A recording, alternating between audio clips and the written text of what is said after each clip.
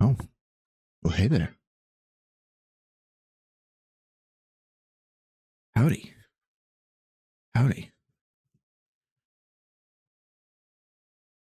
Howdy. You got a muscle. At least it was a 2-star. At least it was a 2-star muscle. That's always better than just a 1-star, you know? You know?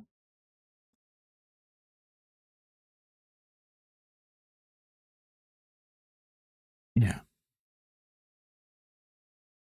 Ugh. Did I upload it? Yes, yes, yes. I did. I did indeed. If you look at, well, if you're subbed, if you look, there's a, it's not a new one? Wait, I thought I, second. Wait, huh? Wait. I thought I uploaded a new one.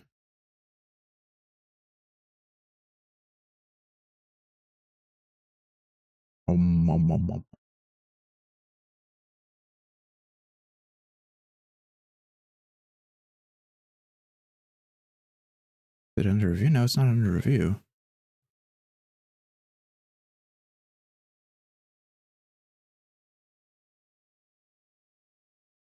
Wait, maybe I have to close this.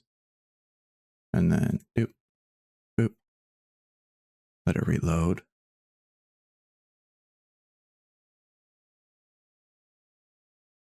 Let's check this now. Hold on. Ah, there we go. There's a new emote. There's a new emote. Could you believe that? There's a brand new spanking emote. Brand spanking new.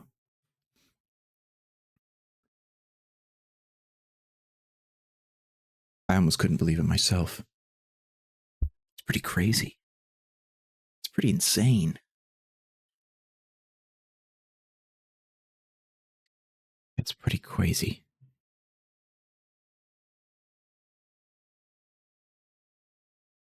Pretty crazy. Oh, yeah.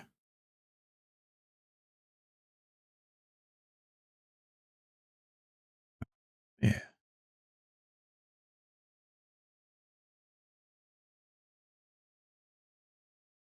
Yeah. Oh, it's one exclamation point. There's one. There's one.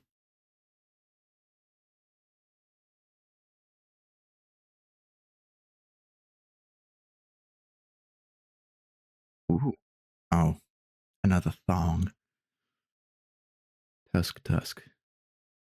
That ain't that fun. That ain't that fun at all. That ain't that fun.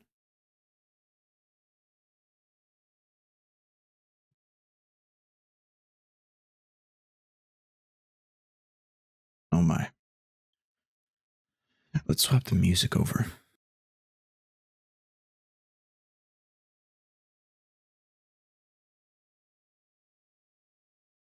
Okay. See. Whoopsie daisy. Okay. Today is RNR, Research Note Review.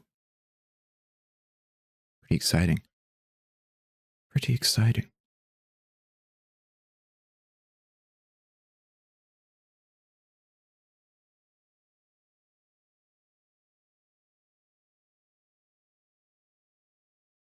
No, that's Ba-ba-dam.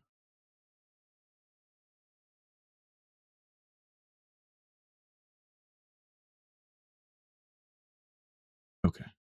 Okay. Okay, okay. So I was looking back at everything. There's 2 stories left for Dark Stuff for Sleepless Nights. We've got 2 stories left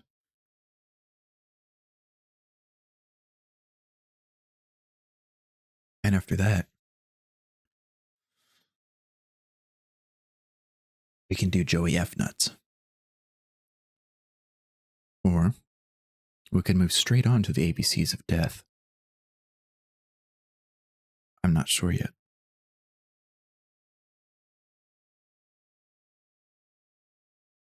I'm not sure yet.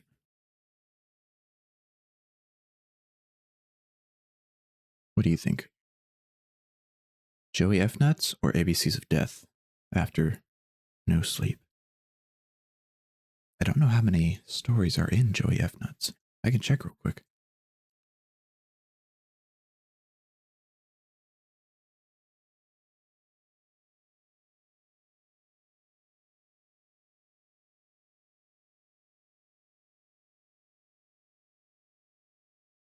Ooh, you lived.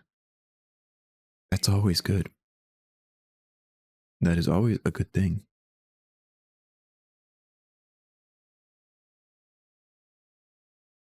ABC? Okay. Okay.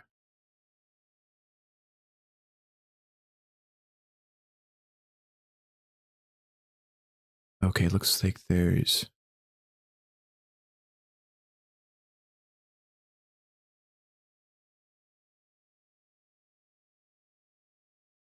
It's like there's how many in these ones?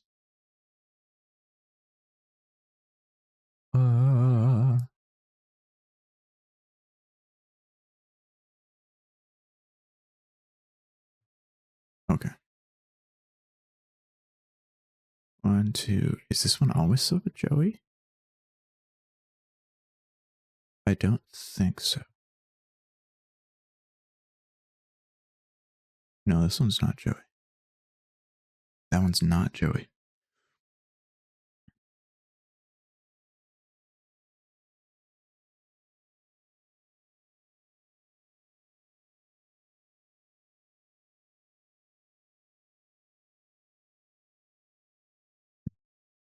Okay, so let's look at... Excuse me. It looks like there are 4 Joey stories, which we can eventually look at. I don't know which one is first.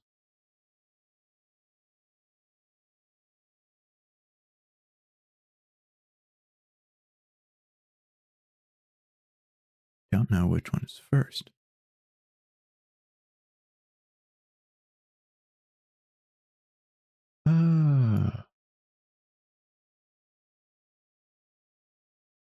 Let's go back down. Go back.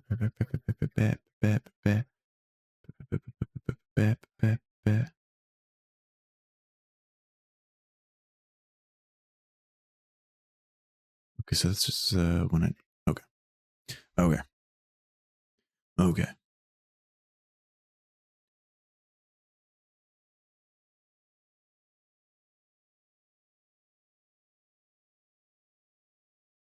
Nice compare.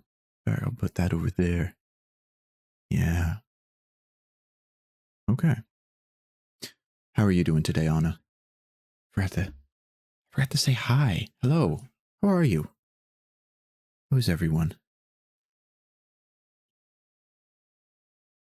Forgot to check in. So busy looking at Joey. SMH Joey. Shake my head. Shake my head. Ay.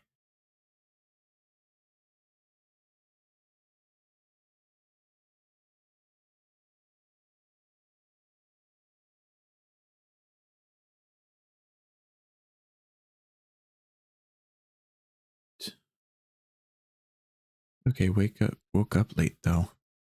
Well, glad it was okay. Don't know if that late wake up was a good thing or a bad thing though. Could be a middle thing. A middle.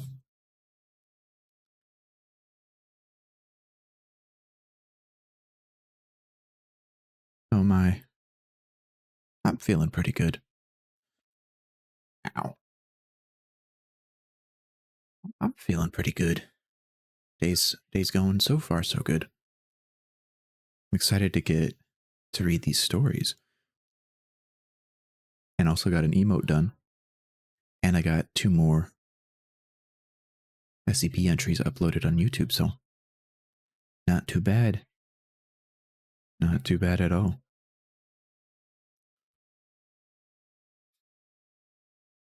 Not too bad. How's the music, by the way? It shouldn't be really loud at all. I might even need to turn it up a bit.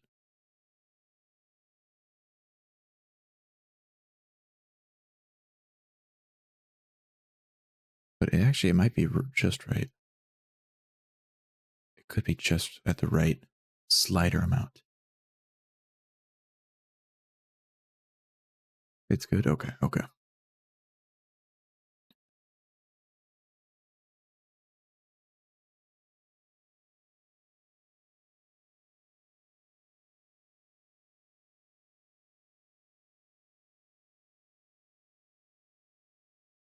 Oh. Yeah, okay, let's switch over to reading time. Oh, it's reading time.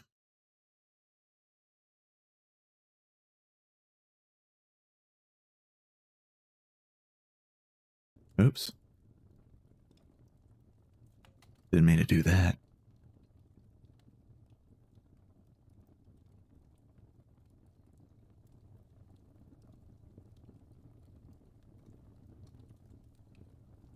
There.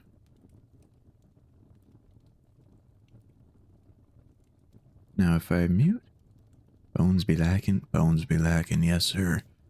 Hello Yuki, how are you doing? How are you doing?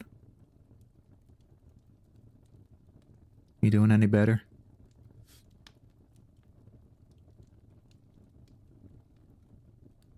Hello, hello.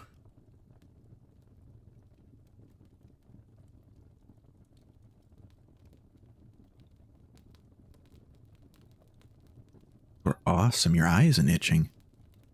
Oh, that's good to hear. I'm glad. Glad for both of those.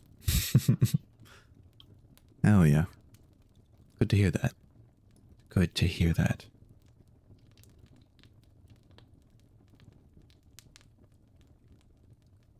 I think, let's... Yeah, right there. That one should be great. How you doing? How's your day? How's your mood? I want to tell you that you're a sunshine. Well, thank you. All of you are sunshines as well. How am I doing? I'm doing just fine. I'm excited even. Excited to read these stories. My day's been pretty alright. Can't complain, really. My mood? Neutral. If not uppity. If not uppity. Yeah. Yeah. Okay. So last time, let's quickly do a little recap. Little recap. Right. Where we left off last time was the mind as a canopic jar. And in this story,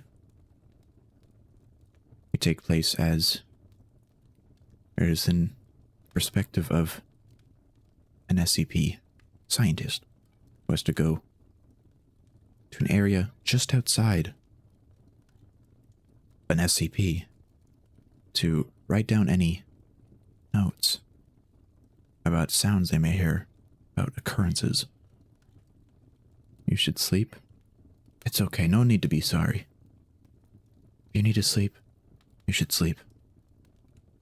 Don't worry. There'll be VODs. There'll be videos. You can always watch. I'll continue to be live. You do what you need to do, Yuki. You do what you need to do. I appreciate you stopping in to say hi. Means a lot. You sleep well, friend. Oops. Did not mean to flashbang right there. Didn't mean to flashbang. process, and then it ended up that this worker, the scientist, potentially got swallowed in to the looping said SCP creates. And now we're onto the grown-up. The grown-up.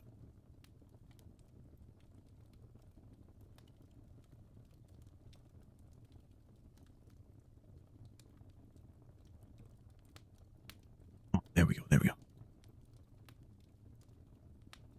All right. The grown-up. My body never figured out how to stop growing, which means all the more inches of esophagus for bite. Whoopsie, I messed up. My body never figured out how to stop growing, which means all the more inches of esophagus for bile to get sucked through. All the more inches of epithelia? All the more inches of epithelia to burn with stomach acid, cooking my heart and filling my nose as I hunch over the toilet, my face nearly as wide as the bowl itself. What looks like pieces of my stomach lining pouring out into the water, plunking and spilling and swirling until I finally make a grasp for air. Until I finally can make a gasp for air, lift my head, and feel like it might be over. But I don't trust that easily. I wait some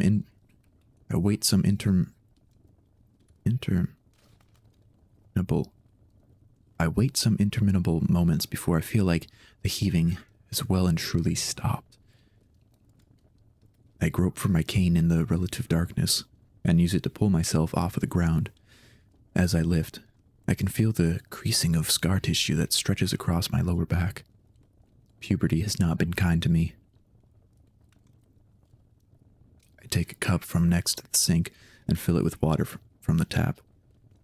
Then down it all in a couple gulps. I repeat this process until the taste of sick is mostly washed from my mouth. In, out. In and out. I just breathe and wait for the pain to subside. I want to be composed before I leave my apartment, and I have to go to the store. I want to be composed before I leave my apartment, and I have to go to the store. The yarn store, actually. I'm soon to outgrow my shirt, and my hands have become too big for sewing.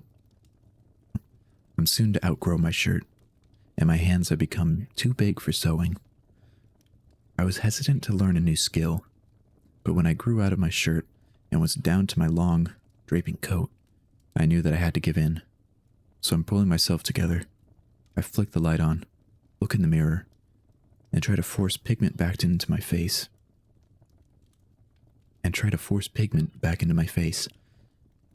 I'm pulling myself together. Maybe if I think it loud enough, I'll will it into existence.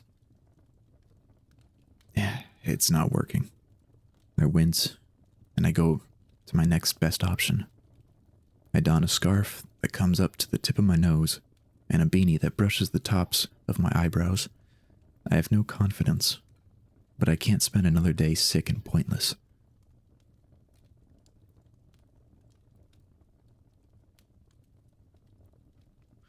There's nothing special about this yarn shop, except that it's near me and open late.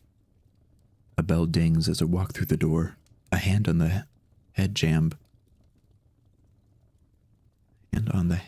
as I bend forwards to get inside. A bell dings as I walk through the door. A hand on the head jam as I bend forwards to get inside, my walking stick poking in before me. The ceiling is high enough that I can stand my full height, but the hanging lights at eye level make me nervous, so I hunch anyways, careful not to damage property. A lone cashier looks at me and loses all customer service skills in an instant. Like everyone else, they reduce to a scrying owl, swiveling head and all, and I, the mouse, find a burning desire to get as far away as possible, lest I turn my head and their talons sink into my neck. Lest I turn my head and their talons sink into my back. I try to pretend they don't exist. And thank fate, they are the only other inhabitant of this small, colorful place. Speakers in the ceiling meant to play quiet, mindless Muzak digging. Muzak? Just Muzak, is it? Like music? Now I'm... it's a brand. Oh, okay. It's a brand of background music. That's interesting. Hold on.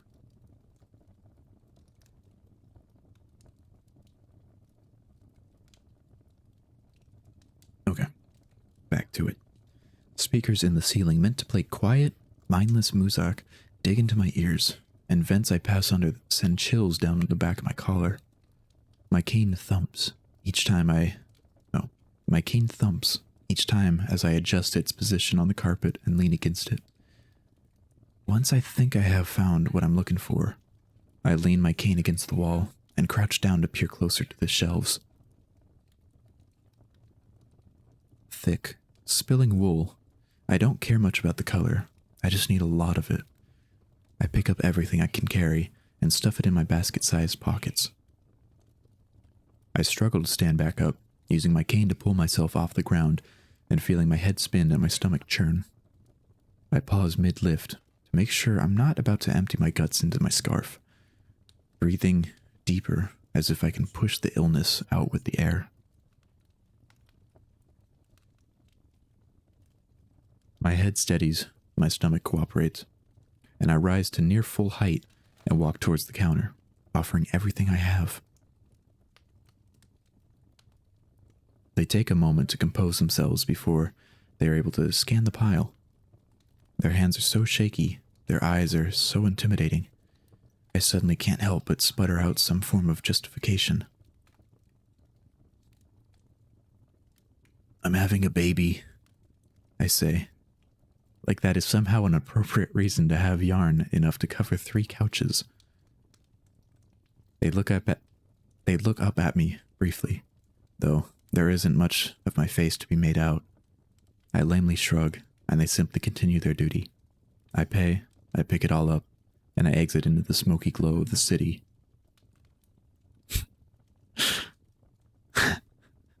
I'm having a baby.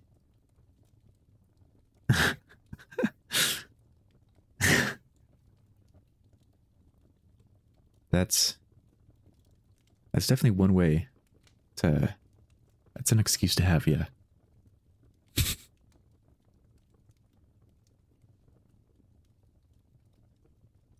That is an excuse to have. I'll say that much.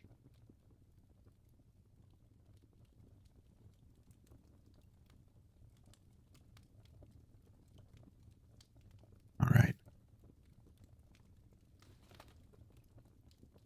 I enter my building, get in the cramped elevator, ride to the 3rd floor, and make it through my door without passing anybody in the halls. Home once more. Home isn't large, but it's not small. I have a bedroom, a bathroom, a living room, and a kitchen plus dining room. But most importantly, I have a high ceiling. I pay the rent with my inheritance money, a quick bank account I never feel the need to check. Oh, a quiet bank account which I never feel the need to check. On the table in my living room is a sewing machine and a chair fit for my size that I crafted 2 months ago. On the way to my seat, I pass a shelf I installed full of soap carvings on different subjects. The last project I'd started, a possum skull, has been unfinished on my wall for some weeks now. I sit down and place my bags of yarn on the floor, relieving air from my lungs and leaning up my cane against the chair. Relieving air from my lungs and leaning my cane against the chair. As soon as I'm seated, I wish I could have brought with me a glass of water, but the moment has passed. I open a drawer in my table and acquire my knitting needles along with a pattern I had printed for the scarf. along with a pattern I had printed for a scarf. It is the easiest start I could imagine. So with my mismatched yarns and the remainder of my time, I begin. It takes all night, but it's all I do. No television, no radio, no music. For the next hours upon hours, I sit in my chair and knit, uninterrupted, only once by a doorbell when my personal shopper drops off groceries. I knit until the sun peeks through the curtains and my eyes start to squint. But my work pays off. In one day, I make, using only a third of my yarn, a scarf. I remove my old silken one and wrap the new one. I remove my old silken one and wrap the new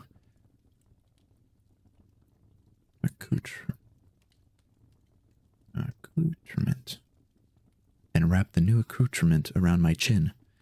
It may be 1,000 different colors. One abruptly clashing into the next at indiscernible intervals. But I like it. I use my cane to pull myself to my feet, stumble towards the windows, and close the curtains tighter. I don't feel hungry, but I force myself to eat a takeout container of soup before turning in.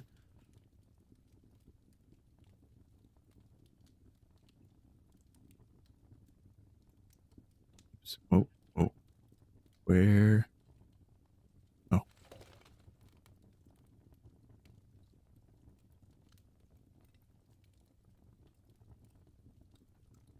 The next evening, I wake and scour some leftover arts and crafts magazine for knitting patterns, creating an anthology of stories yet to be knit. I hurry through my 5 eggs and uncountable sausages, and then move to the living room, ready to start tearing through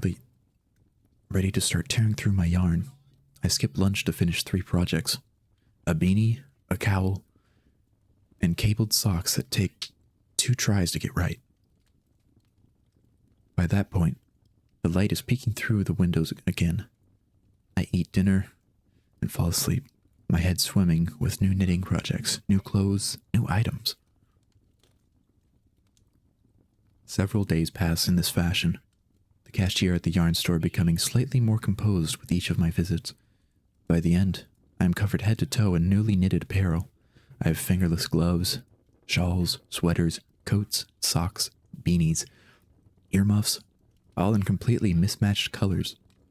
Some riddled with errors, too tight or too loose, though others come out immaculate in my eyes.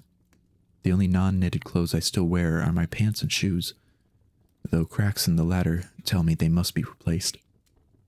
As the sun peeks through my curtains on the 4th day, I put down a pair of leg warmers.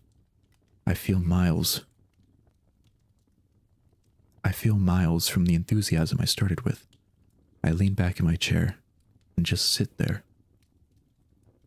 The room gets slowly brighter as I sit, breathe, and rub a knitting needle between my thumb and forefinger. I simultaneously wake up from the dream and feel overwhelmingly tired.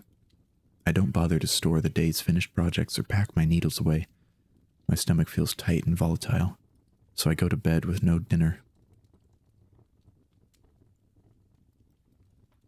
Sleep goes poorly.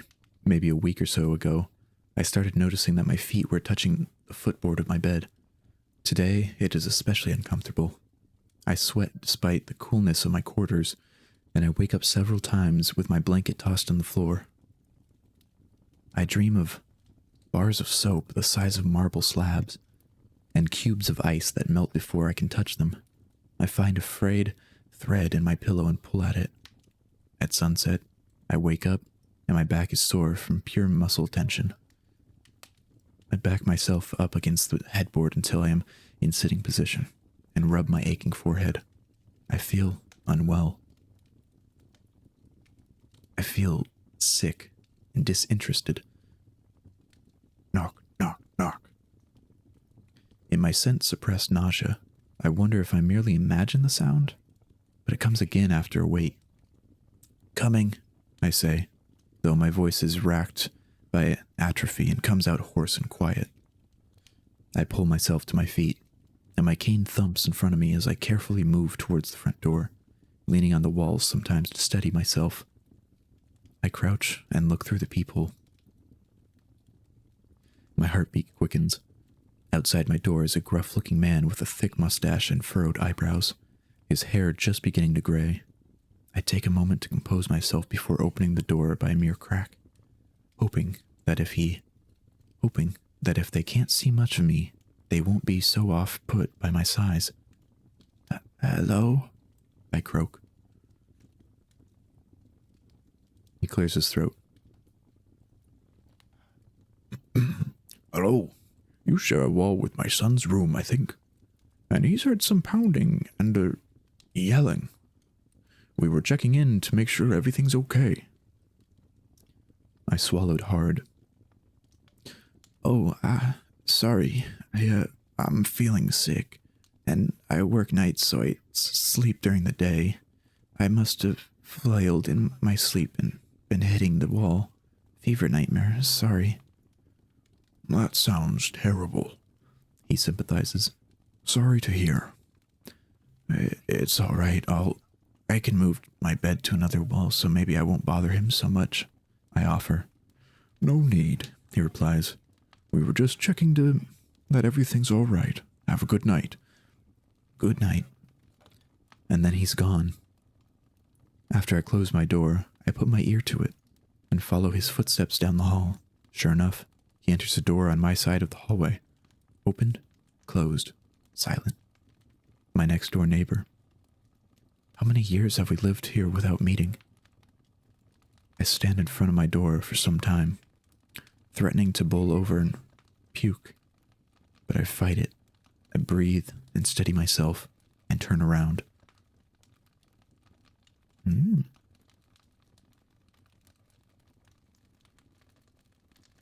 last remnants of sunlight sliding through the crack in my curtains illuminate the pile of knittings on the table and a couple balls of yarn I let roll across the floor. Just looking at it makes the bile rise into my esophagus, the tang of vomit coating the back of my throat so that I turn and face the door again. My body's trying to send me a message, and I think I know how to read it. I retreat to my bedroom, careful to keep my eyes on the floor and not to jostle my stomach uneasily. And not to jostle my stomach unnecessarily. Tonight, I plan to do nothing. A concentrated effort of nothing. I sit on my bed and think.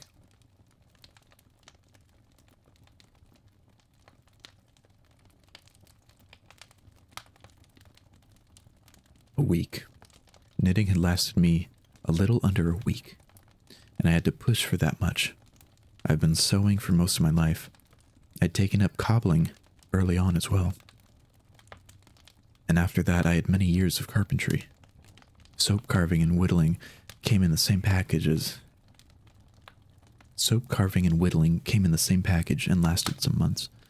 But eventually, all things wear out their welcome. It just seems that as of late, things have been wearing out faster. I feel as though I face an approaching dissolve with neither fear nor courage.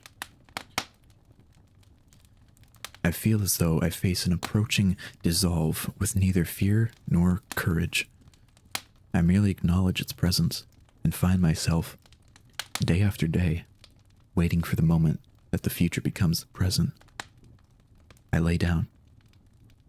What's changed? I feel like I used to have such a well to draw from.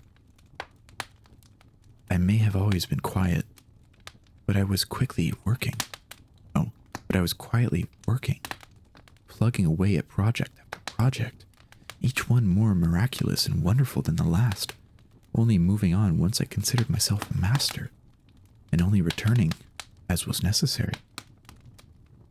Necessary like chairs and beds that fit me, necessary like new knitted clothes, necessary unlike soap carvings of possum skulls. We share one wall, I think to myself.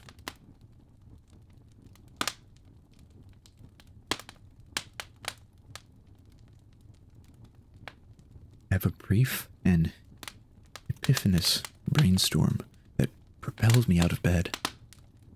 The word necessity shoots between my neurons like a pinball, lighting every bulb it hits and ringing out as it rolls around the board.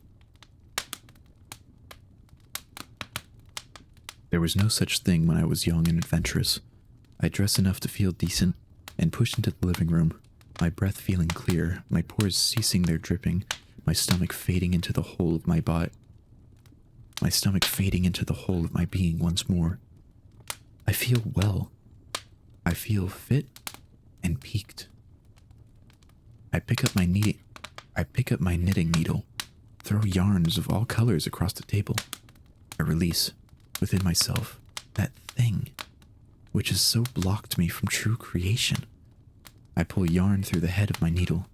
Give me something new, I whisper to it, hoping it will hear me and bear with me through this process. I reach into the throat of my being and gag, inducing the process of creative vomit.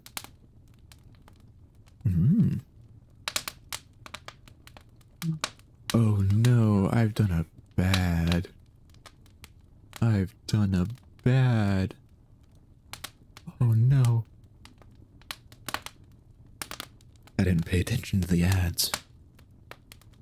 SMH. SMH my head.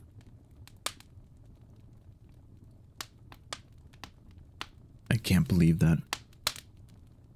I can't believe it. Hold on 1 second. I just want to see if...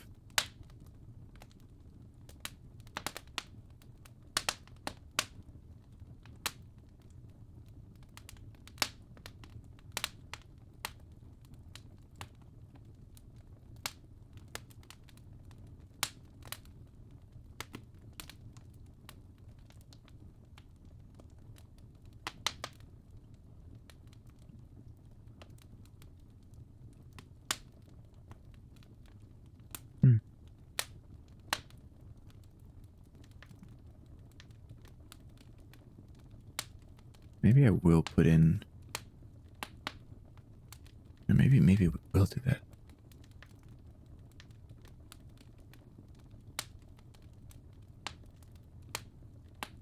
Okay, 1 second. I have to be right back.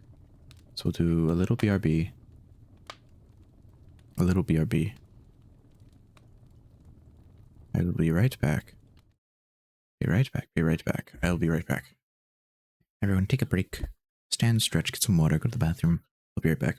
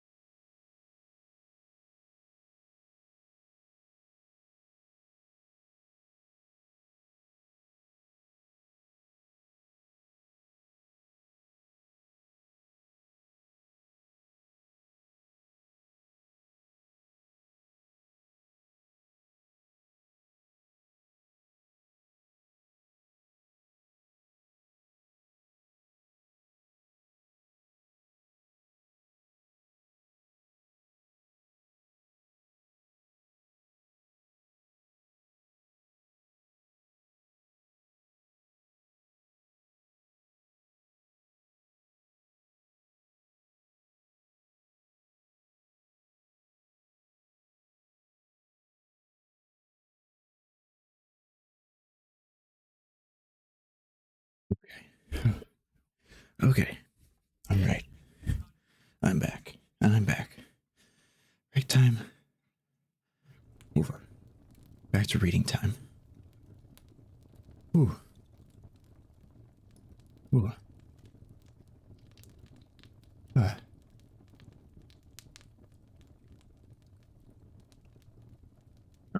Where were we?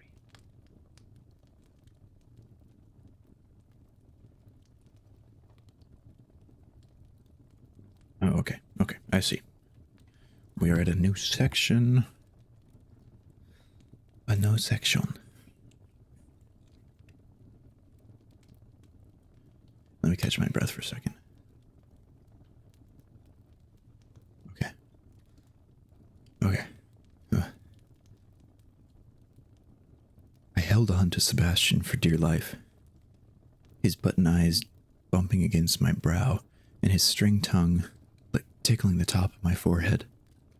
Dad told me the man next door was just sick, but I hadn't been able to sleep all night. I kept hearing noises through... Oh, okay. Hold on. I want to redo this paragraph now that I know it's from the perspective of the neighbor kid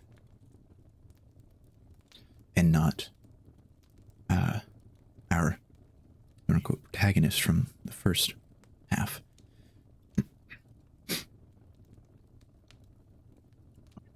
One second. I still need to catch my breath.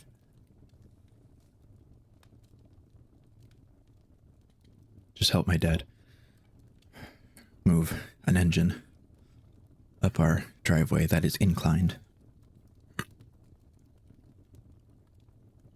Okay.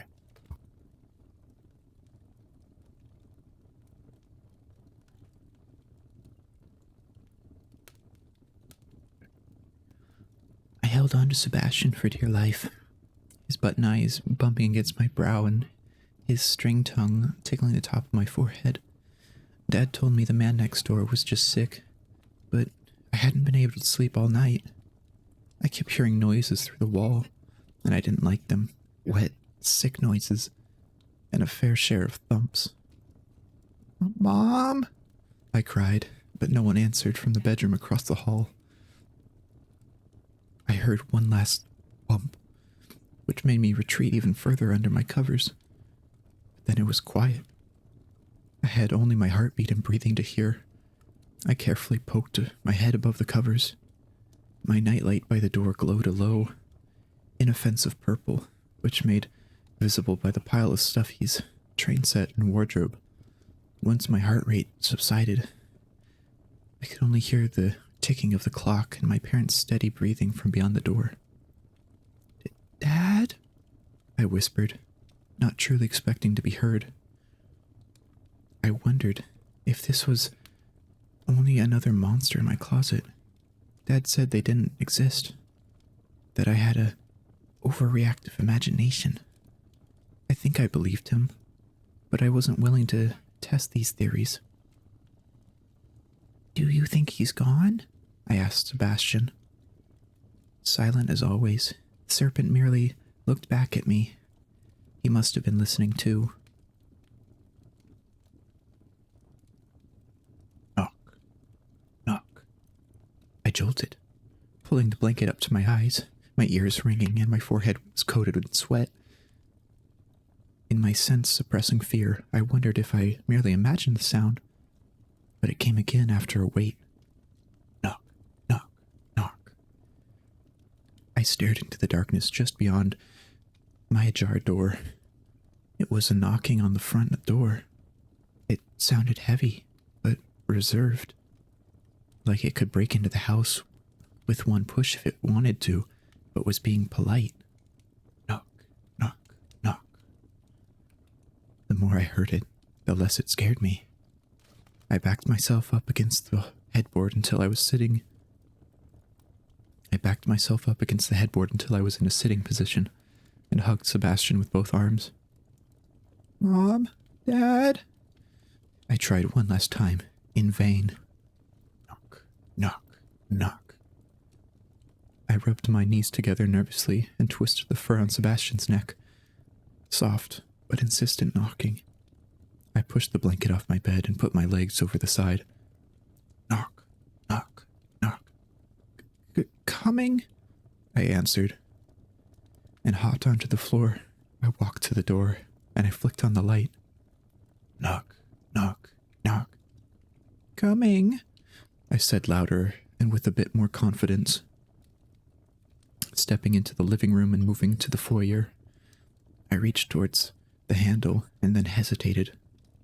There aren't monsters, I heard in my dad's voice. Only in stories. Knock, knock, knock. I pulled down the handle and opened. Oh. A deep and sickly voice poured through the door. Hello. Pressed against the portal, nearly cracking the doorframe, was a wall of folded, tangled yarn which spooled out into the foyer. Hello? I barely whispered back. In the midst of this gaudy, saturated mess were moments of skin and features. One enormous, roomy pink eye, spanning the top left of the doorframe, was too wide to see both its corners. In the bottom right was a hand with the palm hidden behind the wall, each of its fingertips as large as Dad's fist. Are your parents awake? It asked. I was stunned into silence and stillness. All I could bring myself to do was shake my head. It said in response. Well, that's okay. I made you a gift. The entire mass shifted, the eye rolling backwards beyond view, and some flashes of joints poking through the blanketed surface, until a hand wider than the doorframe pushed through sideways, pinching something between its thumb and forefinger. I took several steps backwards as the forearm, draped as it was in long, rainbow threads and colors, followed behind it. It extended towards me until it was on top of me. This is yours. You should have it. The hand gently lowered until it was just in front of me. The object pinched between its fingers, at the right length for me to reach out and grab it. But I was too scared. It seemed confused, but resolved to just put the thing on the floor and then retreat the limb into the doorway.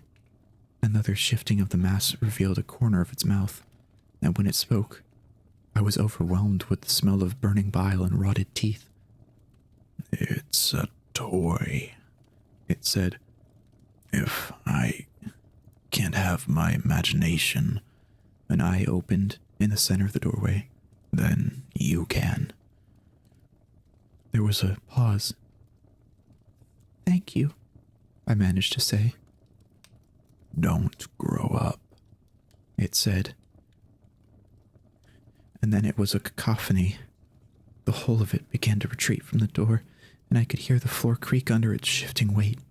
Its limbs bump and scrape across the walls, and then it was gone. I held Sebastian to my chest. Did you see that? I asked him. Quieter. Was that a monster? I walked to the thing it had dropped in the foyer. It looked like a piece of itself, a messy, yet somehow intentional mass of braided yarn. The way its threads splayed around it, it almost looked like a squid. Doodlebug? I startled out of my skin. Oh. Doodlebug? I startled out of my skin. It was Dad, who was standing in the doorway to his bedroom.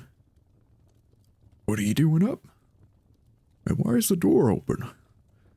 I swallowed. Sorry, Dad. You guys weren't awake, so I answered the door. Dad came into the room and walked to the door. For who? He asked. I shrugged. He closed the door, crouched down, and picked me up. Okay, Doodlebug. But don't ever answer the door in the middle of the night again, okay? Get Mommy and Daddy up first. Okay, I said. I watched it over his shoulder as he hauled me towards the bedroom. Over his shoulder at the thing on the ground, which Dad hadn't even mentioned. Just sitting there in the foyer, like a guardian of the house. Dad? I prod as he puts me in the bed. Yes, son?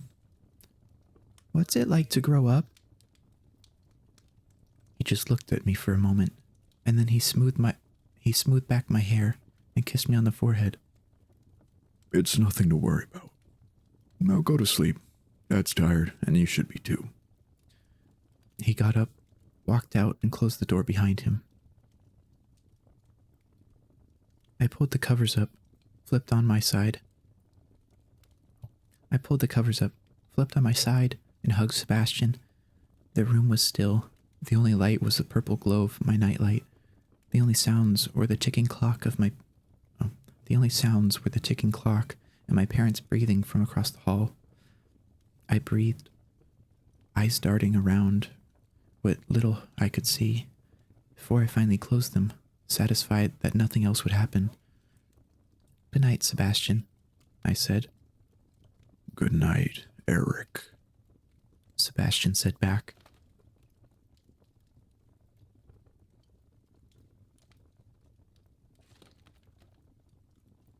Aw.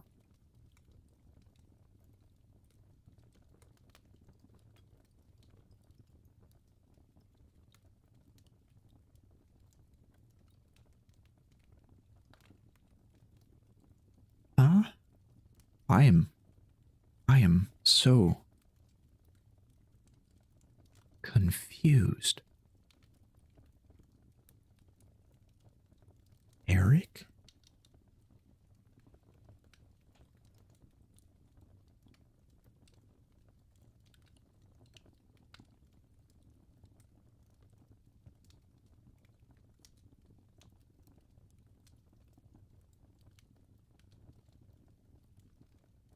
Description: SCP-066 is an amorphous mass of braided yarn and ribbon weighing approximately 1 kilogram. Strands of 66 may be taken individually and manipulated. When this is done, a note on the diatonic scale CDEFGAB is produced by the object. Oh.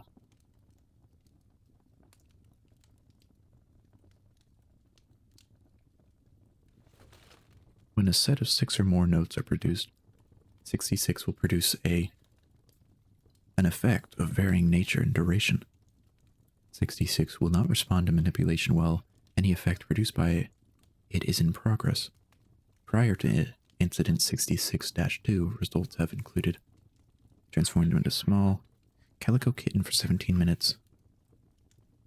The kitten exhibited significant friendliness and playfulness and appeared to be declawed. The song lasting 4 minutes, acoustic car with vocal accompaniment by singer-songwriter. The lyrics warned the listener not to use sharp objects without parental supervision. A small cupcake chocolate with chocolate frosting and a lit candle stuck at the top. Notably, the tones produced prior to this effect corresponded to the opening notes of Happy Birthday. 66 became responsive after said cupcake was consumed.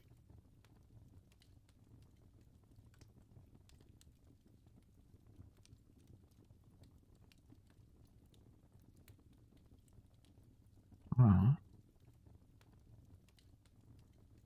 Aww.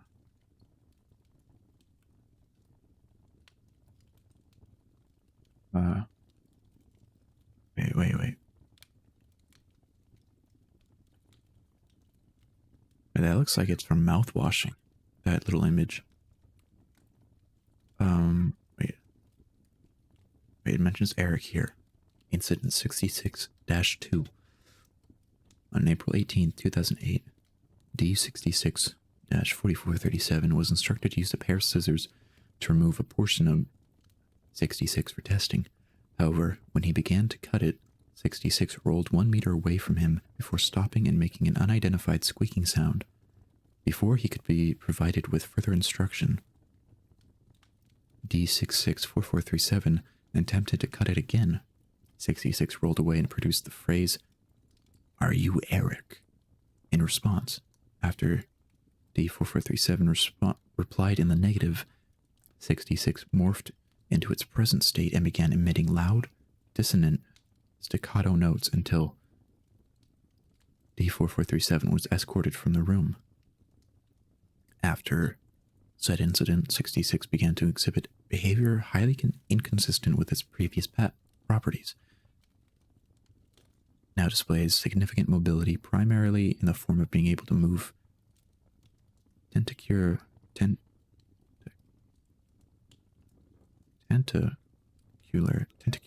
portions of itself at very high speed. While 66 is either unable or unwilling to use this ability for transportation, it will occasionally attempt to damage its containment by rubbing its strands against the side of the box, gradually wearing it down. This process appears to be unusually effective for the materials in consideration.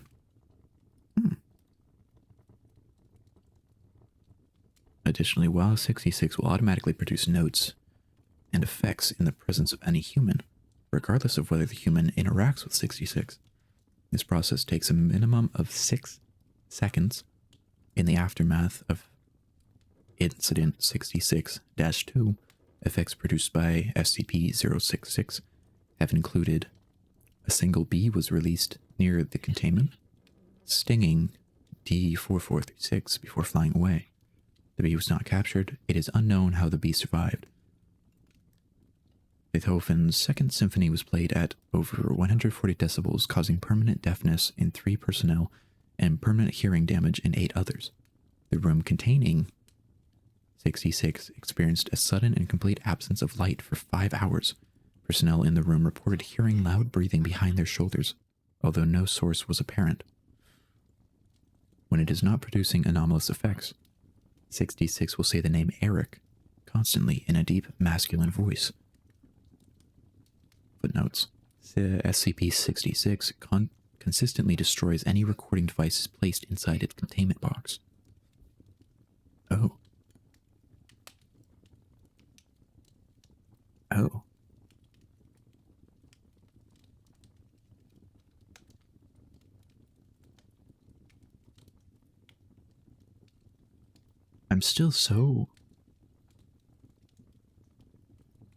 I'm so confused. Like, I'm still so lost about what even... There's so much that went on. And so little of it actually addressed. Like, what? I'm very confused.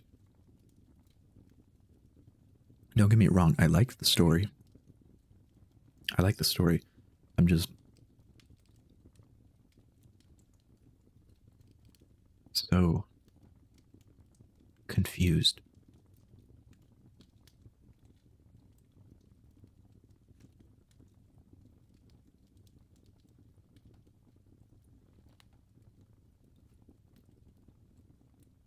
There was a lot introduced and not much explained or elaborated upon.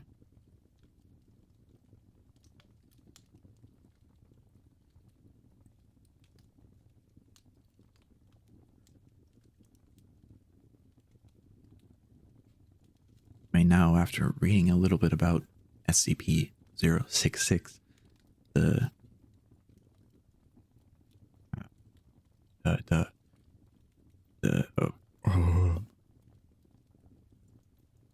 braided yarn,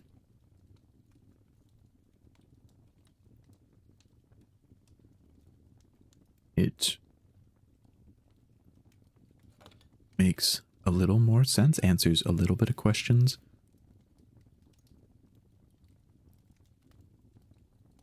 But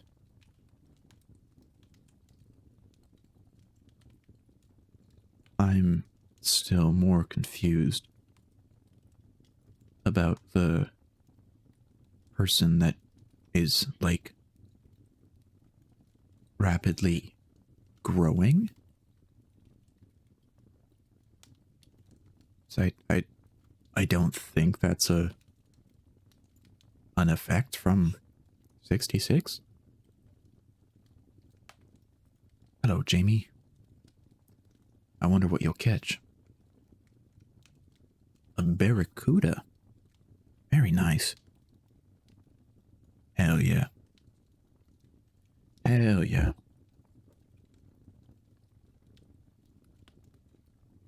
Man, I'm really confused. How are you doing, Jamie? How are you doing on this Sunday?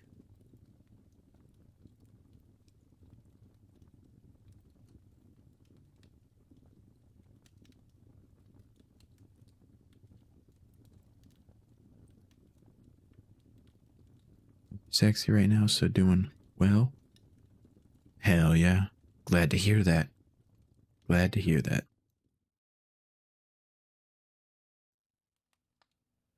I just read the Grown Up.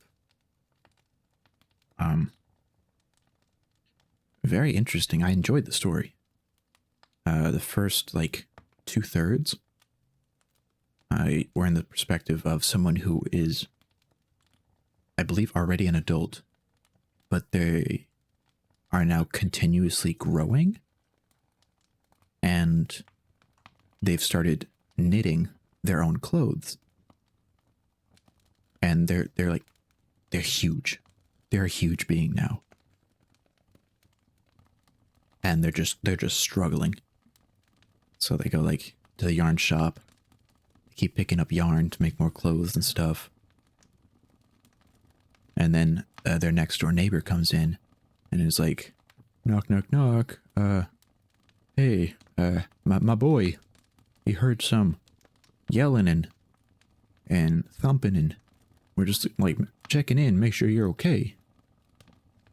And then we switch to the perspective of the kid, the neighbor kid.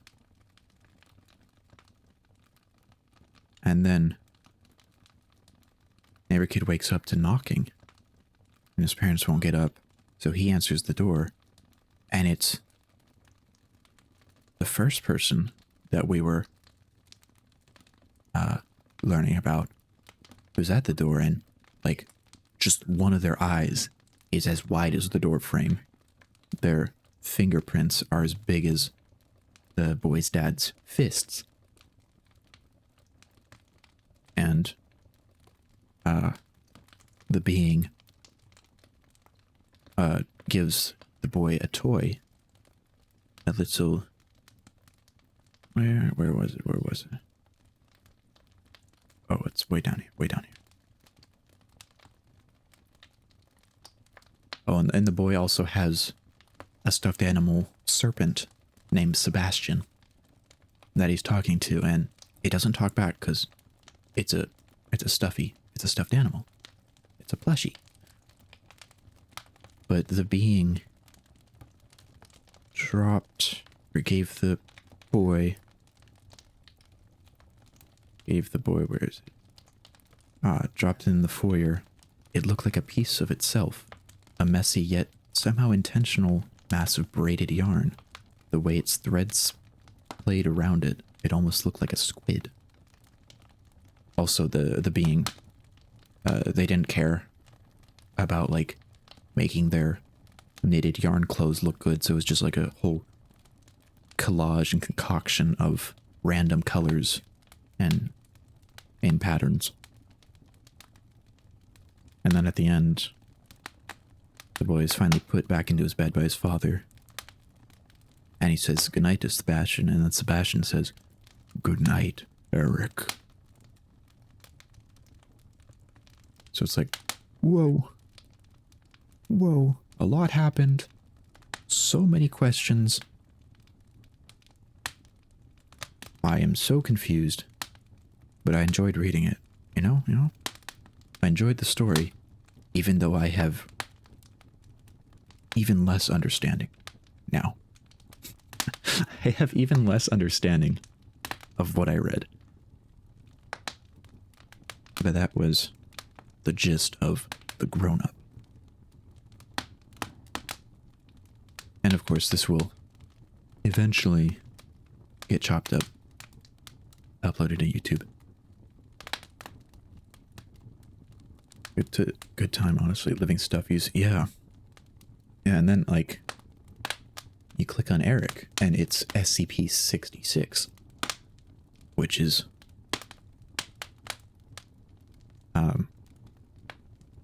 an amorphous mass of braided yarn.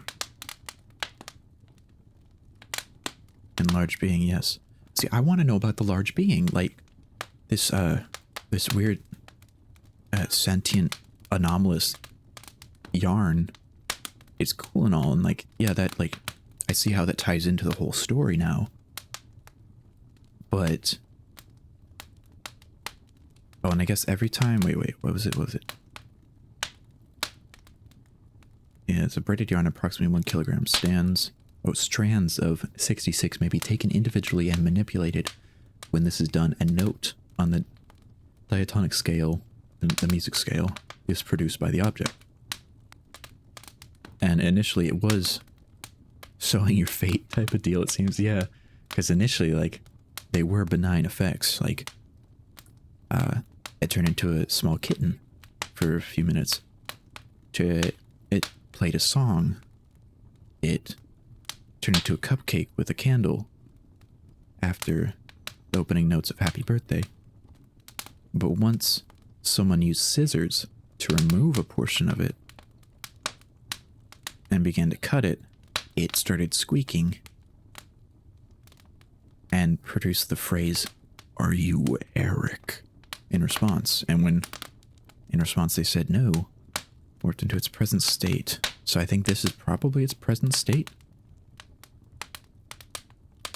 And it's now trying to damage its containment unit, as well as it has turned into a bee. Beethoven's Second Symphony was played at over 140 decibels, causing permanent deafness and hearing damage.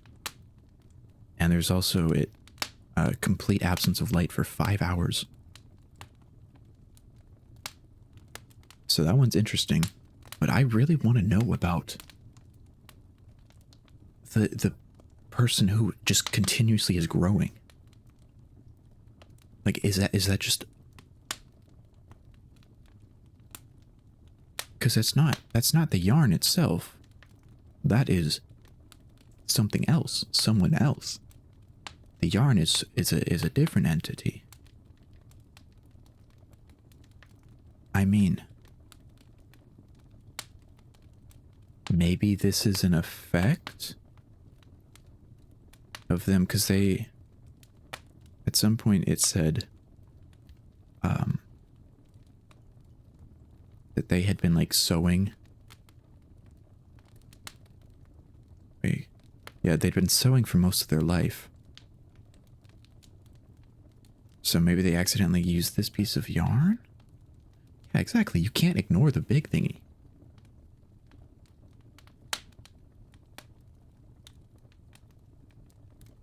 Like, and this was 2/3 of the story was about this person who just keeps growing bigger and bigger. And, like, obviously the human body is not meant to get that big. So they're just having a rough time. And of course they can't, like, get any clothes, so they gotta, like, make their own clothes. Like, knit, yeah, sure. And then that, like, the yarn, the braided yarn, makes sense into this. It's a good story, just, like, I'm also so lost. Anyway, let's move on to the last one of Sleepless Nights. Making weight. Making weight. The shape undulates over top of the open bowl that was once my dad. His brown, engorged intestines slip over one another, sucked out of the hole in his gut and into the cavernous mouth of the thing. The thing that looks like a potato sack, made of skin with a human skeleton stuffed inside it, its bowels expanding with the addition of pounds upon pounds of excrete. Excreta? Excreta. With the addition of pounds upon pounds of excreta, my stomach aches just looking at it. Are you going to eat that?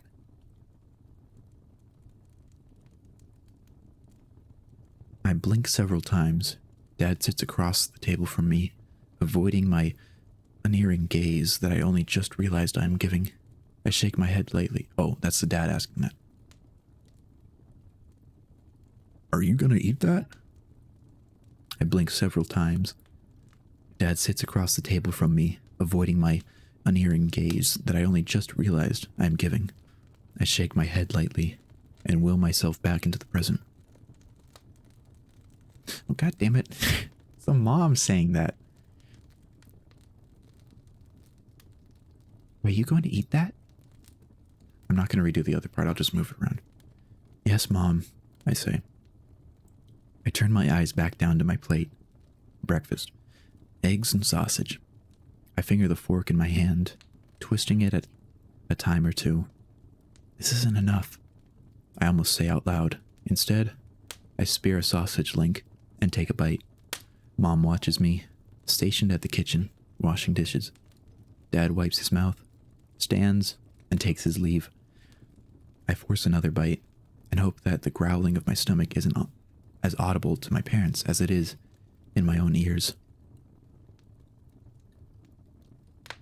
Once Mom stops watching me and Dad has gone upstairs, I hunch over my plate and begin to shovel it into my mouth. I have no time to decorate the eggs with ketchup or mix the sausage with syrup.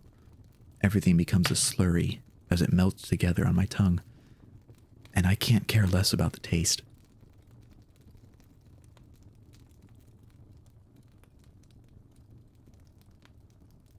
I set my plate back down, satisfied that Mom's gaze was elsewhere.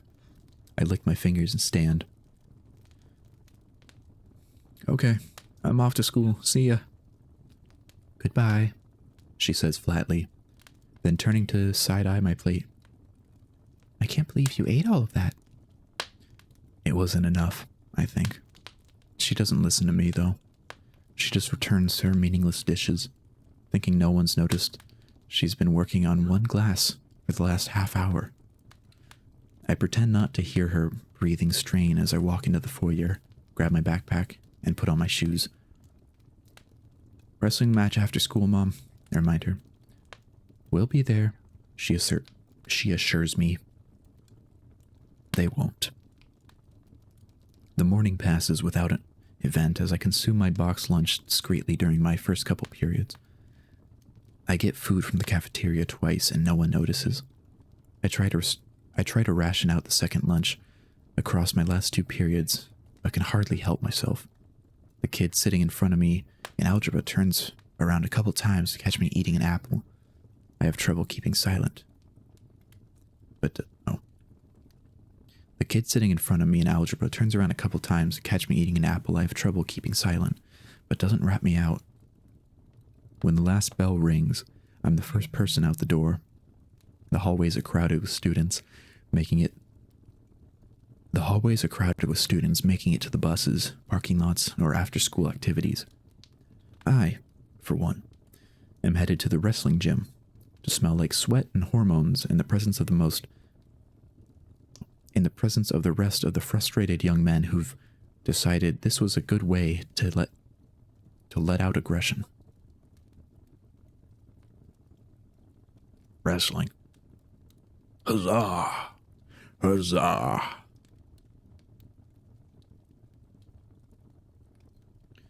Once there, I get very little recognition from the coach or anyone else, which is good, because I need to make a pit stop. Before getting changed, I walk briskly to the bathroom and find an unoccupied stall. I close the door, hunch over the toilet, and cough out thick brown blood and slops. Hunch over the toilet and cough out thick brown blood that slops into the piss-stained water. It comes out more like phlegm than blood. Coagulated chunks. Maybe some bits of something or other in it. I can't tell. I just know my stomach fucking hurts. And it hasn't stopped hurting for a week. More than my stomach, even. Pain has crept up and out, so that it feels like my whole torso is painted with chronic tearing pain. I stay in that hunched position until I'm sure nothing more is coming out. I rip off a square of toilet paper, wipe my mouth, and then my forehead. Okay, I think. That's done with. I stand, heave for a moment, and then exit. There's a boy at the sink who's pretending not to have heard me. I give him a look through the mirror to remind him that he's making the right call. I wash my hands, splash my face with water, and I feel ready. I feel pumped. I get to the lockers, pull my clothes out of my locker, and then locate a spot to change where no one will see me. Strip down to my underwear, and then begin to pull on the black and gold wrestling jumpsuit.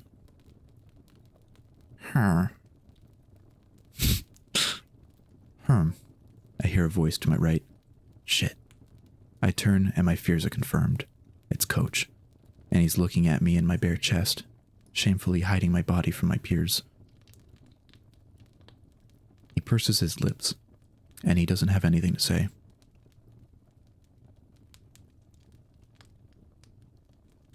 I'm eating a lot, I say. He opens his mouth to interrupt me, but I jut in.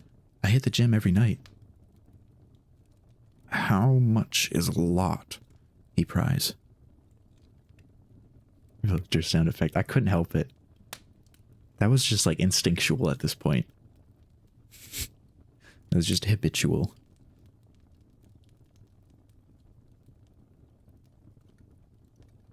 How much is a lot? He pries. I struggle to keep my temper under control. A lot. Hey, kid.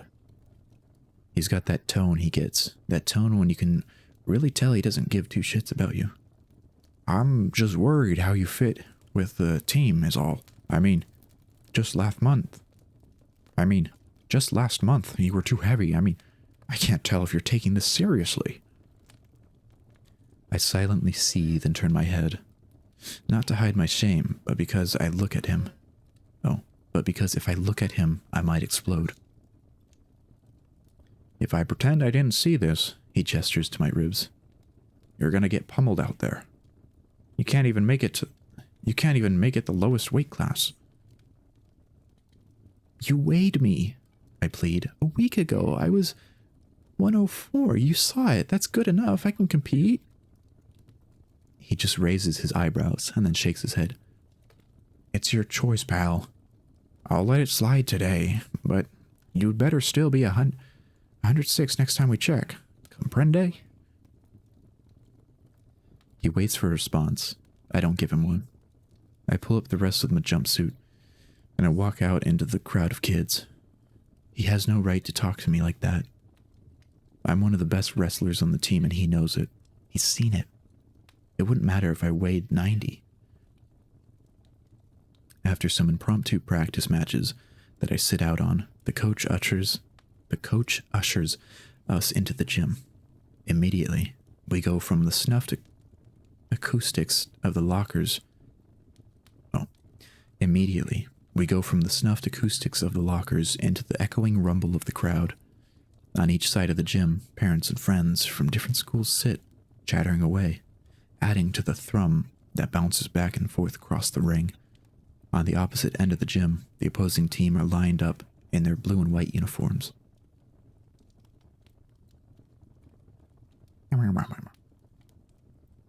I put my ear guards. Excuse me. I put on my ear guards and do a couple stretches while the coaches meet in the middle and talk. The lineup goes from lowest weight classes to highest, so I'm up first. In this suit, far away, it looks like I could be 106. And if my opponent is surprised, then that's more advantage for me. Some announcer does the whole spiel, which I can barely hear through the ear guards. I'm not listening. Well, until I hear my name. Galileo Tweed! The announcer blasts. My heart pumps, my muscles tense. Pain courses through my trunk like the persistent gnawing of wood-boring beetles. That's strength, I assure myself. I jog to the center to meet my opponent. I didn't catch his name, but he's stringy. What you'd expect, people of our size. I'm taller, but he's fuller. From the look in his eyes, I can tell he sees that. We shake hands, as is customary, and then lean down, which makes the pain stab for a moment. Muffled from my ear guards,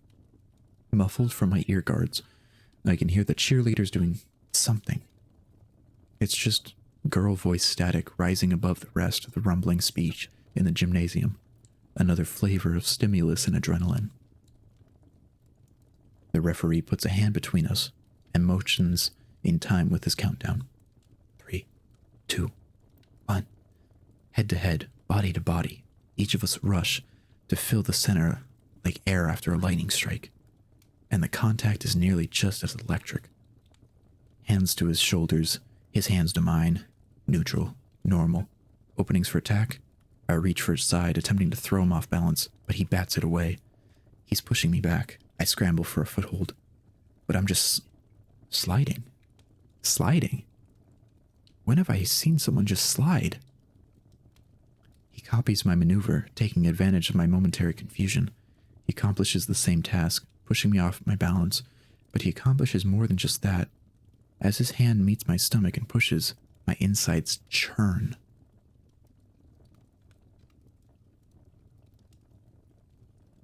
Bubbles of cramp constrict my whole chest, and I lose focus on reality. It hurts. It fucking hurts. In the brief interlude between conscious states, my eyes catch on my opponent's gritted teeth and turn it into a white, shining dream. I also cannot tell where this is going. It could go in any direction, honestly.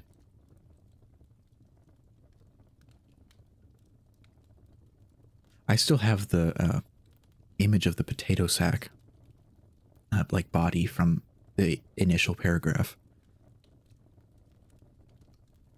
In the brief interlude between conscious states, my eyes catch on my opponent's gritted teeth and turn it into a white, shining dream. Sweat and salt mix in my mouth. Cheers. My heart pumps like it's trying to run away from the hole below it. My muscles scream. I don't know how it happened, but when I came back to, he's on top of me, pushing me to the ground, keeping me on my stick-like knees. He's so heavy. He's stronger, he weighs more. It's not enough, I lament. I pound a hand on the ground. It's not enough.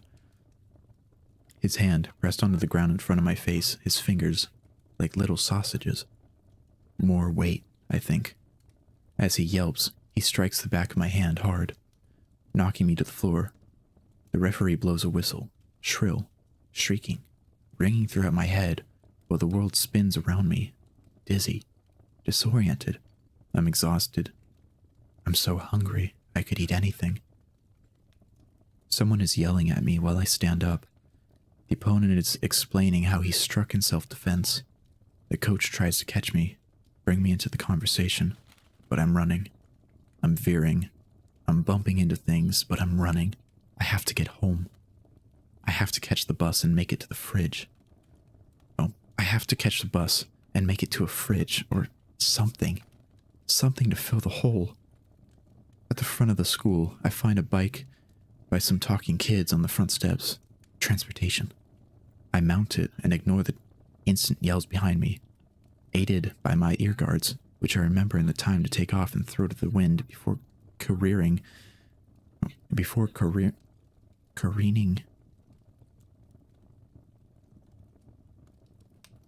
which I remember in time to take off and throw to the wind before careening down the street, homeward bound. I'm hunched over the handlebars the whole way home. Like maybe squeezing my stomach will make it feel less empty? 8 dizzy minutes and I'm at my front lawn. I dismount the bike and let it roll forwards and fall over my fence. My shaking hands have trouble opening the front gate. I walk past 2 cypresses flanking the front door, picking the spare key from out of the branches. It's faster than knocking and waiting for one of my dumbass parents to let me in.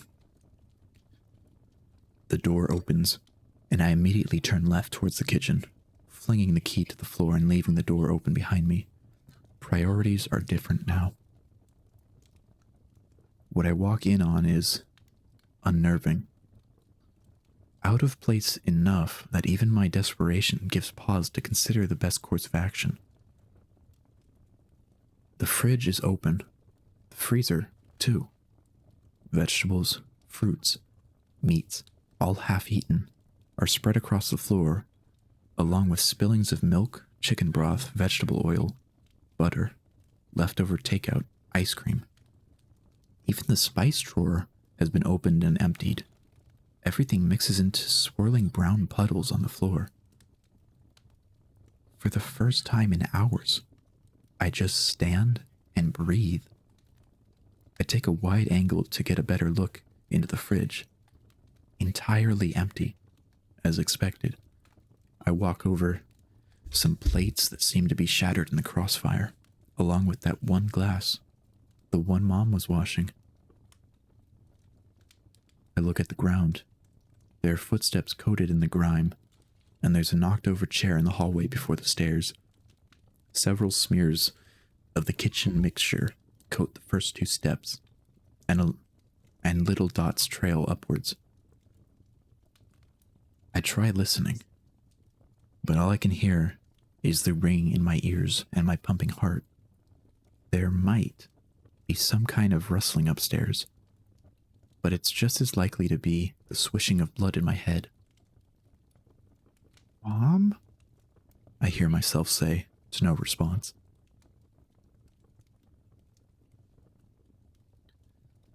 I plod my way to the bottom of the stairwell and look up towards the door to my parents' bedroom. "Dad?" A brief eternity passes. And then I find myself taking my first steps up the stairs. The door is open, and there's light coming from inside. I keep my steps light and quiet, hoping to sneak up on whatever has happened. As I approach, it becomes undeniable. Some noise is emanating from the room. Squeaking floorboards, the taps of shoes and hands on wooden surfaces, and something worse. Something wet. As I reach the top of the steps, my eyes can finally see over the landing and into the door. I stop my ascent immediately. Mom is on the floor, and it looks like she's retching, faced away from me. She shakes and shifts weight unexpectedly, jolting and twitching, combined with a lot of heavy breathing and some mashing wet noises. I just watch her for a moment. Then I take the final steps to see what is. Then I take the final steps and see just what it is she is hunched over. Once my soul touches the inside of the door frame, her whole body jolts and her head snaps back to look at me. Like I'm a fly who has just landed in her web. My eyes drift to her bounty, and my stomach, and my empty stomach howls. I masticate on air, and a string of drool escapes from my bottom lip and trails down my chin. Back to Mom. She hasn't moved. It happens so fast, I can't tell who strikes first. We tumble into a triangle ball on the floor, each of us then scrambling to get our limbs into a defensible position, footholds and handholds on the wood, and I guess Mom gets there first because all of a sudden her hands are on my neck. I cough at the pressure on my larynx, and the cough makes things worse because nothing can come up. Nothing makes it past her iron grip. Her eyes stare daggers into mine, her breathing pushing saliva and blood through her bared teeth to spray down onto my face, while I try in vain to grab at her forearms and push her off of me. She opens her mouth, wider than anyone should be able to, and instinct kicks in. I pull back my arm and punch the back of her throat, By instinct, she bites down, but the damage is done. She retches as I fumble and then take hold of her uvula. Ignoring the pain in my forearm, she coughs and gags, and then eventually her body gives up, and she hunches over, expelling blood onto my face and chest. Letting go of my arm, the strength goes out in her grip, and one swift jab to her inner elbow sends her onto her side and off of me. I take the advantage, standing up and delivering a kick to her head. She yelps at the damage, but grabs my leg and tugs me into the horizontal position again. She tries to take the opportunity to regain her position over top of me, but I quickly push away, rising to a kneel and lunging back at her instead. Now the roles are reversed, but I don't use my hands, I use my knee. Her throat crushed under my leg, but I can't give her any amount of respite. While my hands are free, I find her eyes. She would scream if she had the air to do so. Blind and immobilized, her legs kick out frantically, and she sinks her nails into my exposed calves, but I withstand. I take the risk of lifting my knee for 1 second, only to bring it down with force. I think I feel something crack.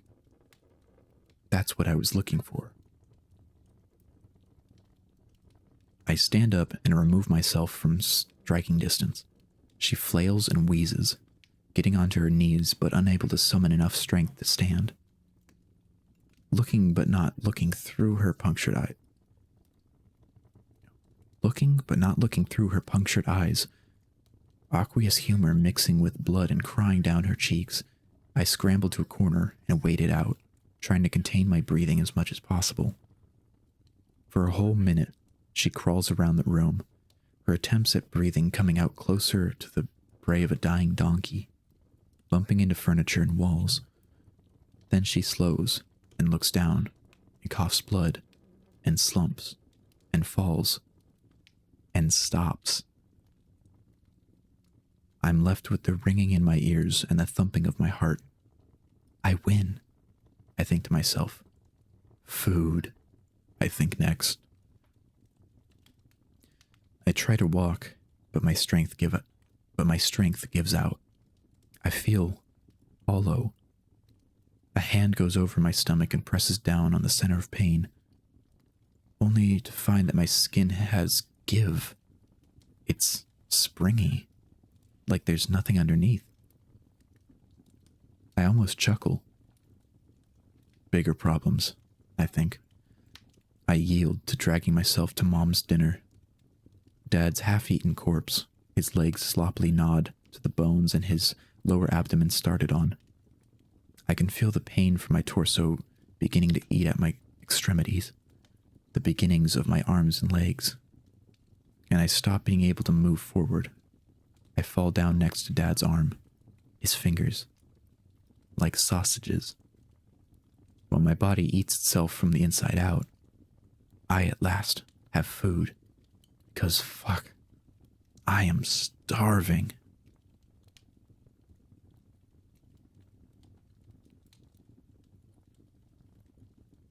Making weight. Huh.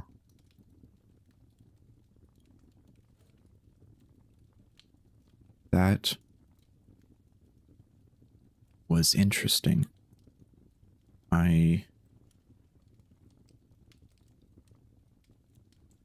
Now I want to know what SCP this story is of. SCP 2065.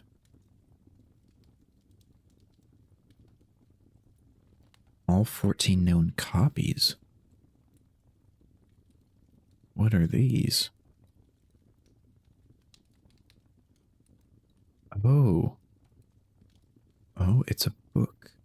SCP-2065 is a book titled Eat Whatever You Want and Still Lose Weight, by Christian Paulman. If an individual reads any portion of pages 9 to 23 of the SCP, that individual will be converted into an instance of the SCP. The remainder of the SCP's content is superficially similar to most fad diets. When followed, the advice leads to little to no weight loss and has been observed to lead to an increase in weight. The instances undergo 3 distinct phases of the effect. The first phase creates an additional requirement of approximately 4,600 calories to maintain weight. The second phase, the instances will lose mobility and suffer from expected problems associated with loss of organs. And the third phase, in fact, they're genuinely hostile to living individuals.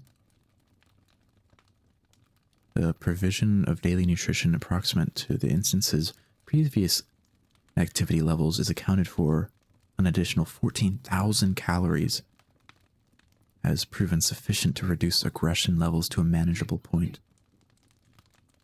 Holy moly. These are evil books.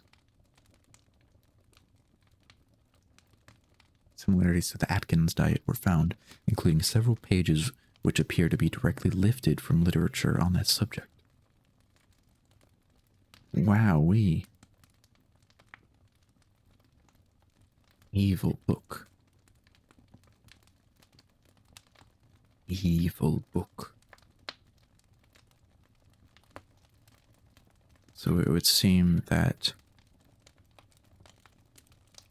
the teen and his mom read somewhere between not pages 9 and 23 of the book.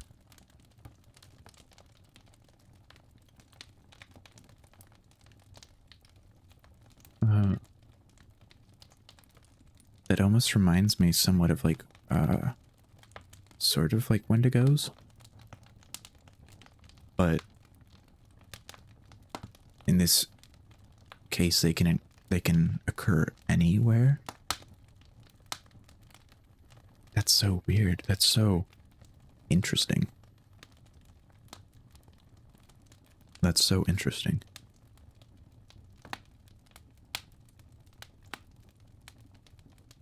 The story was pretty good as well.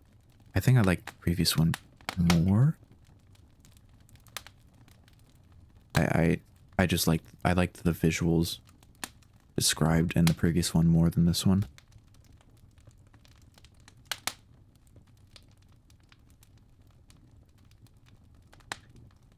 This one is still good. And now we know where this story was going. We know where this story went, I should say. We know where it went. That's good to know. Now, why don't we start on the alphabet? Why not? The alphabet is a good place. So why can't we? Why can't we? Like, why not? Why wouldn't we?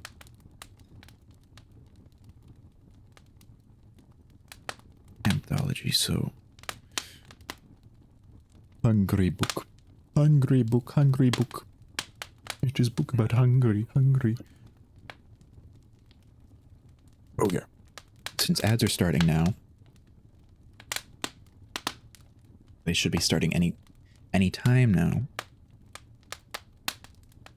It is ad break time, so that means we will take a short moment to stretch, get some water, go to the bathroom, get a snack even. So it's break time. It's break time. It's break time. So we'll be right back. We'll let ads play. I'll be right back. Okay. See you all in a second. Be right back. Be right back. Be right back. Go stretch. Stand up. Go wiggle. Drink some water.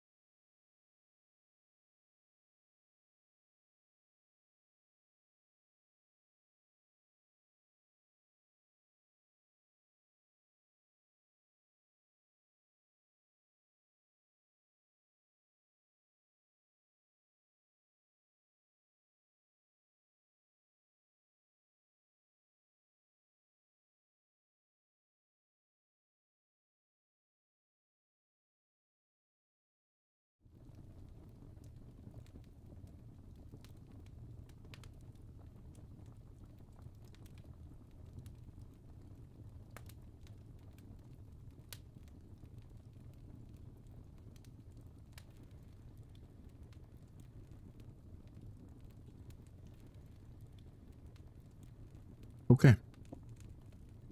Ads are over. Break time's over.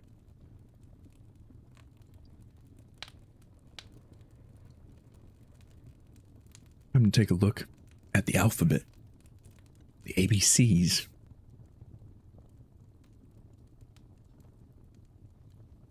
I think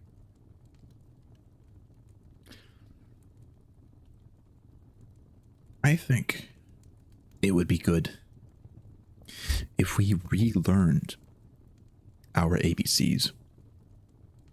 Relearning them would be nice.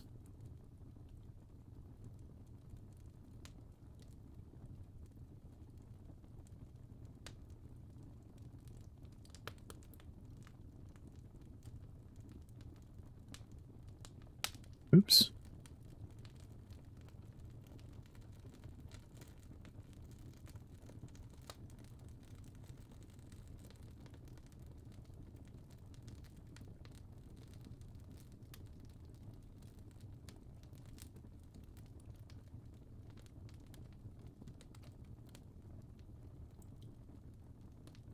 Oops, oops, oops, oops, oops. Oops.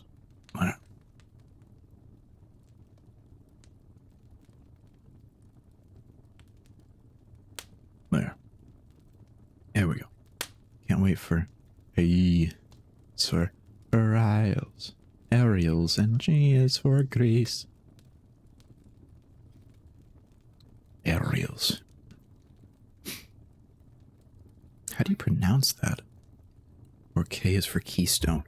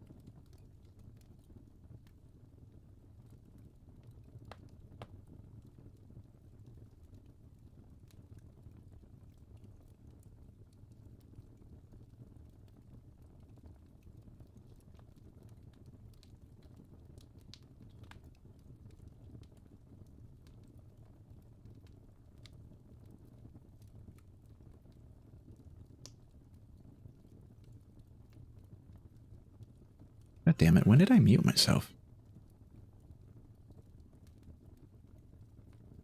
Was I even talking? I'll ask that straight up. Was I even talking for the last couple minutes?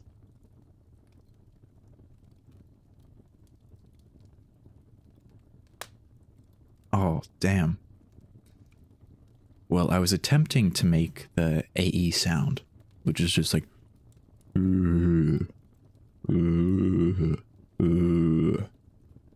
caveman sounds. But the one about deadly sneezes sounds really interesting. It's like a it sounds like the sneezes become like supersonic, just like Superman sneezes. Just achoo! POV caveman when fire starts.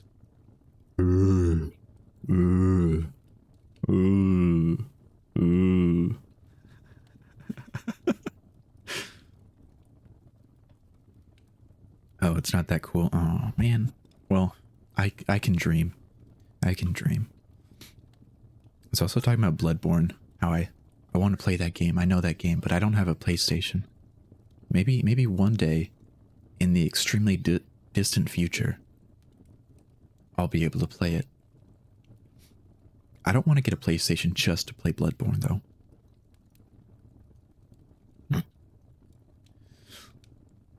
But let's learn our ABCs. We need to relearn our ABCs. It's important for our literary knowledge. So let's start at the beginning of the alphabet with A.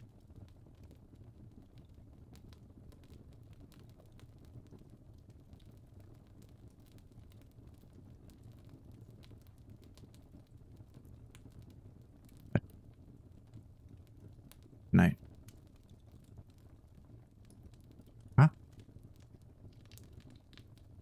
Do I not get to read them? Huh?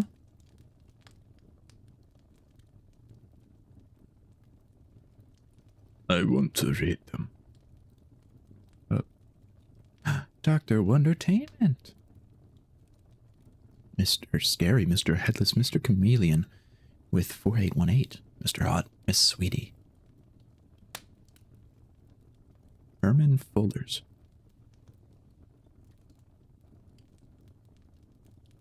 Am I not allowed?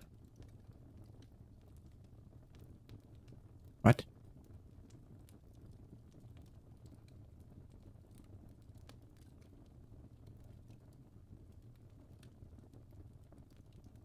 Oh.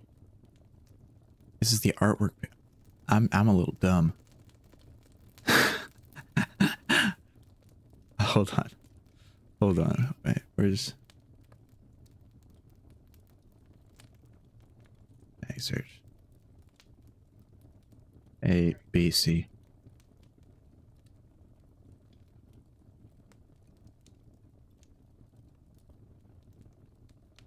A.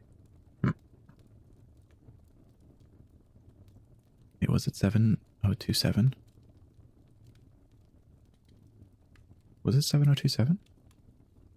Yeah, it was. Okay. Okay. Here we go.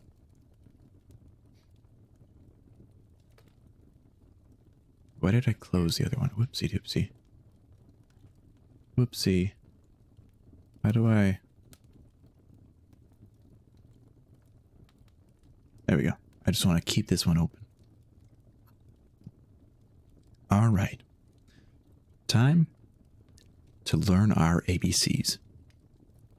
Let's start at the top with A. And A is for annihilation. A is for annihilation. Let's dive into it.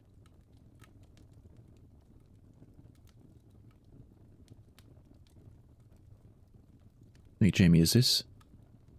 Are they, like, they're just SCP files? Or, like, entries? Or are they actually actual stories?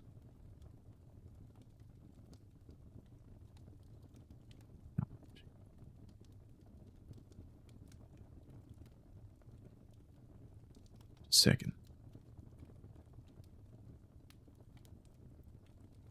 Oh, okay, this is it. Let's go back then. There's SCP entries. Okay, okay. That makes more sense. Okay. Here we go. Well, now we have it all. Well, this is a nice site. Look at that. They're all like cool. They're all cool and shit. Okay. Sick. Let's get into it. A is for annihilation. Item number SCP-7027. Object class Euclid. Special containment procedures. Provisional Containment Site 95 has been constructed near SCP-7027's point of terrestrial origin. Due to the relative isolation of Site 95 and the passive nature of GOI-0184/SCP-7027-1, minimal security is required. As of 2021, interacting with 0185, interacting with GOI-0184 is prohibited. Observation is to continue remotely as long as it does not disrupt the practices of GOI-0184. Refusal to comply with non-intervention will result in termination. Site 95 is to remain active to ensure the continued containment of SCP-7027-2. Research into 7027-2 is to remain on hold for the foreseeable future. Now, let's hear what this anomaly is about, shall we? Oh no, wait, I just realized it's cut off. No, why is it cut off? Why is this one weird? Wait. Nope, that doesn't help. Okay, hold on. I just realized this is cut off. This is cut off. Yeah.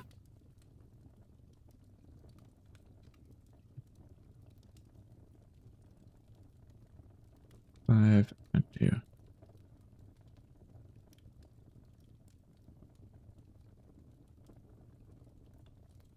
There. Okay, that's better. Did not realize I should have looked over and seen that it was cut off. Oh, and the top is cut off too.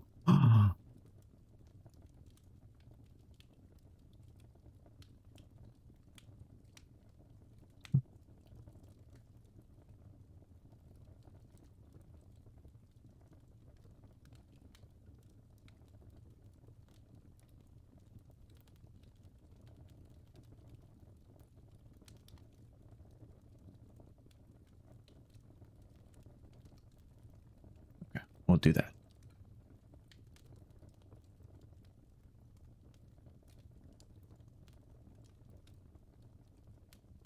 Okay. No. 370.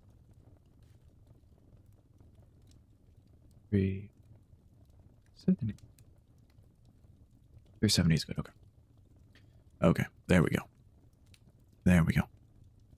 Now we're back to it. Okay.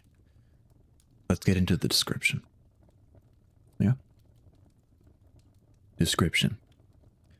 SCP-7027 designates an anomalous phenomenon primarily harnessed as a process of physical transfiguration and psychological augmentation by members of a monastic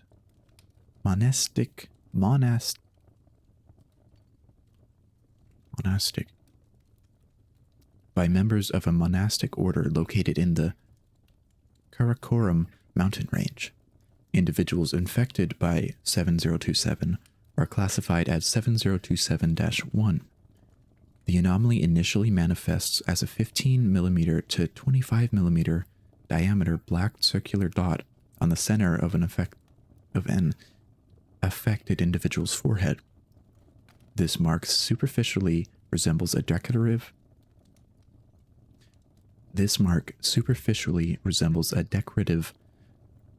bindi, but is irremovable unless surgically excised soon after infection.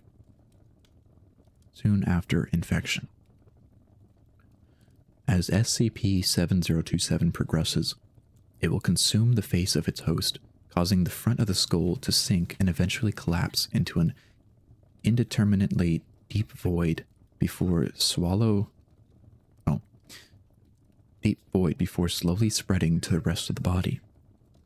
Flesh blackened by the SCP does not reflect light and will, over a period of time, develop holes and fissures that further disfigure 7027-1.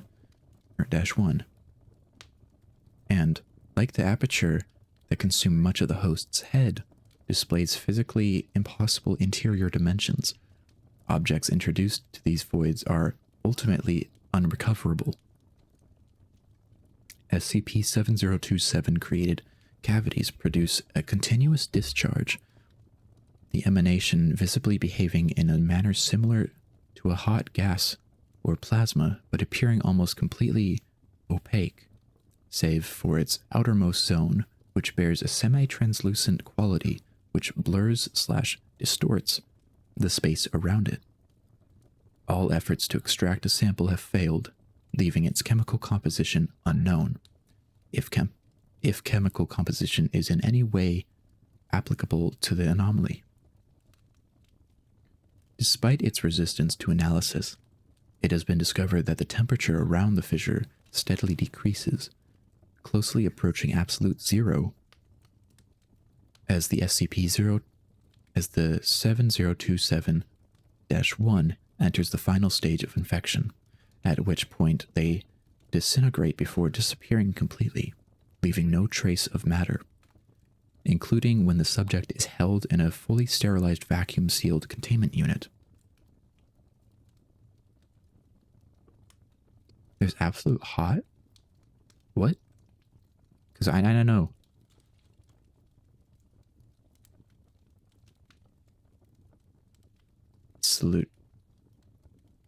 Absolute hot.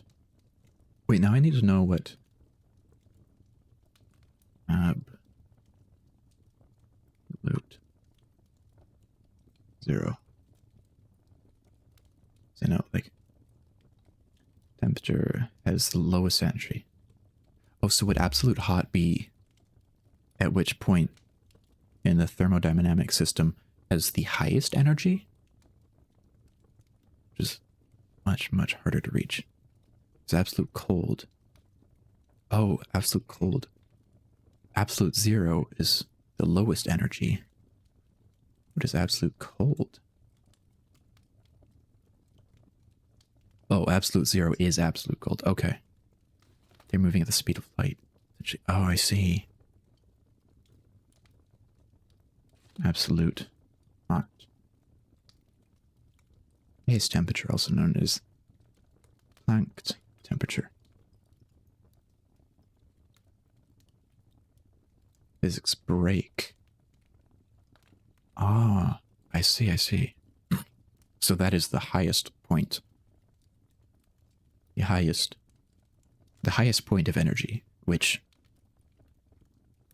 we can't get to, because that breaks our understanding of physics. He causes things to vibrate and you can't go past. Yes. Because the hotter something is, the faster its particles are moving. Oh. Thank you for the knowledge seed, Jamie.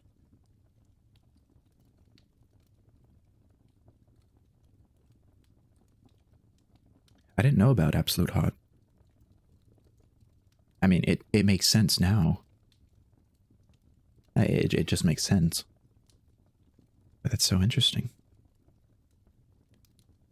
It's weird that, it's weird to me that temperature is just the speed at which, like, particles are moving. Or they're, like, vibrating. It's... Because unless you're thinking about that, it's just like, oh, it's bright. It's warm. So it must be warm. Very goofy, sounding to an absolute 10 to the 23rd Kelvin. Or to the 32nd Kelvin, the 23rd. I love dyslexia. Kelvin. Kelvin's the name of the of your little, like, partner in Sons of the Forest. I like Sons of the Forest. It's such a good game. It's such a good horror game. So good.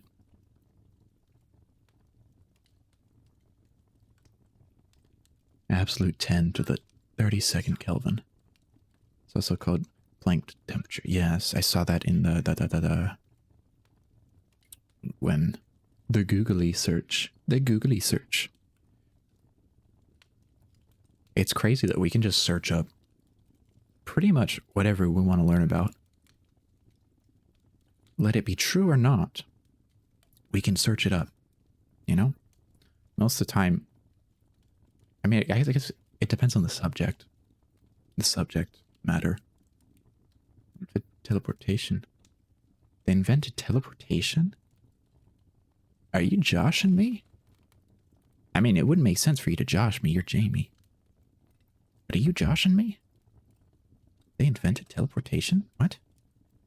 I can't type. Invented.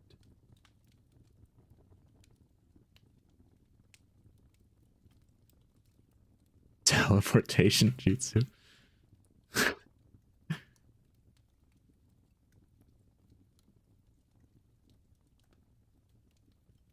You lied.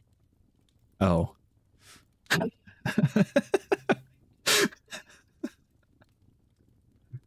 Oh, you can't even see it, but it says no one has invented teleportation.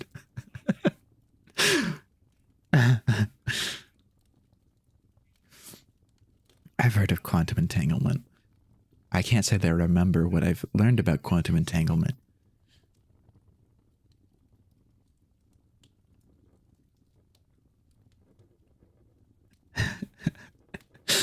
The AI overview is no. Only for information. Okay. So in a sense, yes, they have invented teleportation. Quantum science is so marvelous, you know? So marvelous.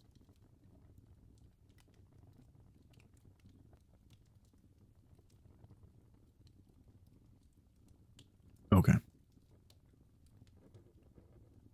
Okay, we were at leaving no trace of matter, including when the subject is held in a fully sterilized vacuum-sealed containment unit. The progression of SCP-7027 violates the law of conservation of mass, with the subatomic particles composing 7027-1 undergoing annihilation without the apparent introduction of their respective antiparticles. Now it makes more. Everything's clicking now. That A is for annihilation. A is for annihilation. This anomaly literally annihilates. That's incredible. I like shit like this. This is scary. This is scary.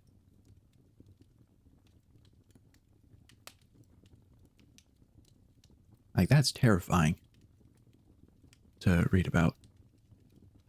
Just absolute annihilation. Cease to exist. Particles, they're gone. They're gone. Like how an electron and a positron are the results of a decayed pi.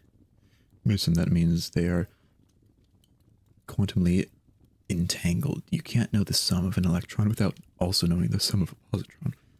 Yeah, there's always the plus and minus. Always the positives and negatives.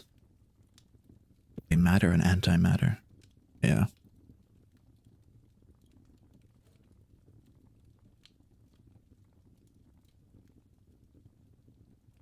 No, but I see what you're saying about the information teleportation. Yeah, because with that, if you know the one, and then you will know the other end.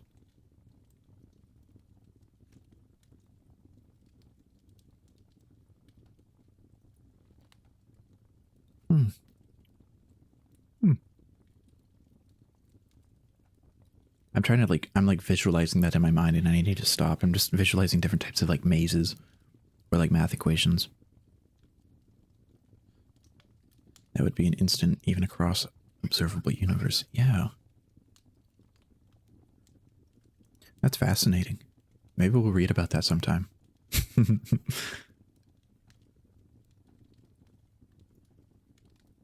Okay. The transformation occurs over decades and inevitably results in the destruction of vital organs, including the brain and heart. By this stage, 7027-1 are clinically deceased, requiring neither sleep nor sustenance, but remain mobile and will continue to wander the monastery when not seated in meditation. The Foundation has yet to uncover the exact source of SCP-7027, but physical symptoms of infection follow only after the monks have confined themselves within the walls of the monastery. These interiors are just large enough to allow for meditation and function as a form of sensory deprivation. The monks believe that, by immersing themselves in darkness, they allow their bodies to become its host.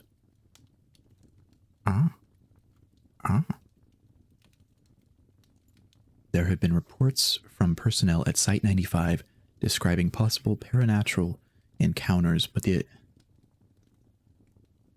ephemeral nature of these incidents renders them unconducive to repeat experimentation and classification. The following is a list of reported incidents. The following is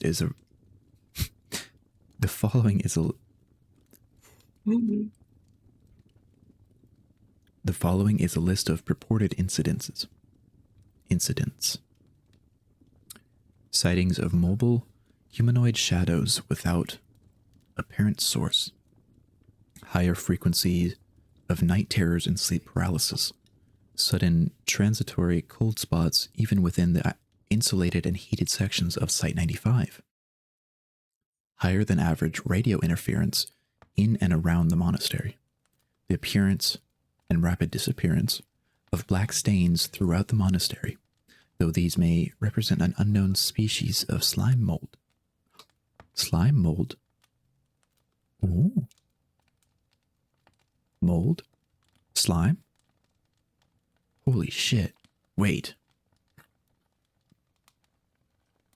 Never mind. I'll talk about it when the ads start. Long-term personnel displaying a steady decrease in feelings of self-worth during routine psychological examinations, without symptoms typically associated with depression, though this is possibly a mundane reaction to observing the practices and traditions of GOI-0184. Fascinating. The Foundation became aware of SCP-7027 in 1956, following reports of unusual disfigurements occurring among members of an isolated Buddhist sect in Tibet. Due to the singular nature of their philosophy, the sect and monastery had no formal name. But the residents of neighboring villages commonly referred to them as the Empty Ones, lit, those who are empty of being. Classified as GOI-0184, the order practices an extreme form of asceticism and forbids the use of personal names, depictions of the human form, or even the preservation of its own history. It is believed by members of 0184 that enlightenment, awakening, can only be achieved through drastic humility. To do this, they must be purged of vanity and pride, with corporeal existence regarded as the final arrogance to be undone. Through SCP-7027, the monks believe they can permanently escape samsara, the cycle of life, death, and rebirth.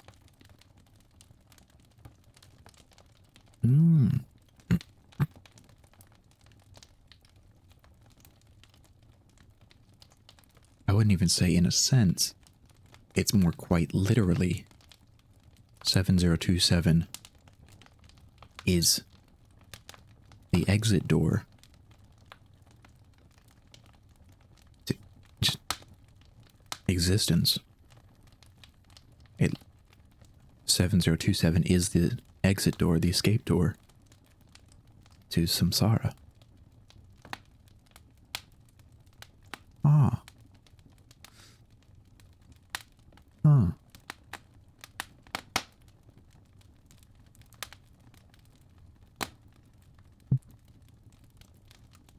Fascinating. I'm gonna have to do more research on 7027. There may not be more about. Despite their surface resemblance to other Buddhist sects, 0184 bears many significant deviations. For example, the monks of 0184 believe in Akriyavada, a heretical doctrine which claims that moral acts have no consequences and therefore no influence on rebirth. Unlike most monistic traditions, GOI-0184 includes both men, Gilong, and women, Gilongma, many initiated as children. All are expected to practice the same level of asceticism regardless of age, gender, or physical health. This life of austerity includes the renunciation of material possessions, avoidance of physical pleasures, and meager diets that leave members in a state of chronic starvation, though without many of the symptoms associated with severe inanition. Okay. It is now the ad time, so that means I can talk about what I was thinking. So if we look back here, if we look back there, the black stains they could be an unknown species of slime mold. Jelly jams are more or less a species of slime that I have concocted with the power I have learned from James Sunderland about the mold ball, the black mold ball. Perhaps I could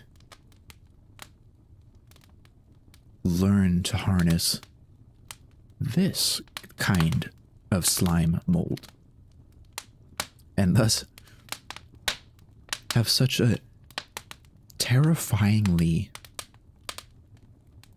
dangerous singular spell at my disposal. It would be the only spell mold army. Perhaps.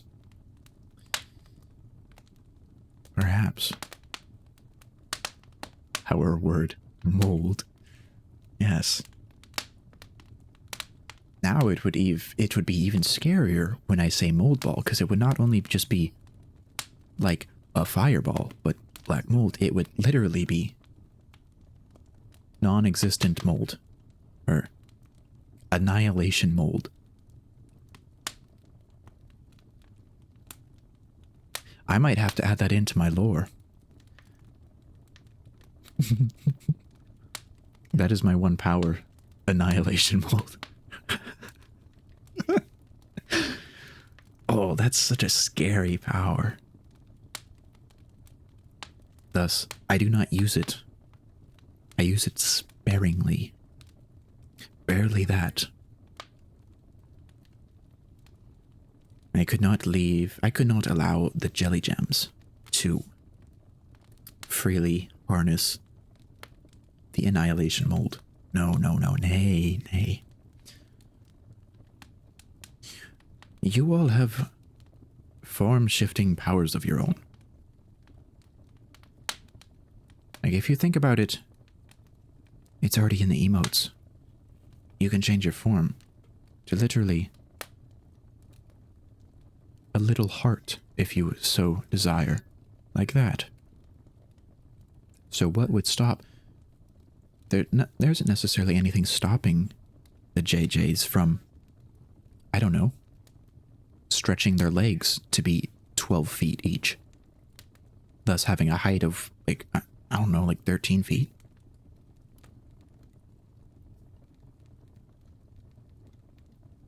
I mean, if anything, you might have to ingest more jam and jelly,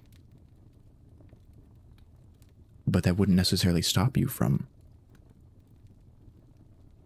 changing. Yes, yes. Thus, our Jelly Jam army, our Jelly Jam community, per se, can be literally whatever they want. Shift up a narrative layer and infect it with... Hell yeah.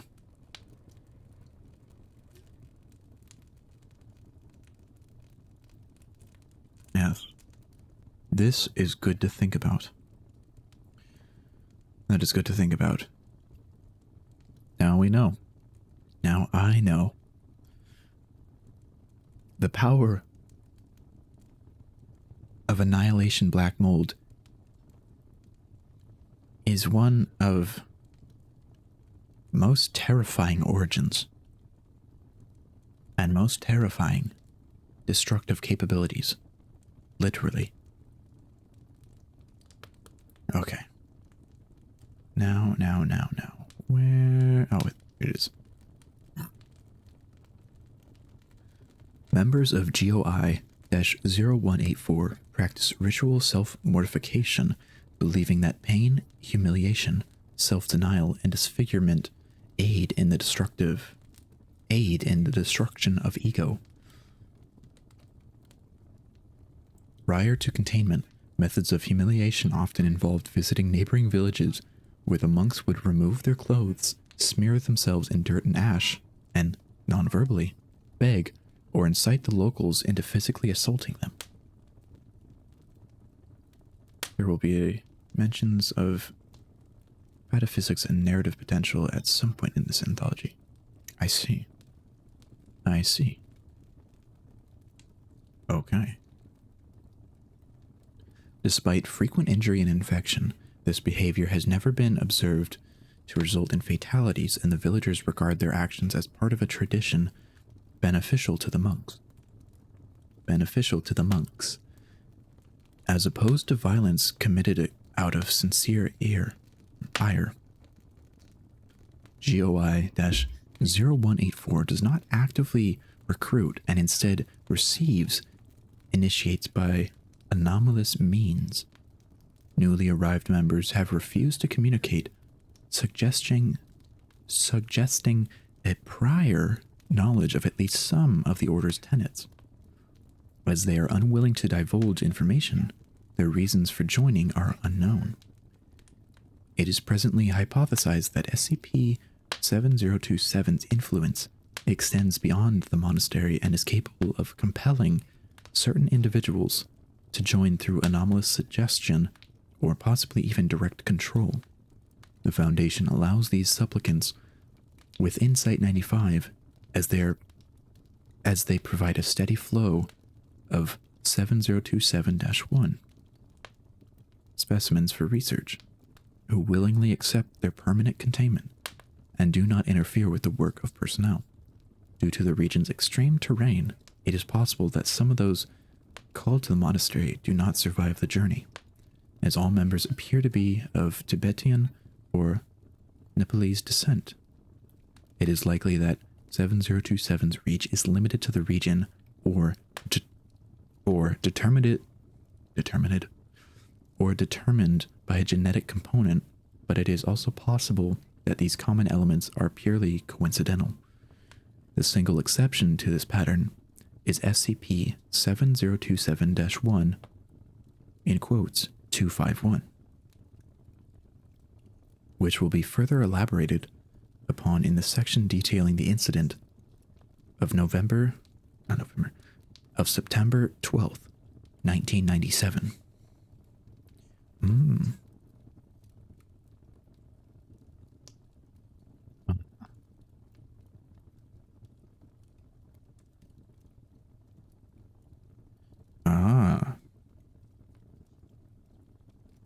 see.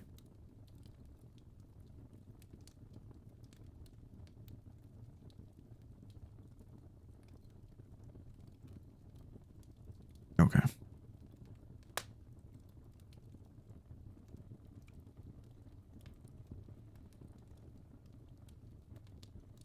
Vow silence. Ooh.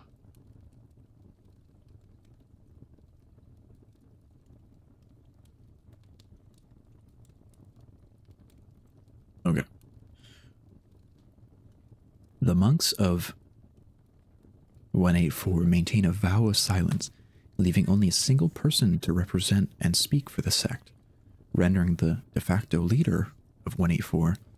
This individual, classified as POI-539, refers to himself as a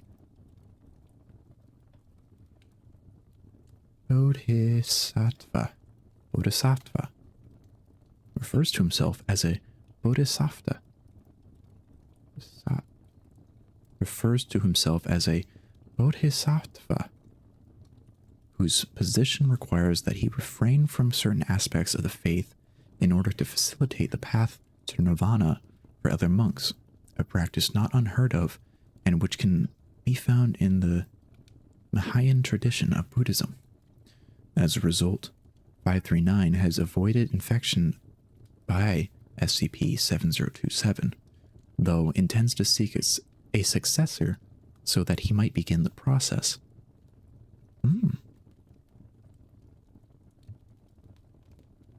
Very interesting. Okay, now we have... Ooh, we have an interview with said person of interest, 539. Okay. Access granted. Interviewed, POI-539. Interviewer, Dr. Jonathan Isaac. Forward.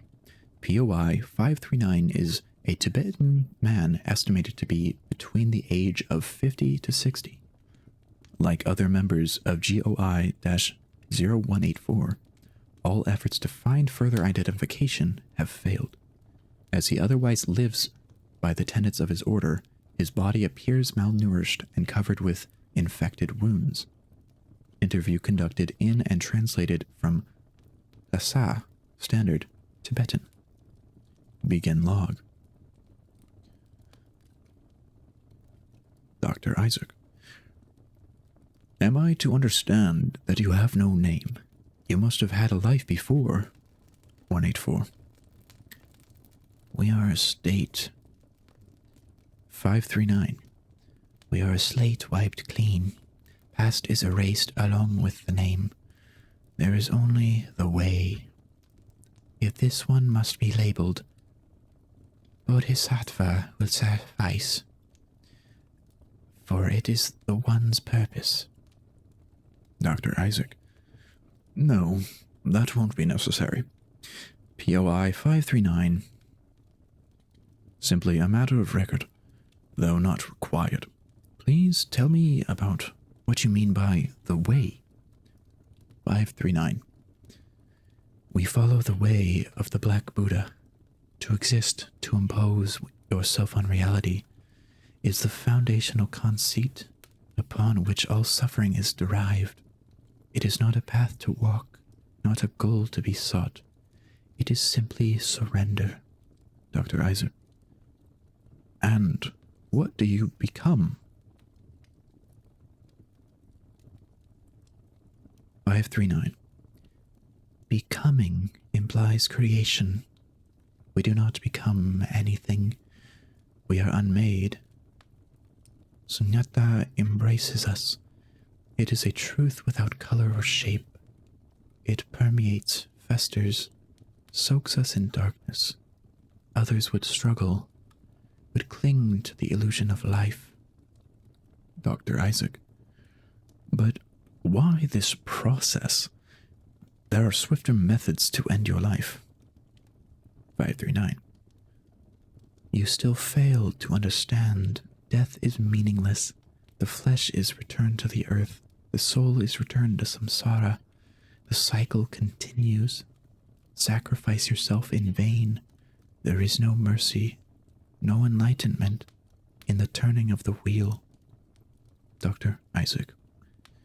Is existence really so awful? It seems that much of your pain is self-inflicted. 539. Life is suffering, but it is not without a certain insidious beauty. It fascinates, it enthralls, and it binds us to this realm, to fragile and fleeting forms. The illusion is dispelled the moment you recognize it for the falsehood that it is. There can be no return to ignorance, no matter how comforting the lie may be. We seek escape before the truth is lost to death and rebirth, to the careless turning of that hated wheel. Dr. Isaac. I believe I understand you now, but tell me, why? SCP-7027, why this method? How does it work? 539.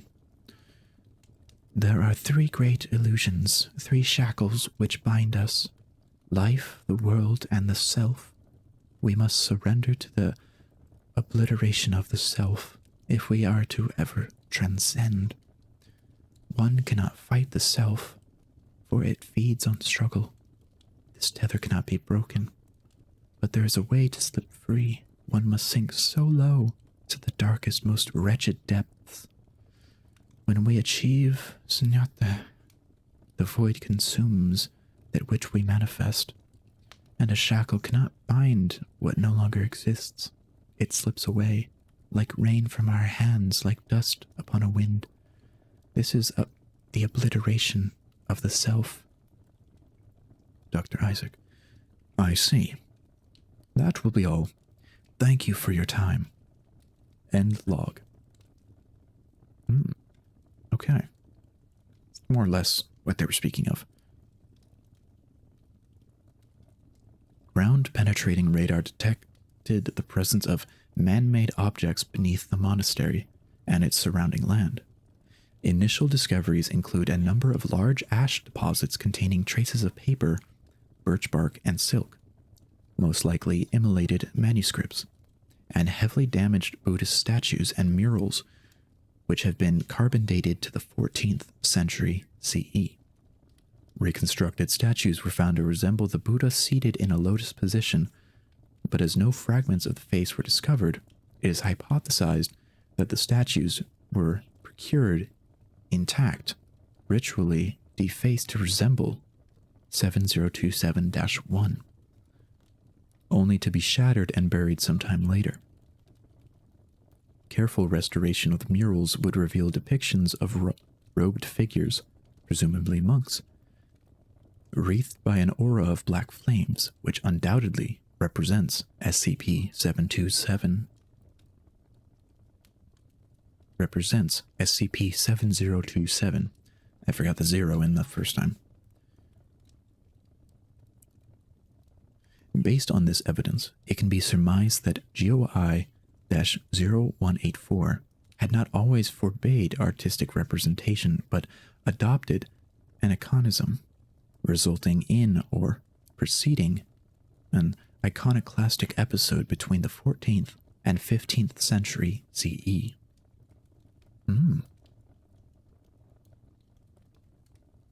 Ooh, there's another interview. On April 17th, 1987, the GOI-0184 monastery was damaged by a natural landslide. As the section was rarely used, there were fortunately no fatalities. The disaster would reveal the presence of man-made structures beneath the monastery, following an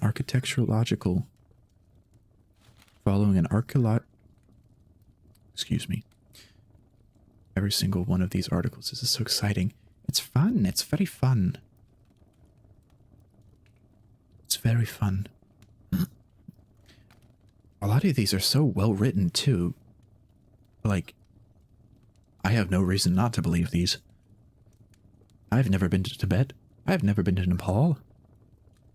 I don't really know what the areas look like other than they are mountainous. And they exist.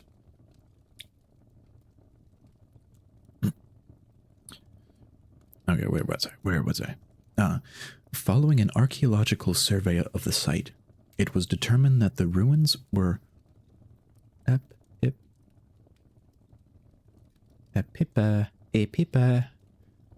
It was determined that the ruins were Epipaleolithic.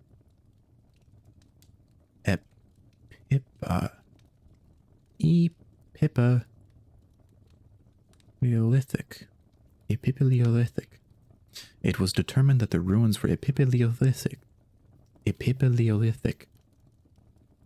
I'm just going to roll with that. And built not long after the arrival of modern humans to the region.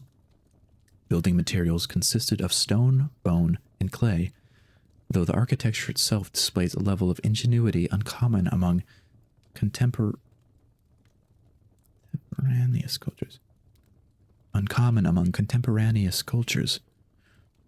The structure had been built at the mouth of a natural mountain cavern, which was discovered to contain a gallery of well-preserved parietal art, including a pair of murals.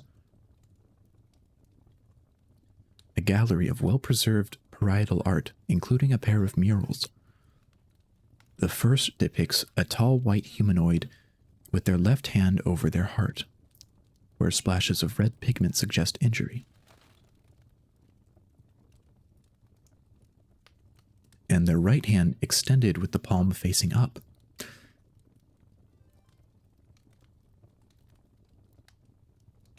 Thank you, zombie. Thank you for the follow.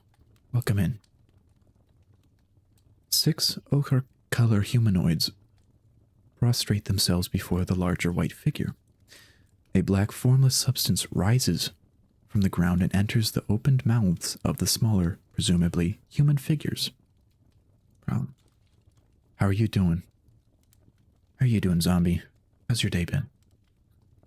I hope you're enjoying the story. No matter how long you've been here for the story. Good. I'm glad. Glad to hear that. Glad to hear that. It's a good day. It's a good Sunday. It's a good Sunday. Yes. Yes. Each week, each Sunday, these are our reading days. I read. We look at weird stuff. Creepier stuff. But welcome in. Glad to have you here. Okay. Presumably human figures. Despite its greater size, the white humanoid is not depicted as domineering, more likely a teacher or spiritual leader than a king or conqueror. What at first was mistaken for a tail turned out to be a crack in the wall, but its appearance,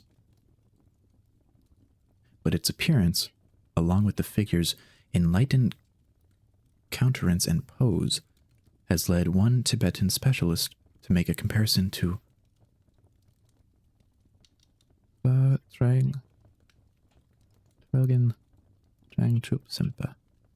Comparison to Trelgen Changchup Simpa.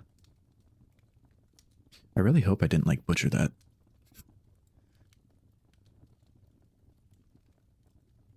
I really hope I didn't, but I'll keep that take. The mythical monkey ancestor of the Tibetan people. The second mural displays a complex 3-leveled scenario centered around a tree with deep roots. Viewed from the bottom up, it depicts black serpents gnawing on the roots which have black veins, perhaps to represent poisoning, infection, or the spread of a curse. The taint rises through the roots into the second level, where humanoids bite into the roots, removing the taint as someone would suck out venom. The humanoids have missing limbs and bear numerous black spots.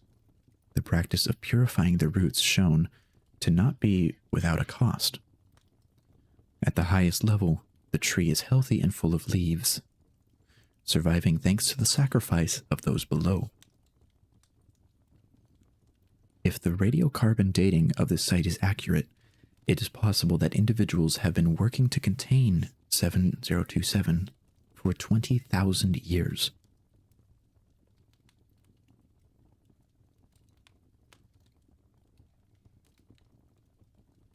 Oh, whoopsie. Whoopsie daisy.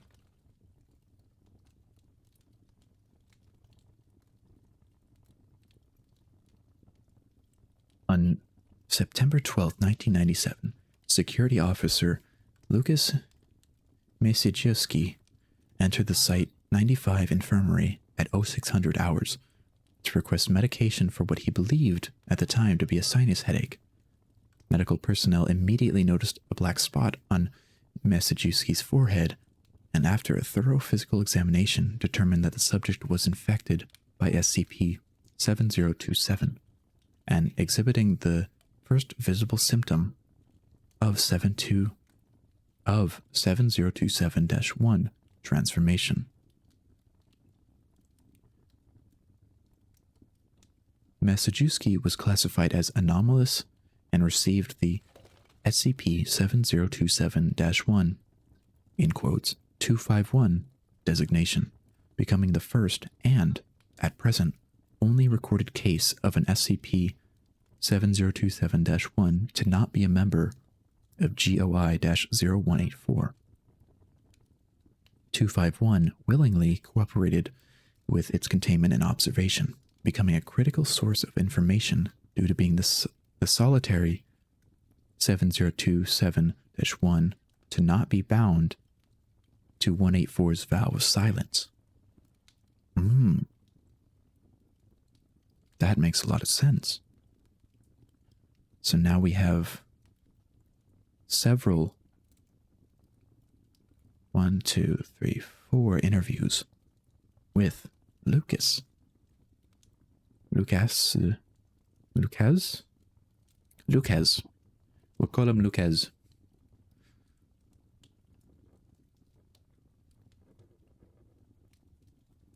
Oh my.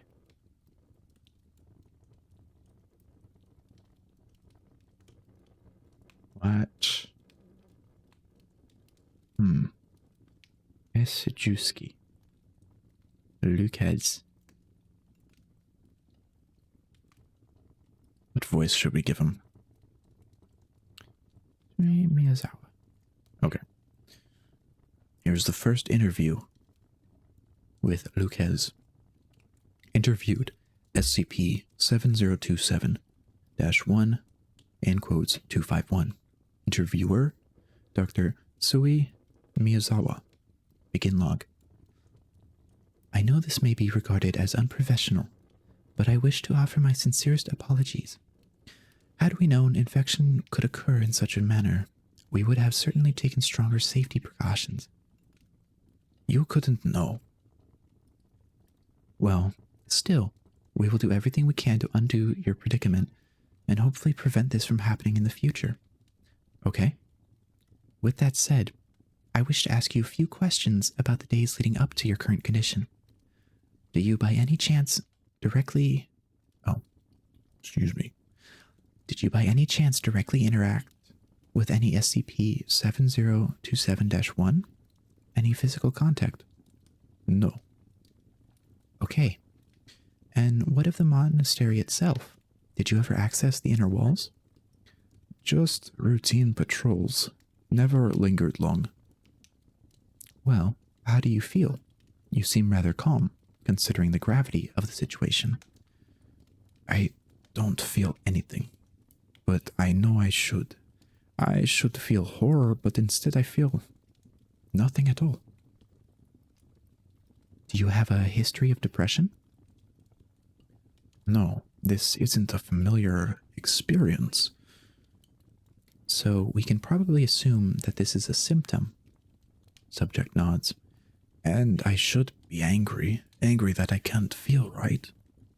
I know what my brain wants. It wants to scream. It wants to rage, but instead nothing. Just emptiness. It's like trying to locate a word in the dictionary only to find that it's been cut out. Now there's just a hole. End log. That is the first interview with Lucas. By early 1998, 7027 had spread to 251's left eye and formed a vein that wrapped around the subject's neck and connected to a newly formed black mark located at the cervical region of the spine. 251 will occasionally report headache before expelling dark smoke and sludge from his mouth, with both substances/forms evaporating too rapidly to allow analysis. Subject suffers frequent and violent tremors, causing the body to contort unnaturally, and for the subject to walk with a stiff, shambling gait. Gait. You like that voice for them? Hell yeah. We'll keep it then. Shambling gait. As 70271 belonging to 0184 do not display similar reactions, it is possible that their teachings and practices, particularly meditation, ultimately allows them to better tolerate the effects of 7027 infection. That would make a lot of sense, since they already I can't think of the word. Oh no. My medication, I forgot to take it. The anti-mimetics are kicking in. Okay, second interview. Begin log. Hello, 251. I would like to ask you a few questions. Subject is curled on the floor, staring at the ceiling with their remaining eye. You're clearly in a state of acute distress. I've been told you've received morphine this morning. Has it helped? No. Okay. On a scale from 1 to 10, how would you describe your pain? 1 being the lowest level of discomfort, and 10 being interrupts.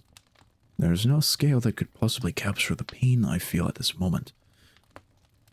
I'll just write you down as a 10. You again display unusual calm and clarity, despite your ongoing predicament.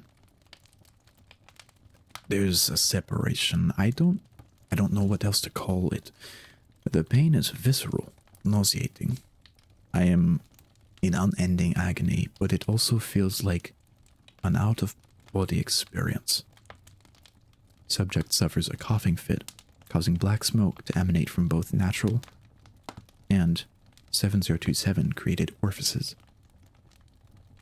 We can end the interview early if you need rest. Wipes a black smear from his mouth and chin. No, but what else can I say? The monks? They can take a decade to change. It's been what, only a year? Actually, you've been in containment for about 5 months. Almost. Is Con on duty? Can you ask him to put a bullet through my head? Though I'm guessing it will just be another hole with my condition, right? We believe that to be the case, yes. I will bring up your request for merciful termination to the director, but I can't make any promises. End log.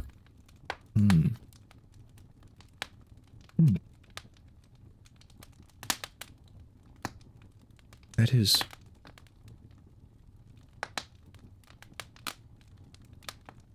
Because at some point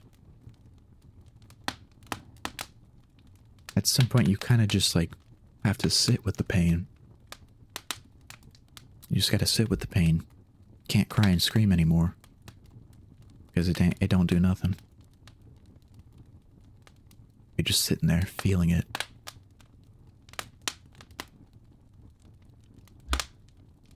Due to the research potential presented by 251, the request for merciful termination was denied. 251's transformation displayed significant deviation from other 7027-1. warping the body in conjunction with its increasing number of void pits, each of which steadily grew in circumference at a rate of approximately 1.3 centimeters a year, and fusing the subject to the containment room floor. Oh. He had become one with the floor. That is kind of horrifying. It isn't kind of, it is horrifying. Prior to the cessation of brain activity. Oh, prior to the cessation of... Cessation of it. Okay. Prior to the cessation of brain activity, the subject developed symptoms of dementia and acute memory loss, though it is unknown if these were caused directly by 7027 or were a natural response to 7027-induced trauma. By the year 2000, 251 lost the ability to see but retained its mouth and right ear. This is the third interview with Lucas and Dr. Miyazawa. Begin log. Hello, 251. It's that time again. How do you feel? Would you kindly describe your recent experiences? The shadows won't stop. They reach inside and take greedy claws that scrape and tear. I bleed for you, but all I have to offer is dust and oil. And the pain? No need for a scale, just describe it as best as you can. Oh, that part of me is in agony, but that part is falling deeper and deeper. How afraid he must be. A cool sludge moves beneath my skin. As far as I remember, it was always there. Subject vomits and holds the black spewage in its hands. Oh no, it came out. Subject smears the substance across the floor where it rapidly evaporates. How clumsy of me. You mentioned shadows a moment ago. Do you see something? Because I don't have eyes, you can't just assume that. That's... Trails off, evidently losing focus. Do you see something? There are scattered shapes. In the darkness, yellow carapaces, a pale gold. 100 bodies, each 100 legs. They were sacred once. I know this now. How many memories were lost in that trade? Subject wheezes and coughs. Like centipedes. And who were they sacred?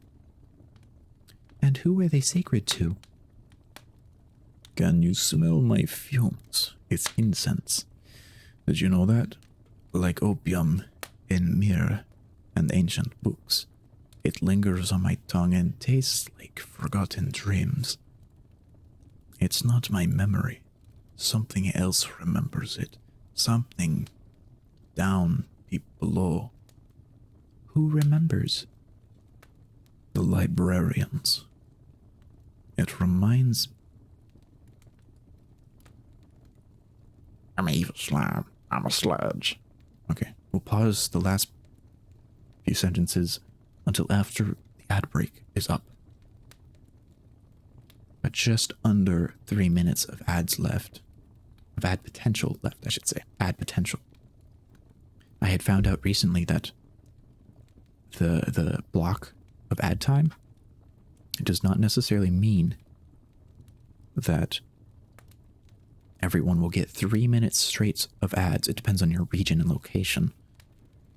You might get lucky and just get one 15-second ad. Whereas like someone else might get the full 3 minutes. It just depends. So that's nice to know. Also explains why Lucky always, not to make a pun, but got lucky. And usually got like 15-second to 45-second ads. And only like one of them.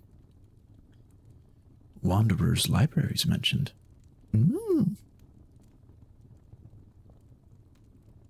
Libraries. When I think of library, I like stuff like that. I like the librarians. It reminds me of the kind of like desert hidden library from Avatar: The Last Airbender, where the like ancestral like spirit owl is looking over the place. That's what I think of. That's what I always think of when I think of a library, is that one. Like specifically that one from the animated series. I don't know why. I don't know why, but you know, it is what it is. We've got 1 minute of potential ads left. So we can talk about nonsense. Until then. Ha ha. Ah ha ha. You know? An evil slime sludge. Ooh. You know. So Jelly Jam is the name of you all. But if there were an evil one, I think of your local library and drinking tea while reading. That also fits the picture. What would be like an evil version? What would that be called for an evil Jelly Jam?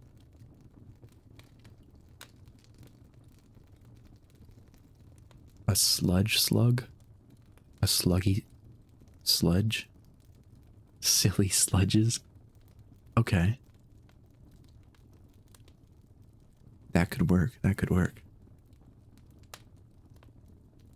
That could definitely work. We'll have to see. I don't have to worry about that now, though. We're not that far. Okay. Ads are over. Back to reading. Who remembers? The librarians. It reminds them of the kingdom under the mountain. It reminds them of home. My home is a cage. Where they are just feels like one. The dark and cold preserves. That's all that mattered. Subject slumps, losing consciousness. End log.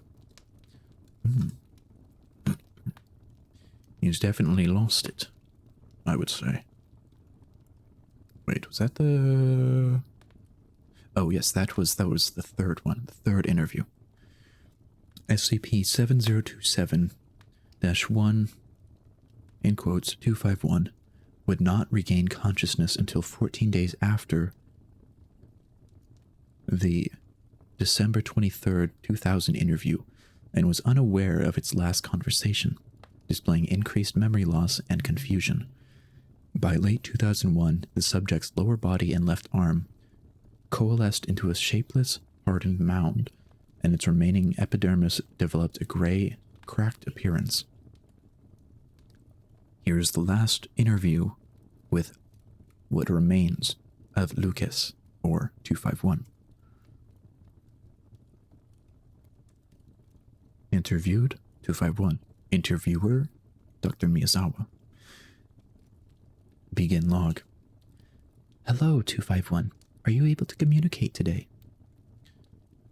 Spiraling. Round.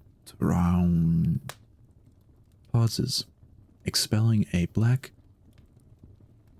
fluffium from its orifice. Do you remember my voice? Do you know who this is? Mummy is cold. It's so cold. Please let me in. Let me in. No, I'm sorry. It's Dr. Sui. Do you even remember your name? A memory of a memory. And nothing. Subject vocalizes noise resembling a combination of laughter, crying, and screaming. Describe what you feel. Round, always down the drain. Thrown away, flushed. The scraps that drags. Are you even in there, Isajewski? The end comes for us all. What do you mean? Do you mean the monks or something else? The new king made them forget what the old king showed them. When they found the truth again, they buried it. The rituals remain, but they don't know what it means. Better not to know. Better a blessing than a curse. Flesh to sponge up so much nothing. What a filthy, polluted filter we make. It isn't a hole, it's not. It looks like one, but it's not. I'm a hole, but I'm not the darkness.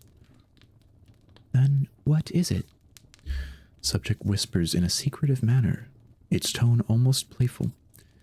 It's an eclipse. Did you not know? The highest did it. After what we did, all for trying to lift us to their heights. Tragic, tragic, what miserable ingrates we are. Their moon is a deathless city, a city of knowledge and secrets and forgotten things, and it casts a long, long shadow. Under the corpse light of their failed black sun, you'd never know it was golden. You'd never... What remained of the subject's skull suddenly caved in and was followed 4 seconds later by the complete collapse of its body. Masachewski? Shit. The security officers. Get me out of here and secure the chamber. End log. You are lurking. Okay. Lurk well. Drive safe. Drive safe. That is the end of the last interview with what remained of Lucas, or 251. Oops, too far down, too far down. 251's collapsed body spread across the containment chamber as its void apertures merged to create a single portal which was designated SCP-7027-2. Unlike other 7027-1s, 7027-1-251 failed to fully annihilate, with its remaining husk forming a 3.2 meter radius ring around the newly manifested anomaly, and rendering 70272 permanently fixed for the time being. 70272's interior displays properties identical to smaller 7027 created void apertures. Due to 27-2's size and apparent stability, unmanned exploration was deemed feasible. 70272's interior environment is hazardous to organic life, but exhibits conditions similar to the vacuum of space, though with abnormally low temperatures comparable to the Boomerang Nebula. LEDA 307-4547. Despite these similarities, there is nothing else to suggest that SCP-7027 connects. There is nothing else to suggest that SCP-7027-2 connects to outer space, as no stars have been observed from within. Though no conclusive evidence has been discovered, the most accepted hypothesis is that 7027-2 leads to a dimension outside of our own. There does exist a downward gravitational pull, but its source has yet to be discovered. Considering these factors, it was determined that the best method to survey 70272's interior would be through a remote probe designed for long-term space exploration.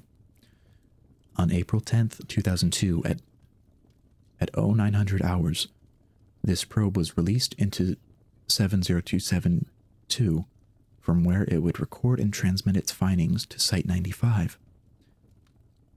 Site-95 did not receive any notable transmissions until July 16th, 2020, more than 18 years after its delivery into SCP-7027. Collected data includes a number of images depicting gold-colored artificial structures which together appeared to form a sprawling metropolis. These images were captured approximately 46 hours earlier, over a 12-second period before all contact with the probe was lost. The device presumably destroyed upon impact. Further research is pending. And this image next to my right shoulder is the final image captured before termination of transmission.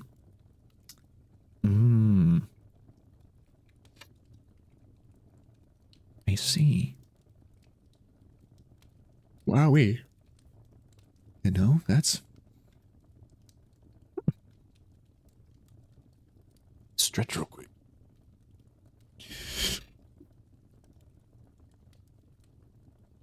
Stretch, fix my posture, get a sip of water.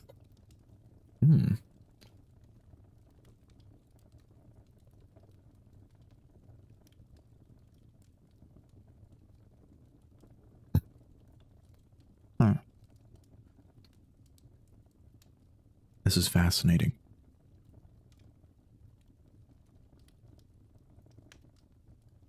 So not only do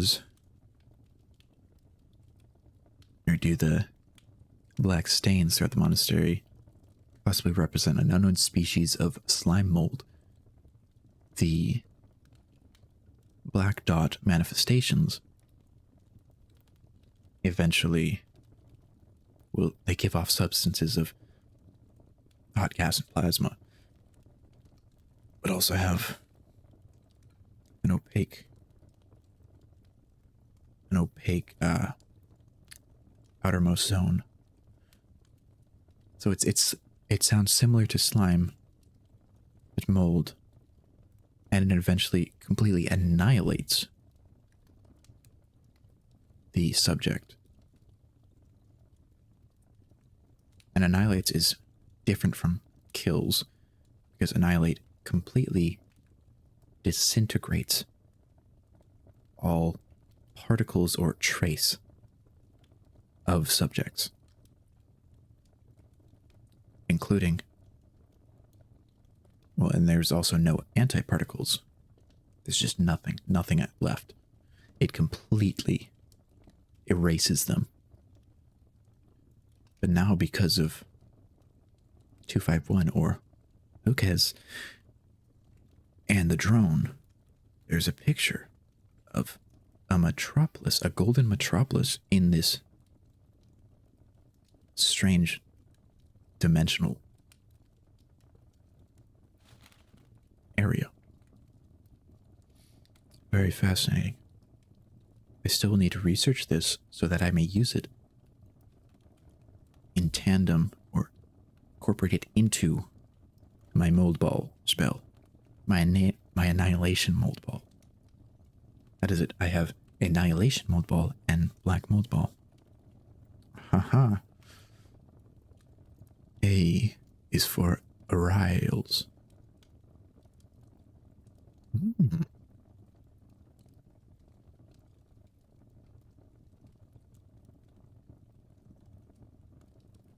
Oh my.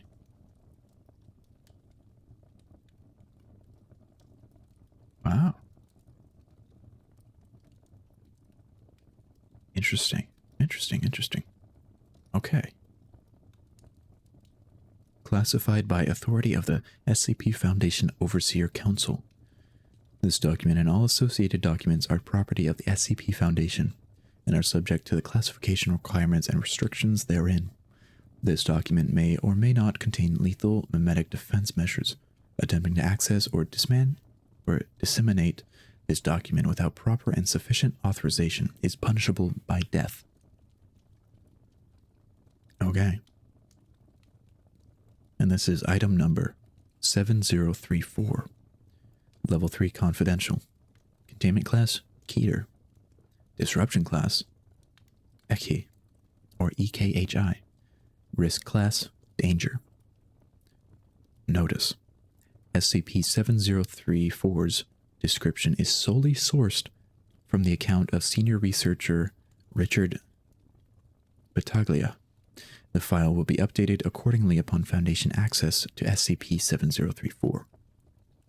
I-85.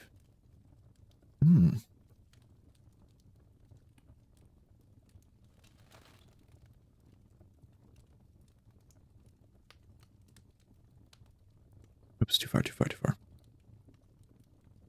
Well, now I gotta fix the browser source again.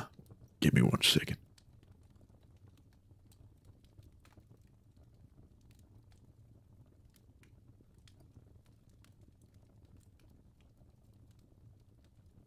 It's one too many zeros.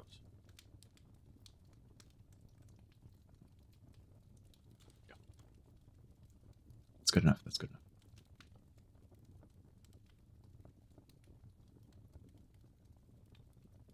Okay.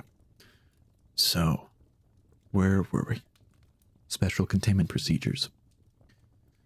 The exit ramp purportedly leading to SCP-7034 has been temporarily barred from public access for Foundation assessment.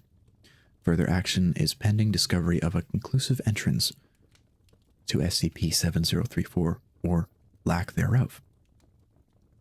The Foundation is conducting an ongoing appraisal of the United States interstate highway system in an attempt to discern potential access points to SCP-7034.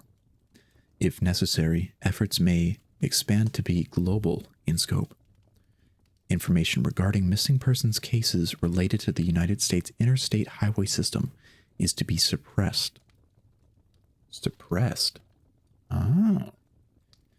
This is a picture of Interstate Highway I-85. Description: 7034 is an extra-dimensional space of indeterminate length, unverified composition, and unknown features. According to the sole account of SCP-7034, the space resembles a controlled access interstate highway.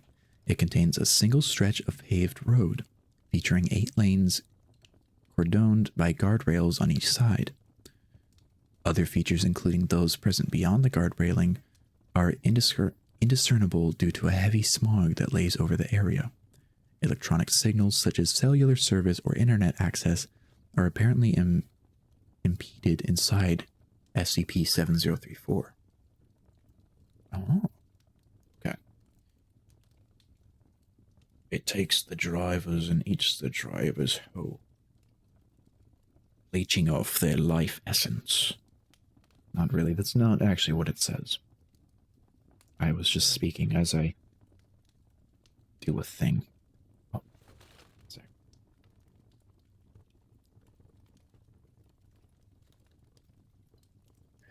Okay. 7034 is highly congested with traffic, with all lanes occupied by vehicles of various make and model. The length of this congestion, including its endpoint, is unknown.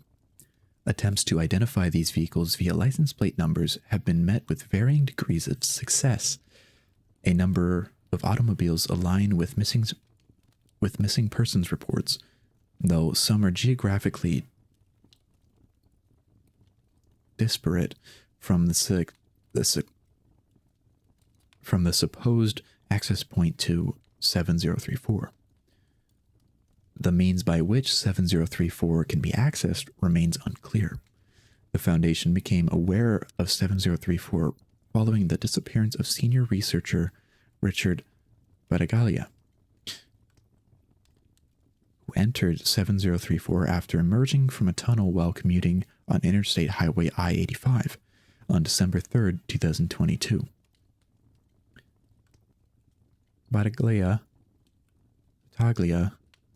Battaglia established contact with the Foundation several hours into the congestion, suspecting that he was experiencing an anomaly. Addendum .7034.1 received transmissions. The following are transcripts of recordings sent from Richard Battaglia to the Foundation via emergency one-way Oh, emergency use one-way communicator. A paratechnical device issued to select personnel in the event that traditional communication is impossible. Test. Okay, we're green. This is Senior Researcher Richard Battaglia, Area 179, Department of Containment. Don't know who at the mothership is going to be receiving this, but the emergency kit paid off. None of you can make fun of me for lugging it around anymore, okay? If this is just an ordinary traffic jam, just disregard.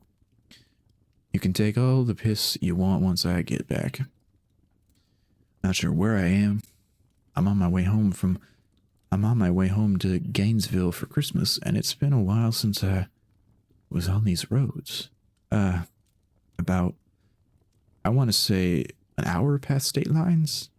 I got out of a tunnel on I-85 and rolled up to a detour like normal, thinking, shit, of course. And I've been stuck in traffic for, it's gotta be 10 hours now. Hard to tell with the fog. We're moving forward, but barely. Phone doesn't work. Pissed in the bottle twice already. I'm about half a tank full, so I should be good there, but a truck horn is heard in the distance. Again, Dr. Richard Battaglia, Department of Containment. I came off exit 242 on I-85. I'll keep in touch. 6 in the morning, still as dark as it was at midnight. Fog's not lifting either. I tried to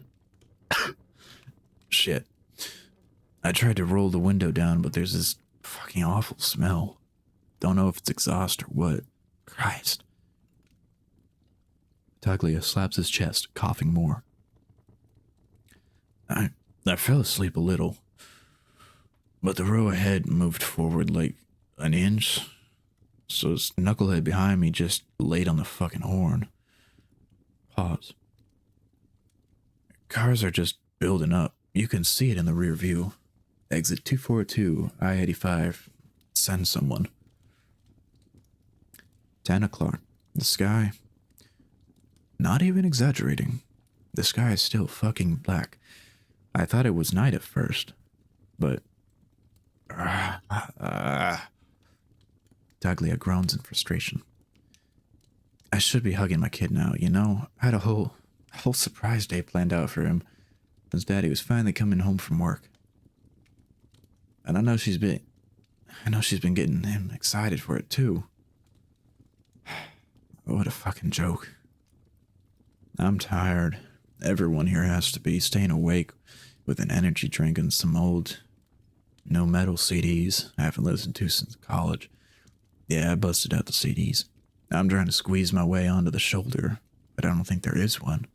Just a far lane that's as packed as the others. Sounds of horns are heard. Battaglia drums his fingers on the wheel to the beat of muted music coming from his vehicle's sound system. This guy just got rear-ended just now. Must have fallen asleep or something. Jesus. He's moving forward now. But wow. This should be fine for another few hours, I think. I stayed up longer, and this caffeine's putting work in. Other than that, same old. Kiddo's probably up and asking what the surprise is. If I had to guess, Bree's calling me at least 100 times. Trailing. My leg is fucking killing me, man.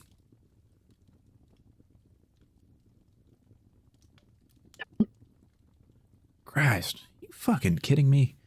I can't even step out the goddamn car. Exhaust fumes.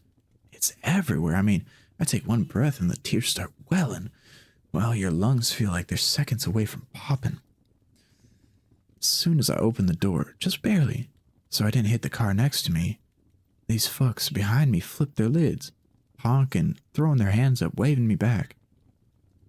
Battaglia punches the wheel, groaning in anger. How the fuck is this fair? I mean, on my way home, on my break, after a year of nothing but paperwork and bullshit, I can't even spend time with my fucking family. And to be stuck like this without, you know, food or water or anything. I just don't know what the hell I'm supposed to do. I don't have field experience. I'm not a soldier. I can't even fucking turn back if I wanted to. There's no room. There's people all around me and they can't get out either. And hyperventilating. Battaglia's breathing becomes labored. His exclamations are cut short. Sorry about what I sent last night. I forgot what I said. But it's been 2 days now, on the dot. I'm living off a sip of water every 6 hours. No clue what anyone else is doing to fuel themselves. Haven't slept more than an hour before someone lays on the horn. It's all they seem to care about, just moving forward. The part of this that really fucks me up is that if we all stepped out, we'd be able to communicate with one another and maybe figure something out. I don't know, I've never talked to people. Organized things. I thought by now, you think someone would have fucking done something, right? Going to see if I can talk to the driver next to me. Sounds of window rolling down are heard. For the next 10 minutes, wind horns and engines are heard above the sound of Battaglia speaking to another individual. The audio is largely irrelevant or indiscernible. The window rolls up. Don't know if you got any of that. Been shouting through the window the past few hours, rolling them up and down every few minutes to offset the smog. The guy next to me is named Michael, older guy. Got here off a different highway entrance. Got here off a different highway entirely. 70. I'll get you his plate, hold on. So, we're planning something. I'm in the lane furthest to the right. If I was able to talk to him, he could talk to the driver next to him, and so on. Eventually, we'll have an entire row of cars that are willing to get out of there. Cars, right? And maybe if we all stop, the lane behind us will stop too. Or they won't, and they'll run us down the second the doors open. Worst case scenario, I have a gun. I just need this to work. I'm starving. I'm fucking scared. Bree's probably losing her mind over this. Yeah, it's not like you would fucking tell her what's happening, would you? We just need this to work. So, Michael got through to the person next to him, and they're getting through to the car on their left. We might be able to pull this off. If this is my last message, I'm either a pile of guts on the road, or I died of a pulled muscle after sitting in my car for so fucking long. But it won't be, because we're getting out of here.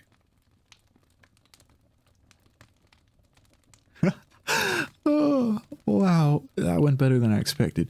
I'm laying down in the back seat right now. Fucking finally. Let me, I'm figuring out where to start. I hopped out of the car as soon as we stopped, gun in my pocket. Immediately, the idiot behind me slammed on the horn, but they cut that out when they saw Michael open his door too, and the woman next to him, and the one next to her. And then eventually, everyone in our row was standing in the road.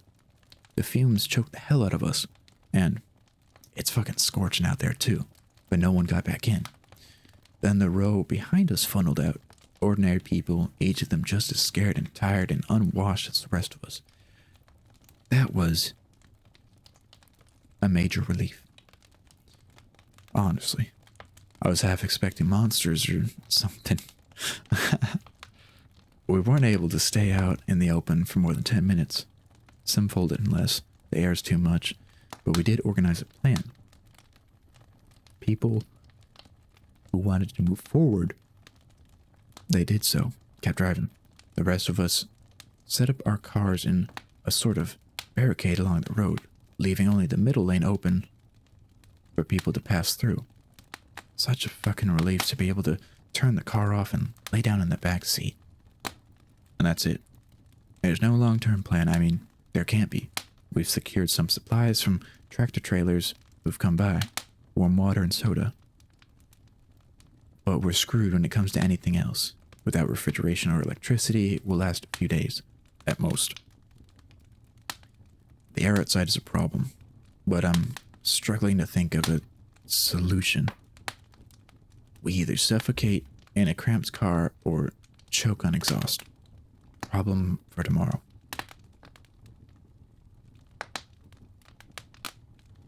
Battaglia's voice echoes. Others are heard speaking in the background. I slept for the first time in days. I really slept. An 18-wheeler joined up, and I'm recording while sweating my ass off in the back. Somehow it's cooler here than it is out there. We have a big enough space for a group to talk, at least for a bit. There's no consensus on what's happening here. Some say it's purgatory. Others aren't convinced it's supernatural. One woman thinks it's a dream. I'm trying my hardest to tell everyone to keep their heads up. That help is coming, but it's been 4 days now. And I don't know if it is. I know these are going through, but I'm assuming... I know these are going through, but I'm assuming you haven't found a way out in yet. Or if you have, you're too far back in that fucking jam to reach me. I'm going to try to and keep our group together, so if you're there, you'll know where to find me.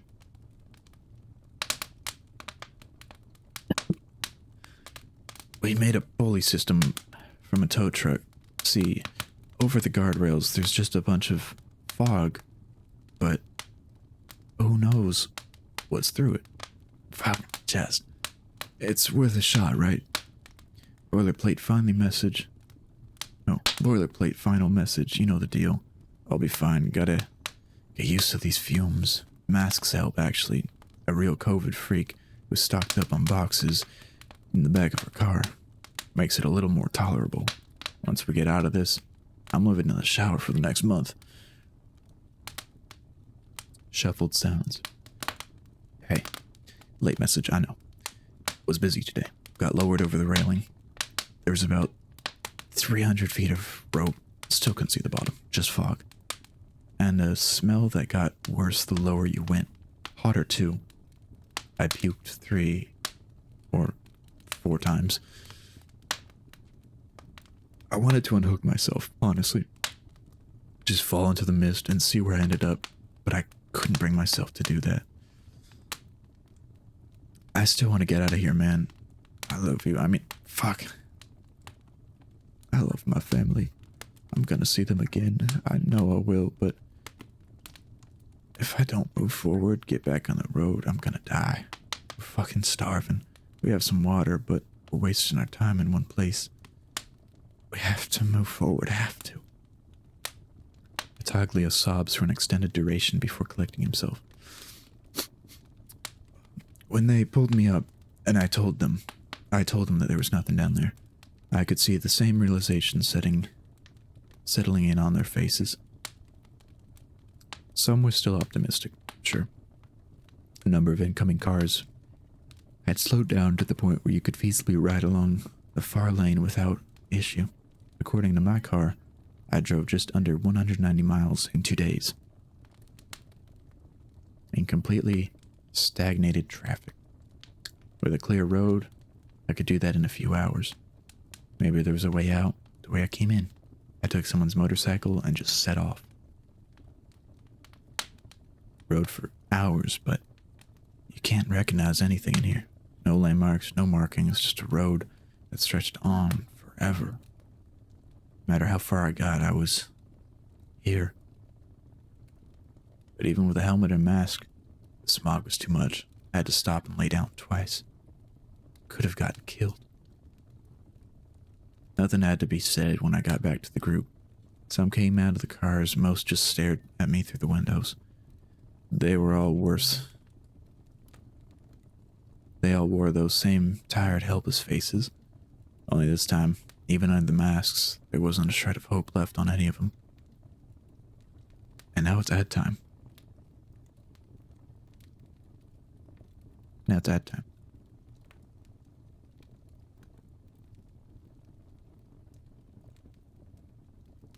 So we take a moment, collect our thoughts. what we need.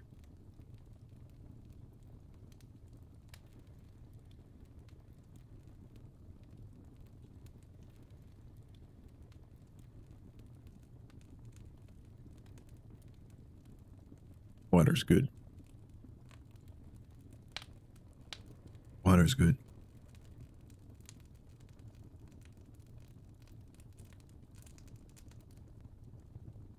Ah.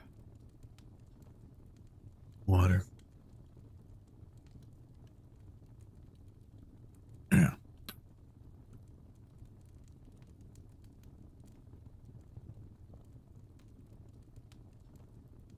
Still 2 minutes of ads left. So far. Infinite tunnel. Infinite tunnel. Presumably, infinite tunnel. But we don't entirely know that it is infinite.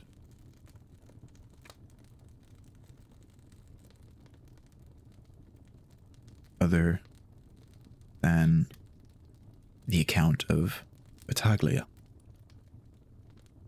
We don't know. We don't know what this place is.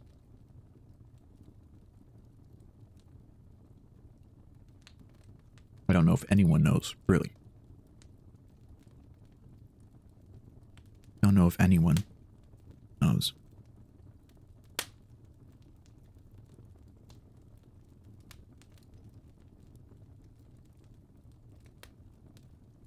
Yeah.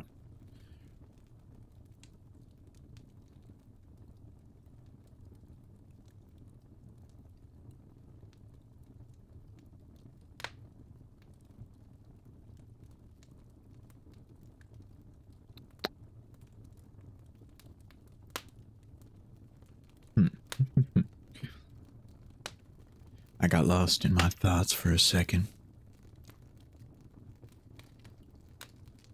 I was just thinking. I don't even think I was thinking thoughts. I was just in my head scape, in my mindscape, just existing. Just for a second. Just for a little bit, just existing there. Just existing there. You know? You know?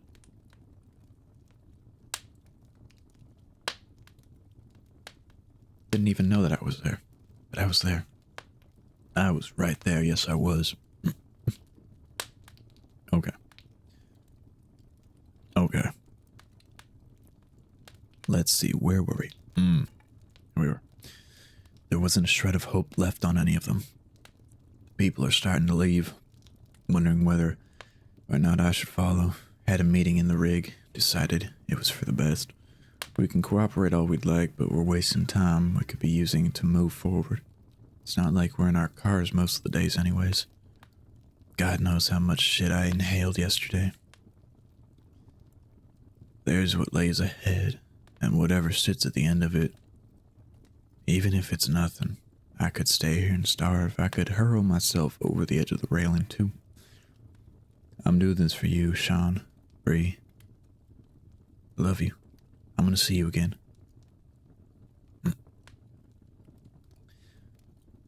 Battaglia is engaging in conversation with another individual, presumably Michael. He does not appear to initially notice that the device is recording. His birthday is the week after Christmas, so... Oh, so you get to skimp on the gifts? I always promised my wife I'd never do that. My brother was a December baby. I totally understood. Yeah. Good. You wonder how some of these folks are doing it. The people who didn't stop where they're getting their water. Maybe there's a rest stop. A little Taco Bell or something. But honestly, they didn't do something similar to what we did, just to refuel, then they probably didn't make it. We'll see, I guess. Yes, we will. At least the traffic cleared up. For now, yeah. That was the worst, man. When I was out there, I kept telling myself that the next time I'd fall asleep, it'd be in my own bed, right next to my wife. Hey, watch those sips. We only have a case back there. Battaglia notices the recorder and shuts it off. Hey, I'm finally on the road again. It came down to 4 of us in the group, Michael, myself, and 2 sisters, college girls. We're all riding together, not in the same car, but we're around. Easier in case something happens. Like if this piece of shit car dies. The road's clear, no traffic, still black as hell. But we're covering ground. We did over 400 miles today. There's so many cars parked on the sides. I don't know if they did something similar to what we did or they're dead. But if they didn't have water, then I don't know what we're gonna find. I'm not remotely prepared for bodies, death, and all that. I never saw a man die in my 20 years at the Foundation. That's gotta be a record. But all we can do is move forward. There has to be an end. I can't just... I'm going to hold out for as long as I can. Things are getting worse. Saw a car in the middle of the lane. The driver was slumped over the wheel, laying on the horn. That's someone who's never going home. Whose family and friends are. They're gonna be wondering where he is.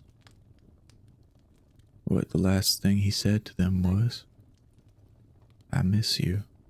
I love you." Running out of gas. Gonna have to hop into Michael's car, or the girls, or I don't know. At night there's cars parked along the side, and no, I'm not gonna do that. We scavenged some food today, believe it or not. Someone blew the tires out of a tractor trailer marked as a supermarket distribution truck.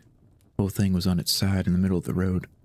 Half the food is gone and most of it was rotten, but it's something. Didn't look for the driver.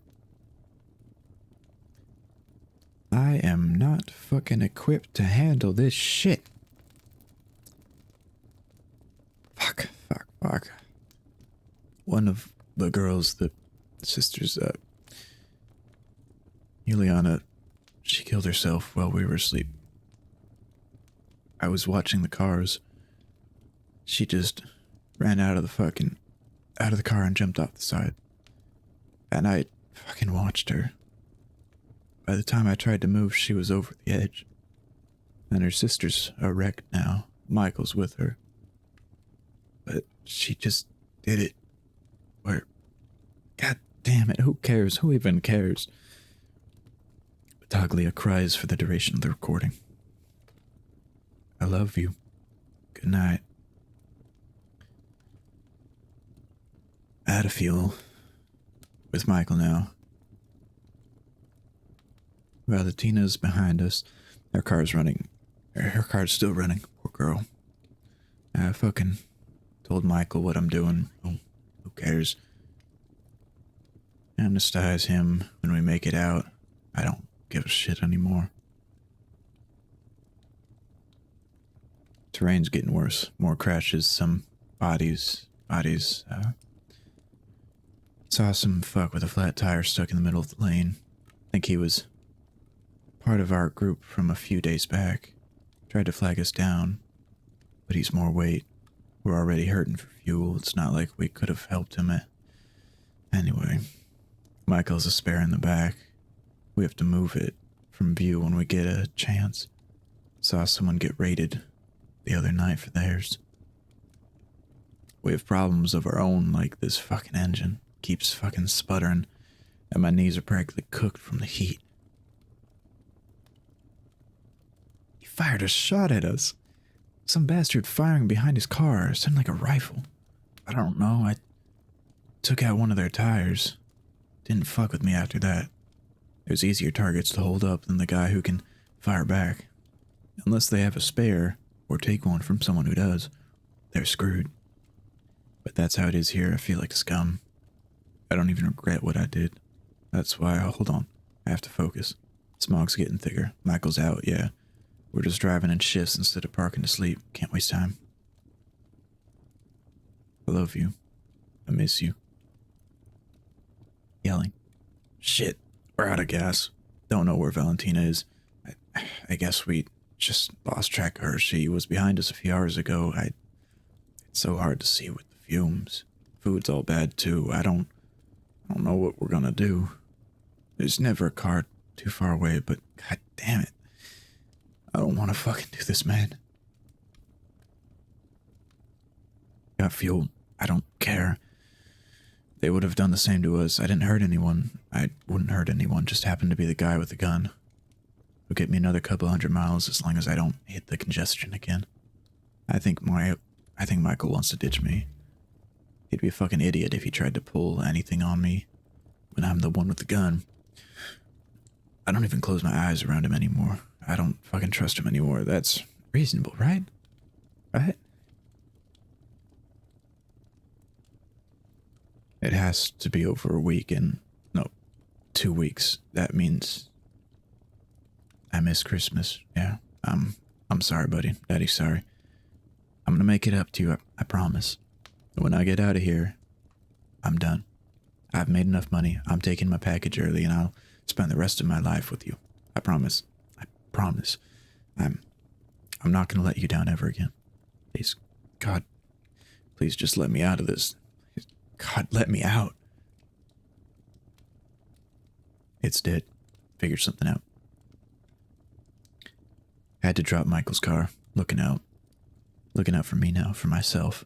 There was a car right across from me. Smashed the window open and threw out the bodies. SUV with a family of 5. All dead. Half a tank left. It's horrible. There's corpses on the road. Bodies. Track covered, tarred, bloodied bodies all around. God. No, that's not me. That's not gonna be me. Some of the cars are just covered in stuff. There was a head in the grill of a pickup truck just stuck there. I'm so fucking thirsty. Water. Water all around me, but I wouldn't do that. It's getting harder to drive straight. Too much shit on the road. I think I ran someone over. I don't know. Not thinking about it. There isn't traffic anymore. There's no room for it. Just burning wrecks and bodies. Sometimes I pass people. I figured that sometimes they're eating the bodies. They can die back there, but not me. I'm getting out of this. I love you so much. I'm getting further than anyone else because I love you. Gonna make it up to you. There's a massive pile of waste in the way. Cars, wreckage, bodies, lots of bodies, dozens of them. It's burning. I don't know what happened, but I can't even see the top. Fuck. I'm gonna have to climb over, get out of the car and see what's ahead. Fuck.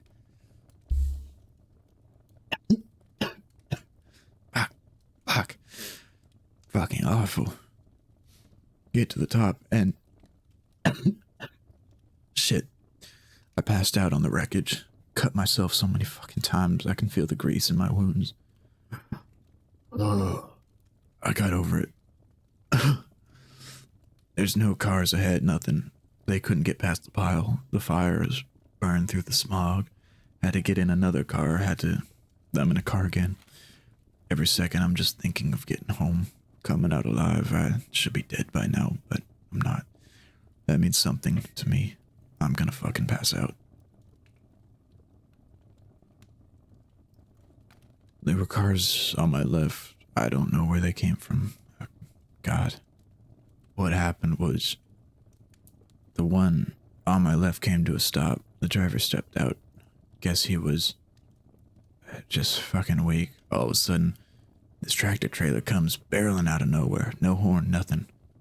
Ran him right over. Gut splattered wheels. He just killed him. And if they ever do that to me, I'm not gonna die. I'm gonna kill them too. Some fuck just tried to run me off the road. Didn't let them do that. I don't care who it was. It feels like it's just me out here. Me and the bodies. There's some sort of... There's an incline in the distance. It's going up. Up. It has to be it. Through the clouds. My fucking god, it's something. I'm making it out. I'm not. Holy shit. The engine of Battaglia's vehicle is heard roaring. Full speed. Racing up this hill for an hour now. Fuck you all. I'll be home soon. I know I deserve this. Thank God I know I deserve this. I'm in the fucking clouds now. It just keeps going higher and higher. The smog's clearing, less black, more gray. This is it. This is it.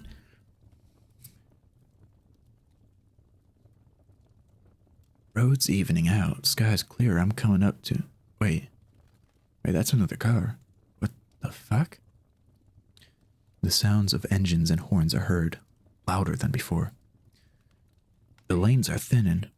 There was... Well, it's thinning into a single lane now, but there's cars ahead of me. I can fucking see them now. Fuck, no. I'm not doing this again. How the hell did they get this far? Fuck you. The road's so thin. I can't even open my door. The railing's there. This is the end, right? This is it? Battaglia begins hyperventilating. No. Battaglia sobs and screams for over 20 minutes. The sounds of banging is heard. Battaglia screams, repeatedly punching the window of his car until it shatters. Transcript cut for brevity. No transmission was received for 18 hours, the longest gap between correspondence.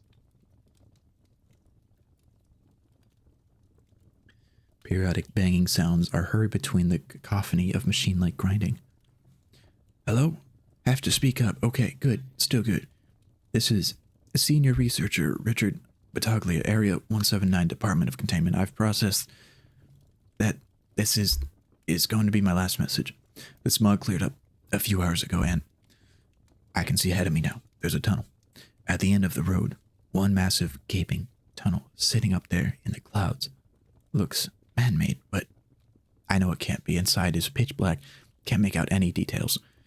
There's these bursts of fumes come from the inside, and the lane, the only lane. Fuck! Another banging noise is heard. We're funneling into it. My car gave out. I'm sure you can hear that noise. It's me getting pushed by whoever's behind me. Just a slow approach into whatever the hell's in that tunnel. I already had my breakdown. Punched the shit out of my window, broke my hand, I think. I accepted it now, right? That's either my way out or it's over. I can't fully shake the hope, but God, it sucks. What was it all for? What was any of the effort for? Article 32.f of the Foundation's Employees' Rights Policy. In the event of certain death while in the field, Foundation personnel may request that their kin be made aware of the details of their passing. I don't want her to hear all of this, but I have enough time to... Battaglia's car is shunted forward. Fuck. John, I'm sorry that Daddy couldn't be there for you. No excuses. I should have got out of this the second you came into my life. I won't ever see your graduation. Your first day of first grade. Or your face when you see your sister for the first time. I won't be there to watch either of you grow up. That's my fault. I love you. You can hate me, I understand. Bree, I always knew. Just promise me that whoever you bring around when I'm gone loves you. Treats the kids right. You know, I love you. I never stopped loving you.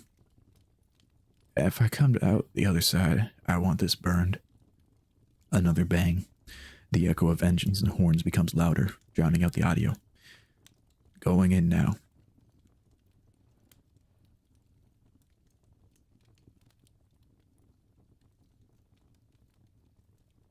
Further communication was not received until December 17th, 2022, a week following Battaglia's last message. These final transmissions, 20 in total, were unable to be transcribed, as all consisted of feedback, heavy distortion, the sound of horns, and screaming. A total of 83,000 unexplained disappearances have been linked to the United States interstate highway system.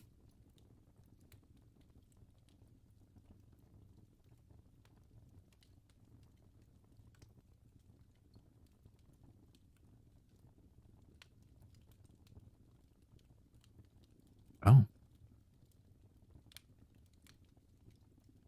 Oh, okay. Wow.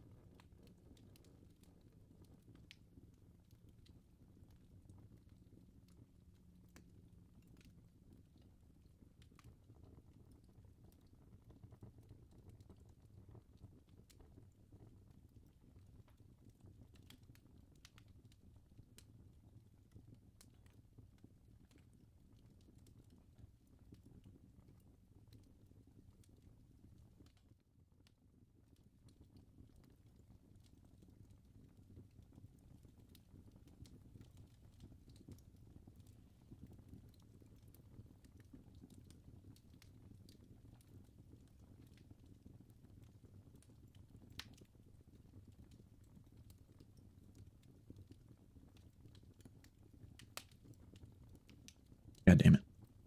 God damn it, I was muted. God damn it. We're on to the letter B.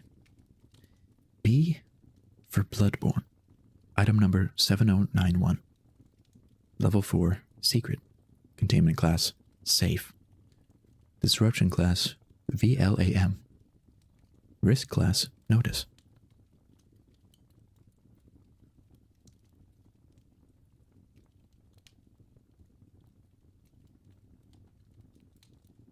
Special Containment Procedures. Exploration of SCP-7091 is forbidden following the conclusion of the Prometheus mission due to the unpredictable nature of SCP-7091-1. While standard precautions for anomalous biohazardous substances have been modified for the safety of Foundation employees, the perpetually evolving molecular alterations of 7091-1 continue to present a threat to biological organisms and inorganic matter. All artifacts and materials collected during the Prometheus mission are to remain within a cryogenic, hermetically sealed subterranean vault beneath Site 82. This vault may only be accessed by automata which have been programmed to conduct research and experiments remotely.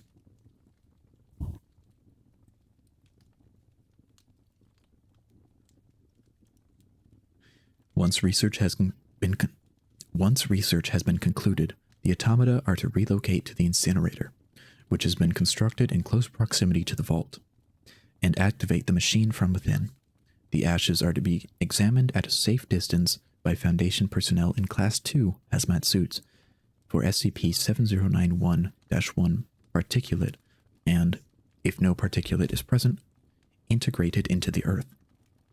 Should 7091-1 remain in any capacity in the ashes, the incinerator is to be activated again and remain active until the particulate is eradicated. Personnel found to contain 7091-1 are to be terminated remotely and subjected to the same process as the automata assigned to this object. Excuse me. Astronomical reports that suggest the existence of SCP-7091 by civilian scientists are to be discredited, and the astronomers are to be administered Type B amnestics. Research into constructing a shield that obstructs SCP-7091 from all angles on Earth is ongoing.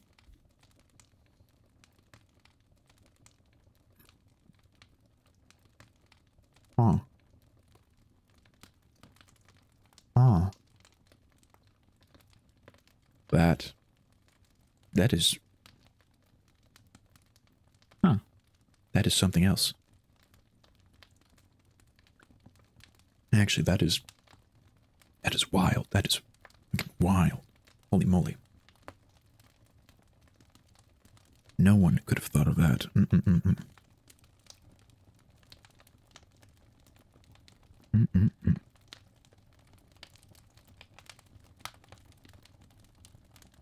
No one. Okay.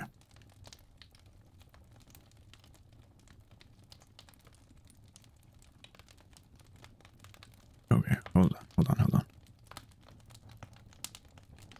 Need to do one thing.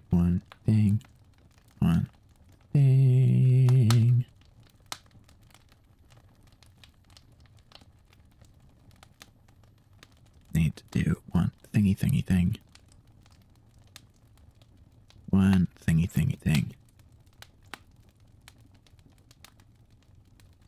One thingy thing. I am trying to find something really quickly. And something really quickly. And I am not finding said thing. But also, I think I need to go to the bathroom, so we're gonna take we're gonna do break time now. We're gonna do break time now. So I'm gonna play ads, break time, go stretch, go to the bathroom, get water, whatever. Y'all do that too. I'll be right back.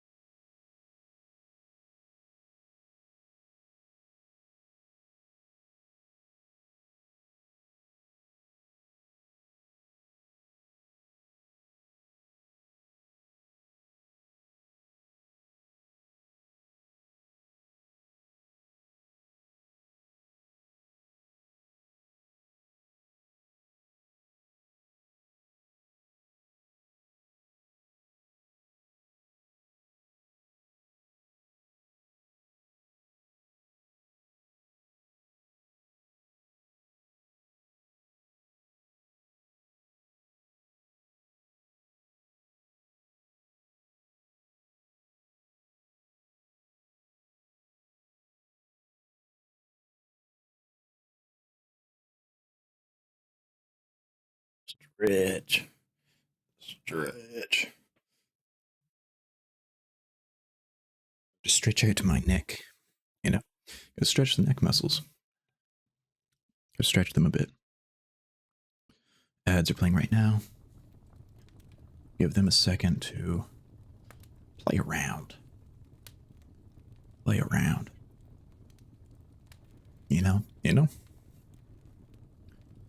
Yeah. Now, so far, this entry, B is for Bloodborne, is looking pretty intriguing, I would say. I would say.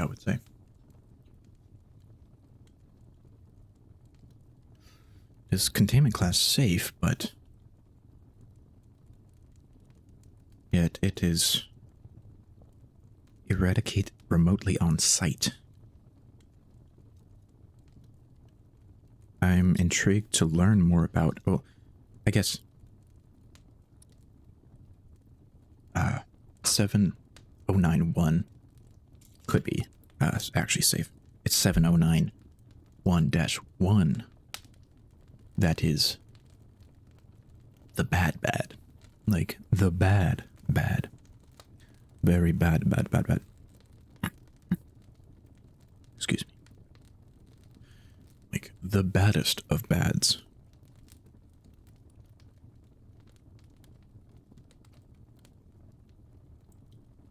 And I'm talking like bad. You know? Bad. It can't get more bad than that. It can't get more bad than that.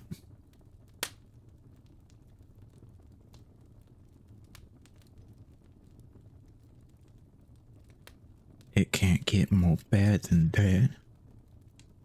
We're about to return from ads. We don't need more ads. No need for more ads. So now we can resume the story. Ad break is over. I mean, story time is a go. And as I throw this thing away.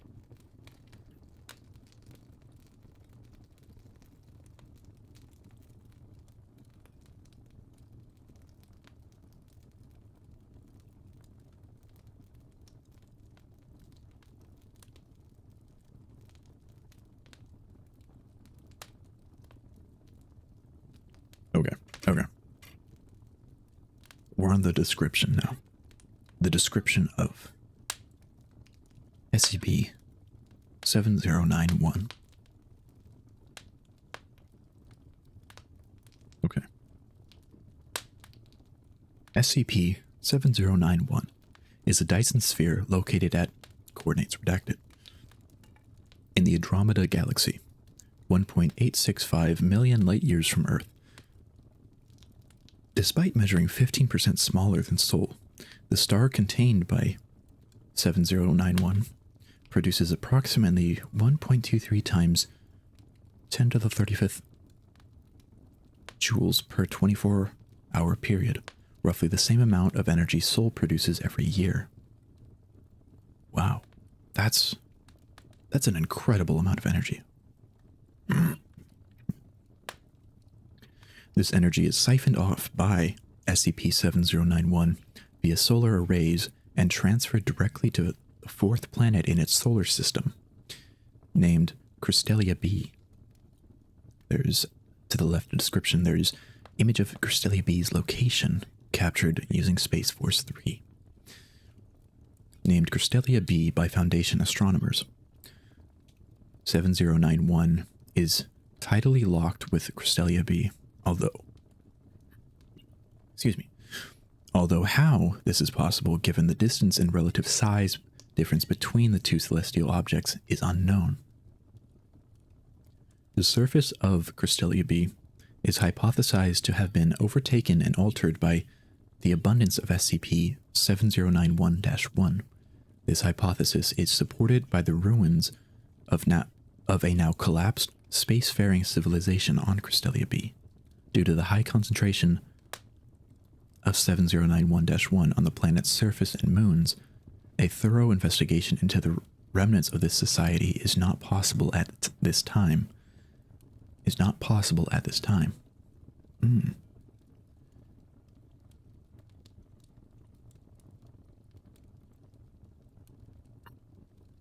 Hey, wait, another mold. Another black mold. This one, however, is probably left in this other galaxy. It's better left in this galaxy than me harnessing it for a potential weapon. Yeah. We'll leave this one be. We got the other one. We got the Annihilation mold. The Annihilation slime mold. SCP-7091-1 is a telepathic parasitic black mold. This SCP causes cells to regenerate exponentially faster than normal while also removing all motor control and autonomous bodily function in infected sapient organisms. This process does not affect higher cognition, however. It is also capable of combining atoms of organic matter to inorganic matter, as well as combining the atoms of inorganic matter with other inorganic matter, if allowed to propagate unabated.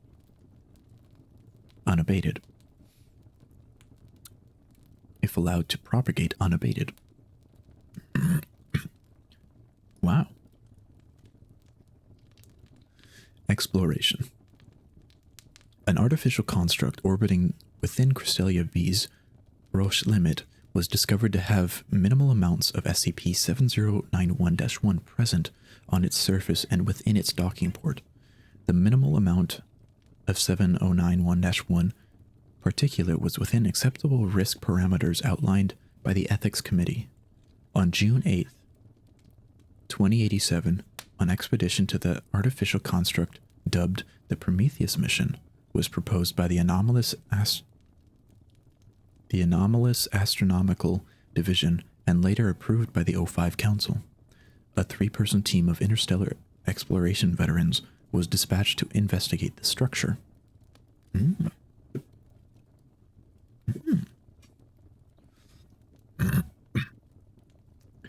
Lucy Cabot, Nathaniel Burr, and Jasmine Gibson volunteered for the anthropological mission.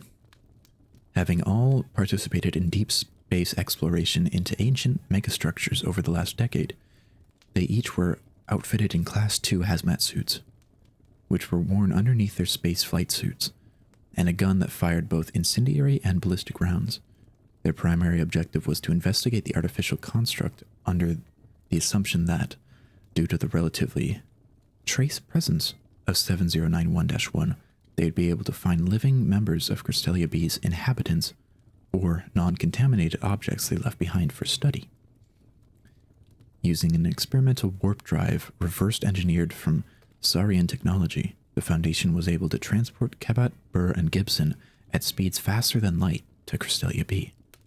After a short recovery period to prevent deceleration sickness, the team disembarked the vessel and entered the artificial construct through the open port. Okay. So this is in the future. Whoopsie. Prometheus mission log 01. The following recording was transmitted from the team's mounted body cameras to the ship, where it was relayed to Foundation headquarters. Begin log. This is Lucille Cabot of the Prometheus mission with our field report. We have dewarped from hyperspeed about 2 Earth hours ago and are approaching the station orbiting Cristelia B. Time now is approximately 0200 hours. The artificial megastructure can be observed through the window of the vessel. The construct is large enough that its entire length cannot be viewed without panning the viewport camera.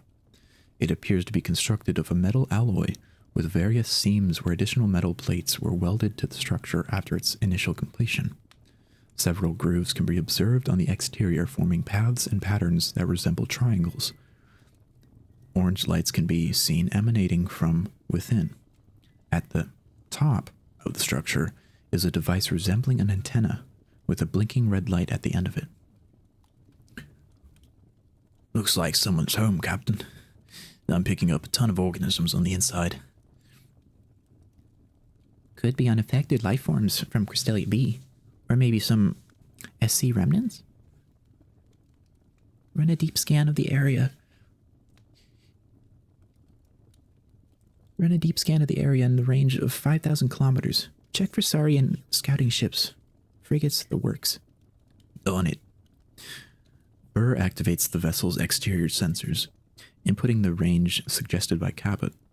The sensor takes several minutes to compute. Once it completed its task, 14 dark green circles indicating the presence of vehicles that are clustered together can be seen on the screen on the exterior of the structure. Several dozen smaller clusters suggesting the presence of organisms can be observed within the artificial structure.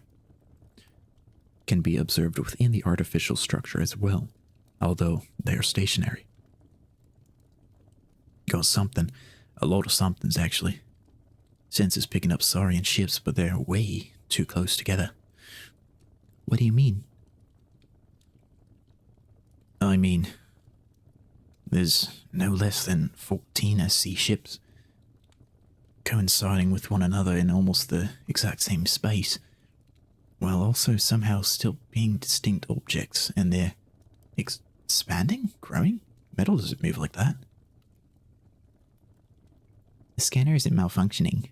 Perhaps this is a previously unobserved anomaly. Could be. Also ran a diagnosis for local home levels. Everything about the Saurian ships meets our expectations of the tech. The only anomalous thing I saw about the cluster of the ships is the presence of SCP-7091-1. They seem to be growing almost organically too, kind of like a flower. Can we dock on that side? Negative. There's too much 7091-1. We're gonna have to try port side. I thought AAD cleared the station. Base is a little less than 2 light years away. I'm not surprised they missed the cluster of ships, or the 7091-1 starboard side. Bring her in. Copy.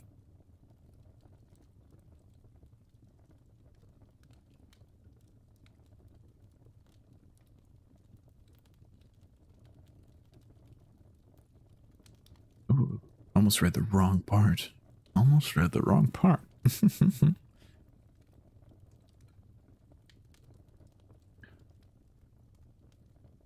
The vessel approaches the portside docking bay of the artificial structure. The bay door is slightly ajar and off the tracks. An SCP-7091-1 can be observed from the viewport camera. From the other side of the bay door, a small segment of a Saurian ship can be observed. The ship's nose is protruding into the bay door, connecting the two via strands of 7091-1. Attempt a manual override. Gibson enters several keystrokes on the vessel's primary datapad. After several minutes, she is able to remotely access the artificial structure's mainframe. She presses a few buttons, but none are able to control the bay door mechanism. She turns dials on the screen and the bay door begins to open, albeit with difficulty. After approximately 1 minute, the bay door mechanism experiences a mechanical malfunction and breaks off its hinges, allowing for both the door and the Saurian ship to float in space.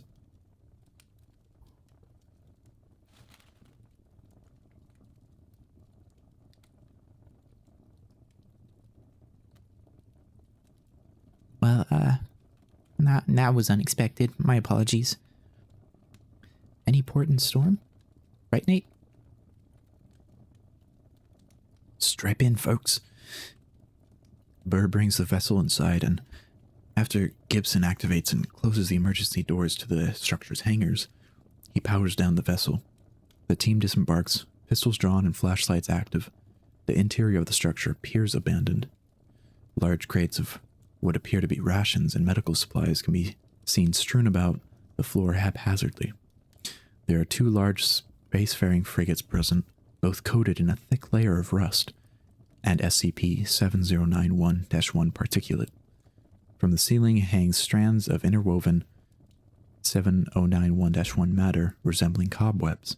These strands reach from the ceiling to the wall, where they can be observed descending to the floor similar to tree roots. Within the strands, in between the wall and the leftmost frigate, emaciated humanoid cadavers can be seen fused to the floor. The upper dermal layer of the cadavers has been integrated with 709-1, leaving the remainder of exposed dermal tissue black.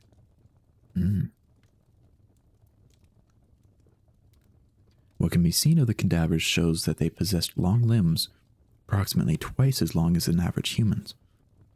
The heads are bulbous and enlarged, although whether this is a result of 709-1-1 infection affecting necrosis, or the natural shape of the organisms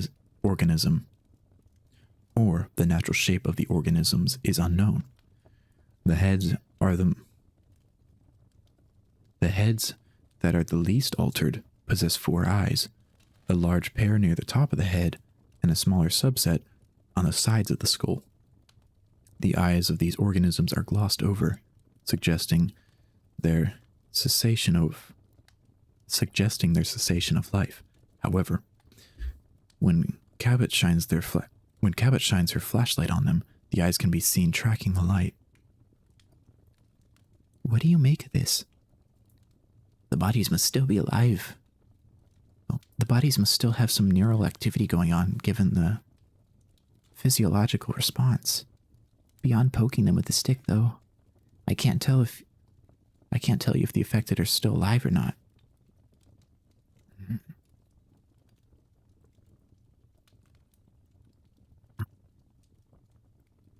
Oh, oops.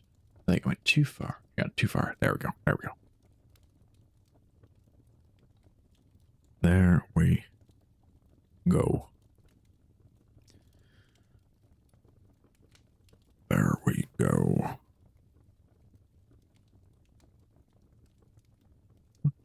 So, Gibson overrides a mechanism in the hangar bay, moving a pillar-like object along a track that was obstructed by the 7091-1 web. The strands snap, allowing for the humanoid organisms to collapse onto the floor in front of her. Several organisms groan, while others begin speaking in Craic, albeit with obviously strained difficulty. Can you translate, Gibson? Second, uno segundo.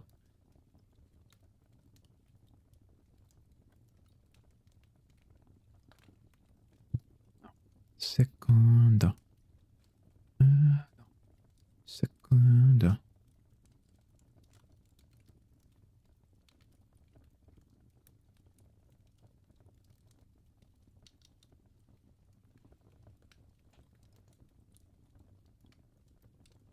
All right, okay.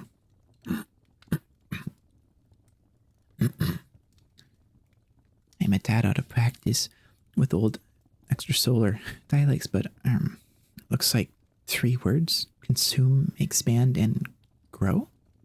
I'm not sure if that is them talking or SCP-7091-1, however.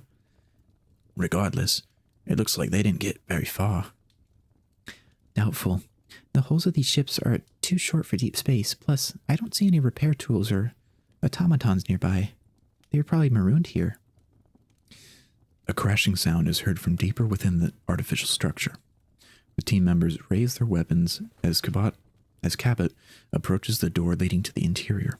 She looks through the glass viewport and, upon determining it is safe to progress, activates a keypad on the side of the door, opening it.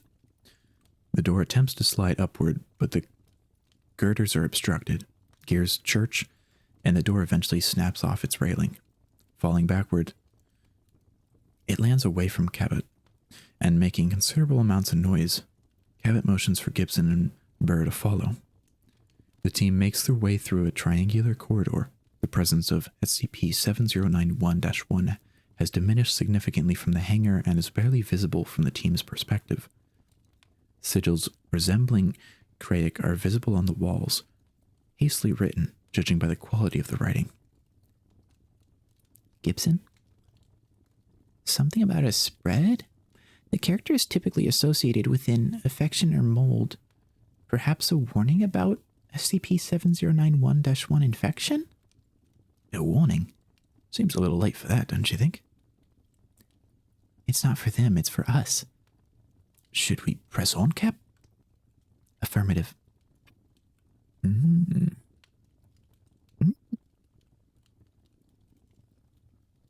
Prometheus Mission Log 02.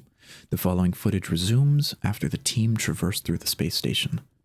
During the intermittent period of the last log and the beginning of the subsequent one, no dialogue was spoken, and observations were consistent with what was already discovered, hence its exclusion from this document. Relevant footage resumes at the entrance to an antechamber. Begin log. Camera pans, revealing a large sliding door covered in SCP-7091-1, which has formed into vine-like structures. Cabot attempts to access the door via the control panel on the right side of it. Despite a green light activating, indicating a successful connection, the door remains sealed. Blast it? I'm leaning that way, but we should exhaust our other options first. We don't know how SCP-7091-1 will react to live rounds. Incendiary might do the trick, but again, can't know for certain.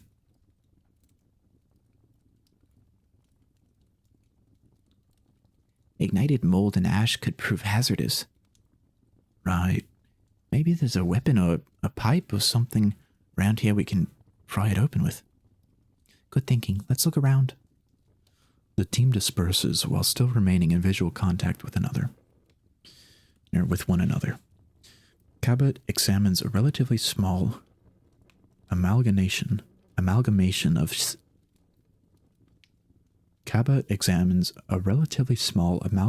of seared flesh and eyes that are bound together by SCP-7091-1.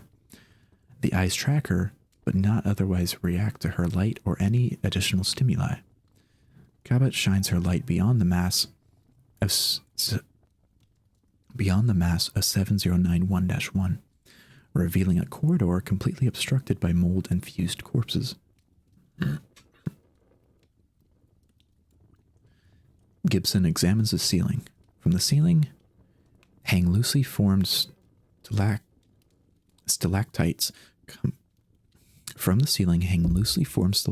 Comprised of rotted.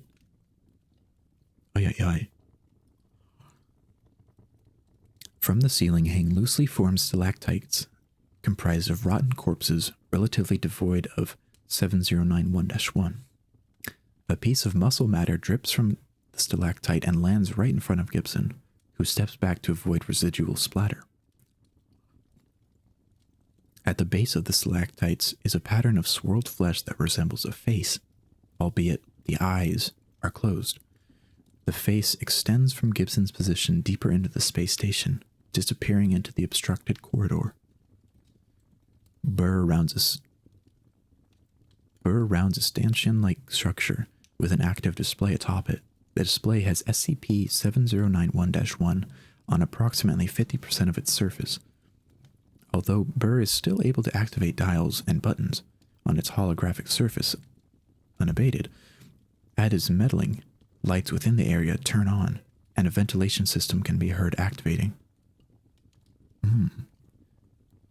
Think I got something, folks.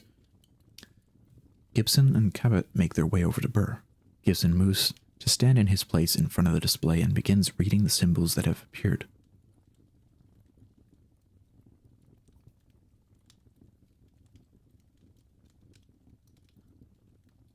Looks like some kind of emergency control mechanism, she points. That symbol means either backup or second. She points elsewhere. This one says entrance. might open that door. Gibson turns the dial below entrance. Gibson turns the dial below the entrance. Oi, oi, oi.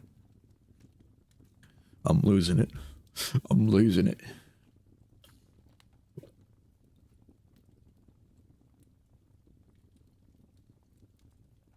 I'm losing it. I'm losing it. I'm losing it. Gibson turns the dial below the entrance. Gibson turns the dial below the entrance sigil. Seconds later, gears and other machinery can be heard turning. There's a loud stuttering sound, as if the mechanism has become obstructed by a foreign object. Gibson turns a few more holographic dials, later confirmed to be her diverting more power from this mechanism to other areas in the space station. After approximately 3 minutes, the vine-like structures preventing their access from the antechamber snap and the door opens. Cabot pats Gibson's shoulders and leads the team through the door to the antechamber. The floor is covered with SCP-7091-1 in far greater concentration than was previously observed. The texture of the mold makes the floor partially adhesive, hindering the team's movement slightly. As they progress into the antechamber, the vine-like structures begin to contract, closing the door behind them. Shit. Captain, we have a problem. We can worry about the door later. Do you still have your data pad? I do, yeah. He checks it. There are 2 organisms a few meters ahead of us, right next to each other by the looks of it. Keep an eye out.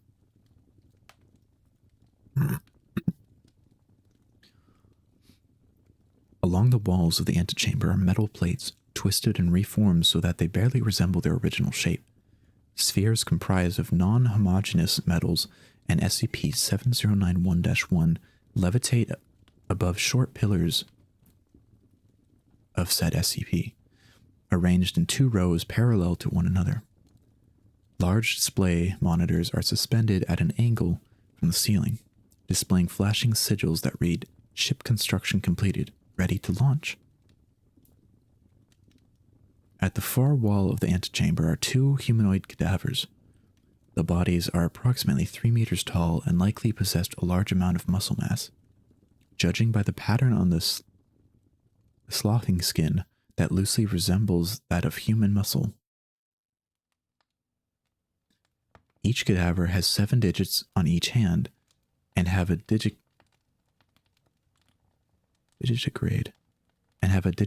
foot structure, although the cadaver on the left is missing one of its legs. The cadavers appear to be embracing one another. One of the cadavers turns its head toward the team and reaches its hand out. One of the cadavers turns its head towards the team and reaches its hand out. The mouth moves, allowing the cadaver to speak, although their speech is apparently impeded by the presence of 7091-1 in their throat. It's hard to tell for certain. I think it might be hungry. Let's not give them more biofuel, huh? At the base of the cadaver's feet is a journal, devoid of 7091-1. Cabot examines the journal and, after confirming that SCP-7091-1 is not present within its pages or cover, encloses the journal in a biohazardous material transportation container. The ships were literally just a button press away from launch, Cap. Jesus. God clearly did not have good plans for them. Let's pack it in and go home. We've done everything we need here. Copy. End log.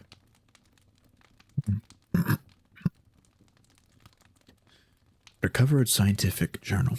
The following content was transcribed aboard the exploration team's vessel by onboard AI and transmitted to Site 83 for analysis. Stardate 12th Eremith, Cycle 900. I cannot believe that it actually worked. Septimus and his legion of scientists have created a fully functioning solar siphoning machine, and now we can supply all of Pristania with power until this star explodes decillion years from now. May the moons bless us for eternity. A problem persists now, though. We've conquered the star, bent the other 12 planets to our will, mapped out our galaxy to the smallest grain of sand on the smallest dwarf planet, but we are stranded, marooned. Our lifespan cannot withstand the sheer length of time it would take to travel even the short distance from our solar system to the next. If I were to board a ship right now in my 100th cycle around the sun, I would reach Serminus as an old creation. My offspring would be well in their 300s, and their offspring would be preparing to have offspring of their own. This is not acceptable. I have brought this issue to Septimus's attention the other day. He seemed upset at this realization, but in turn offered me the opportunity to work directly under him on a solution. What great fortune he has bestowed upon me. I will not let him down. Together, we creations will conquer the universe. Stardate 19th, Aramith, Cycle 900. The conventional machination of the flesh has proven to increase the longevity of a normal creation by 15% at the cost of routine maintenance and regular replacement of machine parts. A solution, sure, but not a sustainable one. Eventually, all the raw material from our home and our other planets in our system will be depleted to sustain our population. We can find more elsewhere, but what happens when everything non-renewable runs out? Our species will perish, and it will be my fault. I cannot allow this. Septimus has assigned me a team of individuals I am unfamiliar with. Perhaps they were from one of the outworld colonies. Perhaps they were from one of the outworld colonies, or maybe from a moon I didn't know about. They are willing to work and do as they're told, so I suppose their origins don't really matter all that much, do they? One of them, a strange tiny creature, partially composed of metamaterials named Alf, has suggested that we convert the standard mechanized components to biomechanical ones powered by the sun. I don't think it will bode well, but for the sake of the mission, I will test it. May the moons bless us wayward explorers.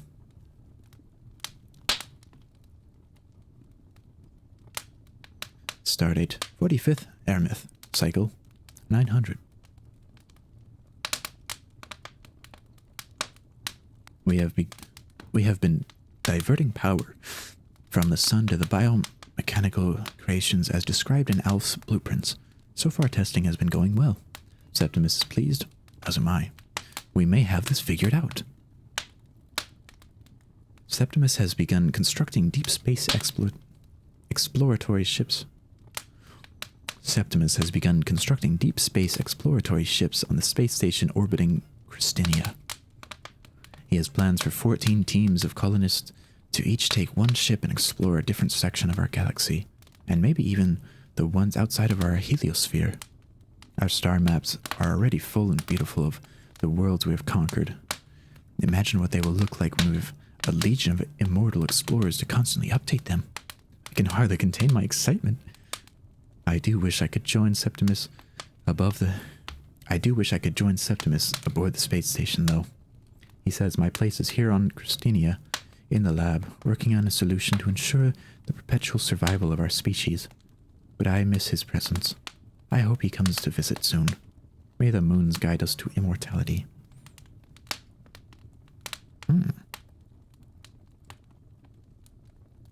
Stardate 1st Haleth, Cycle 900. Yesterday, we began the space flight trial for the solar-powered biomechanical creations.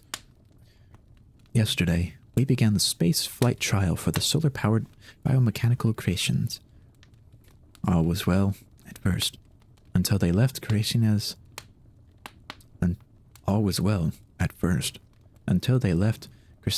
atmosphere.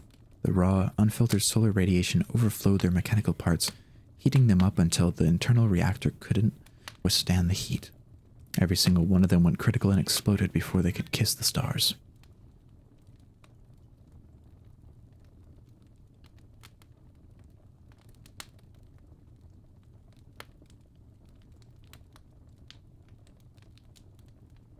I am a fool to have thought the solution would be so simple. I mourn for the loss of my people, and I am ashamed to have disappointed Septimus.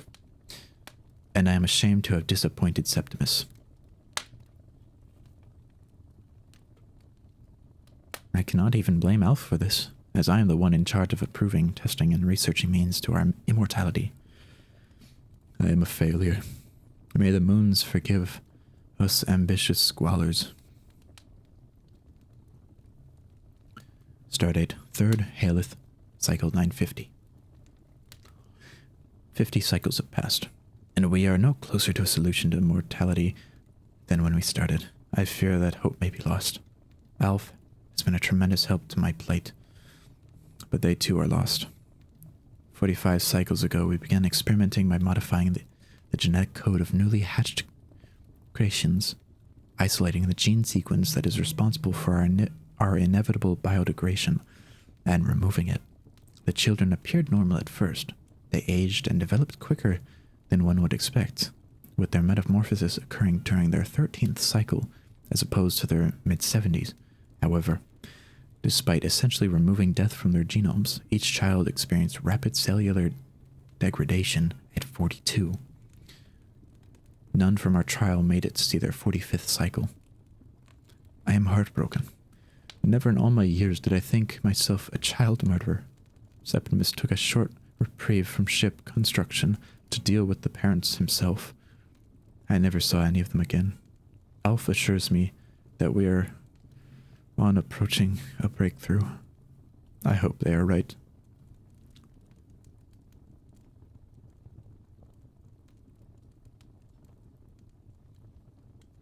I wish I didn't have to make these sacrifices, but it has become clear that I can no longer avoid them. This is for the greater good. Stardate 14th Eremith, cycle 1075. Let me get a pause there, because ads are about to start again.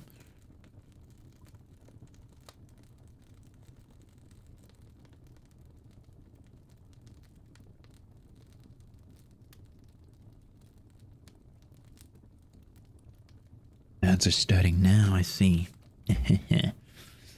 Evil ads. We don't like them one bit. I don't like them. I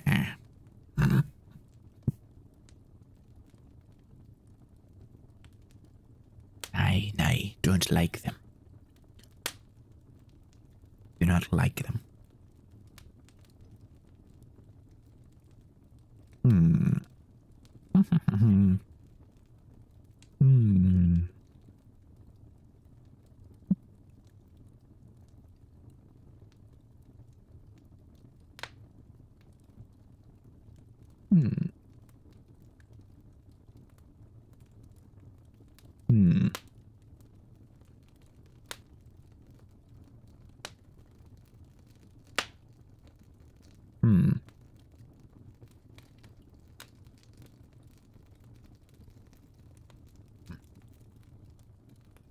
But perhaps the creations created this anomaly. That is what I am understanding. That's what I'm understanding. That's what I'm understanding. Yes. At least what I'm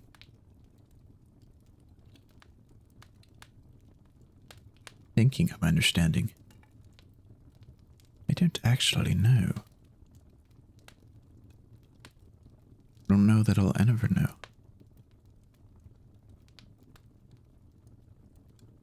I don't know that I'll ever know. Maybe one day we'll find out.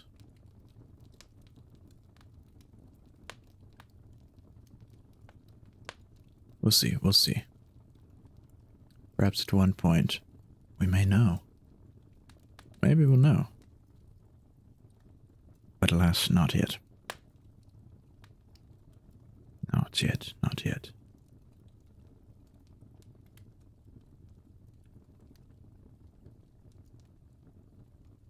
Not yet.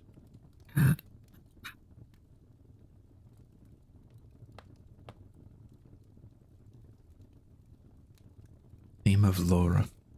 This is the song playing currently.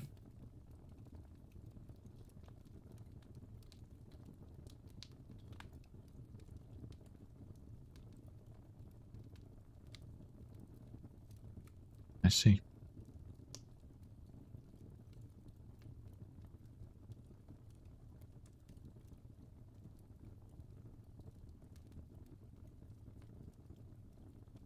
We've got 50 seconds of ads left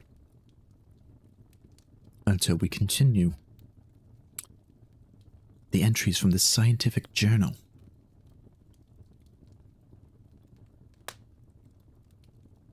From the scientific journal.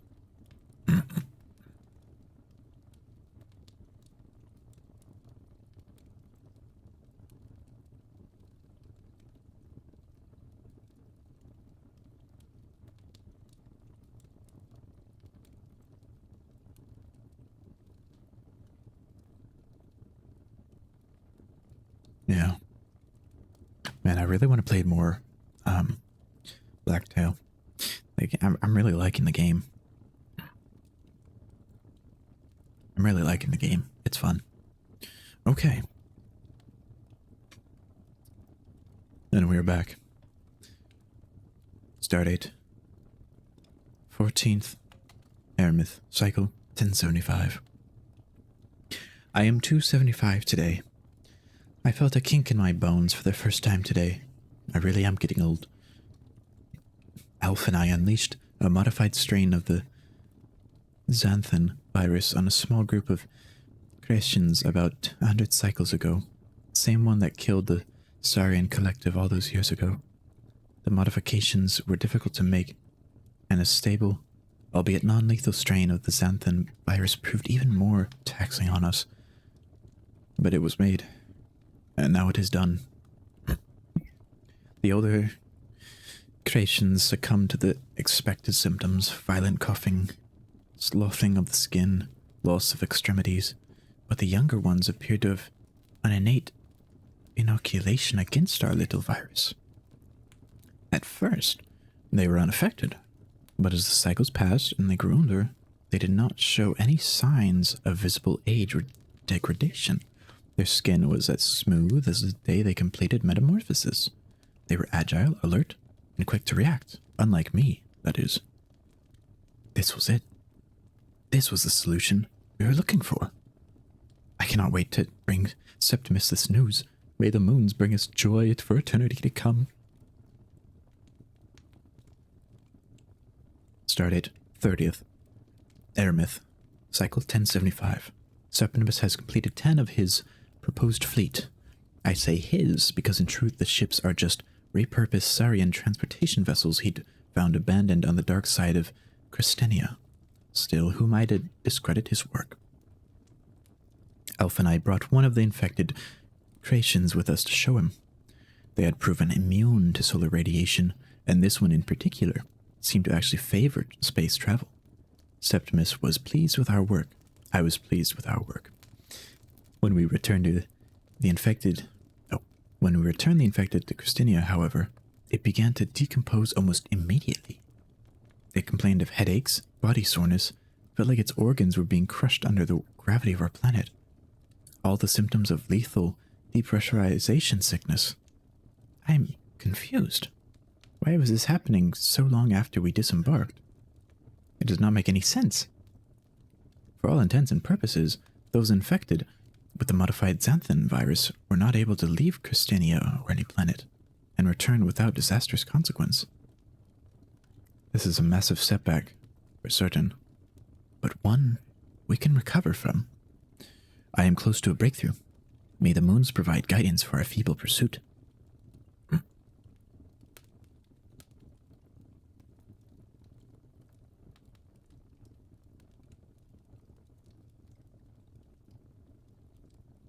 Stardate 4th, Haleth, Cycle 1214.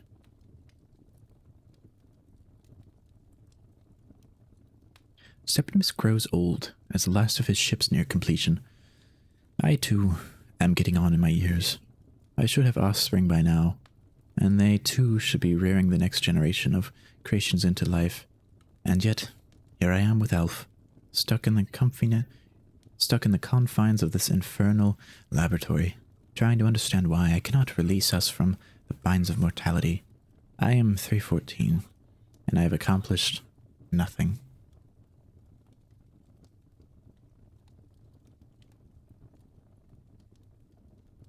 Stardate 16th Airmouth, 1300. Hope to explore the galaxy and beyond is fallen in our people. Alf has become infected with some sort of fungal growth they encountered while scrounging the caves for our new test subjects. We've all but been abandoned at this point. When I walk through town, they point and jeer at me, mocking me and my team for our failures.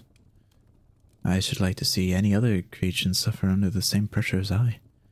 They would crumble in 20 cycles, be less. I attempted to treat Alf with the remaining medical supplies at the lab, but every insertion I made sealed before I could extract the fungus. Remarkably, Alf claimed they felt well enough despite the obvious change of their physical appearance. I hope they aren't suffering from delirium. Septimus has been silent lately. I dare not approach him on the space station, lest he too look at me the same way the creations down here do. I will find a solution for you, Septimus. Or my name isn't Elenia. Stardate 14th Aelith, 1389. Alf does not age. What I thought to be fungus in their internal structure was actually mold, black in color and alive. I had looked into their internal structure with their consent and found that all of Alf's organs, including those critical to survival, had simply died. They were overtaken by the mold and were now operating under its instructions. The body is dead, and yet Alf remains, autonomous and sound of mind. Apart from a severe cough and the occasional expulsion of black liquid from their mouth, Alf is well. This is it. Tomorrow I will board a ship to the space station and bring Septimus the news myself. We are immortal at last.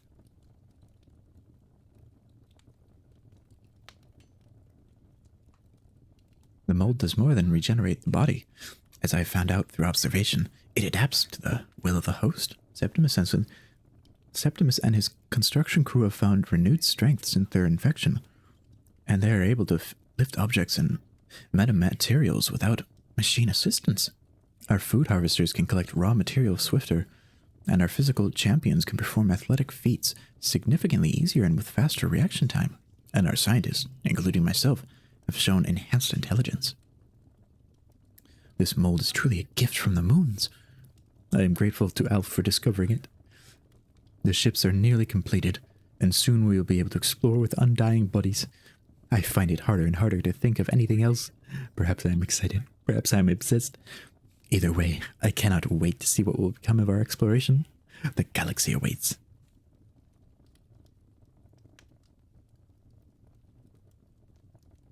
"40th Emerth, 1450. My mind wanders sometimes. My thoughts are my own on most days, but every so often I find that I am absent from my body. It is as if my body is acting on its own accord in these moments when I am not there. But I cannot confirm this on my own. Alf claims to have felt the same way. No one else that we've talked to has, though. Perhaps it is the stress of expansion, of growth of the creation race that is getting to us. Every time we try to conduct tests on ourselves, though, we find that the same circumstances occur. Recording devices that we set up are diminished. Recording devices that we set up are dismantled at our hand. Outside observers lose interest and leave once testing begins. Septimus hasn't responded to my correspondence either. I wish to see him, but I cannot seem to enter a ship.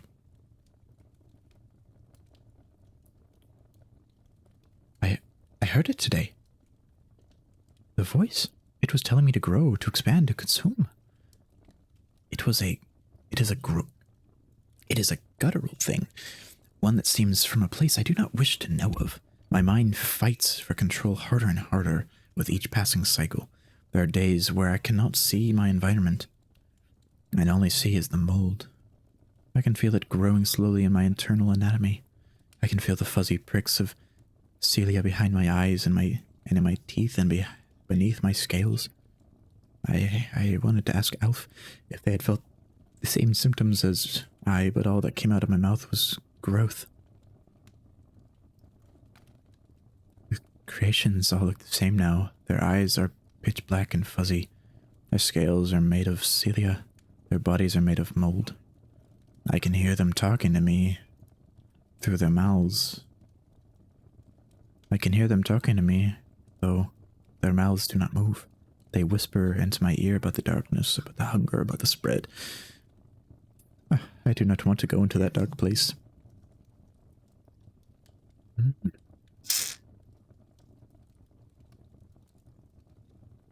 Whoopsie daisy. That was an unpleasant noise. Mold spreads at an alarming rate. Mold spreads at alarming rates. It covers a quarter of the planet now. Septimus is building automatons to help pilot a ship into deep space. There are not enough of us to escape the mold. It will grow, it will spread, it will consume. There's no stopping it. We are immortal, we are one. My thoughts are hardly my own anymore. I can hear the thoughts of my people echoing in my mind more intensely now. It is overwhelming at times, but there are moments where their voices are quiet. It never stops, though. The voices, that is. They cry and blame me for their suffering in this collective consciousness. They want freedom. I cannot give them this. I am always hungry.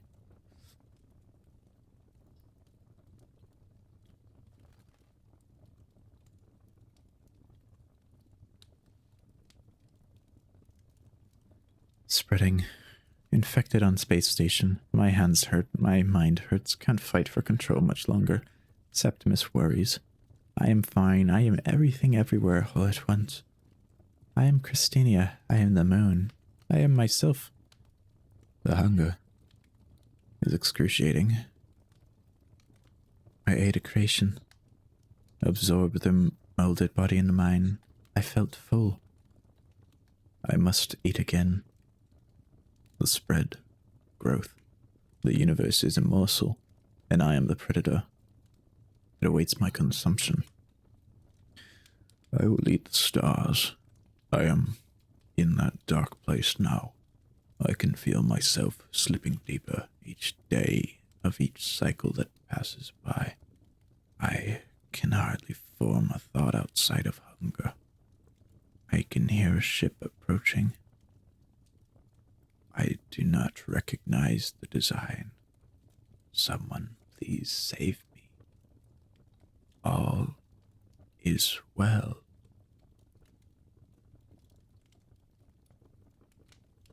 Wow.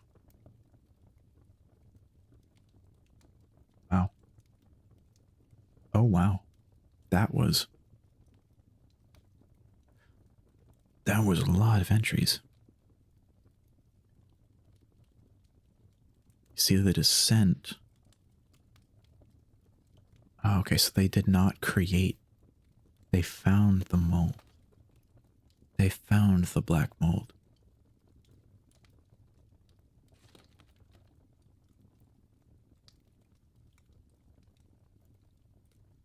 So item number 7091 is a black mold that essentially keeps the hosts alive indefinitely while they maintain their cognitive function, or less. But the mold also spreads, as mold does, rapidly. And in this case, it can also manipulate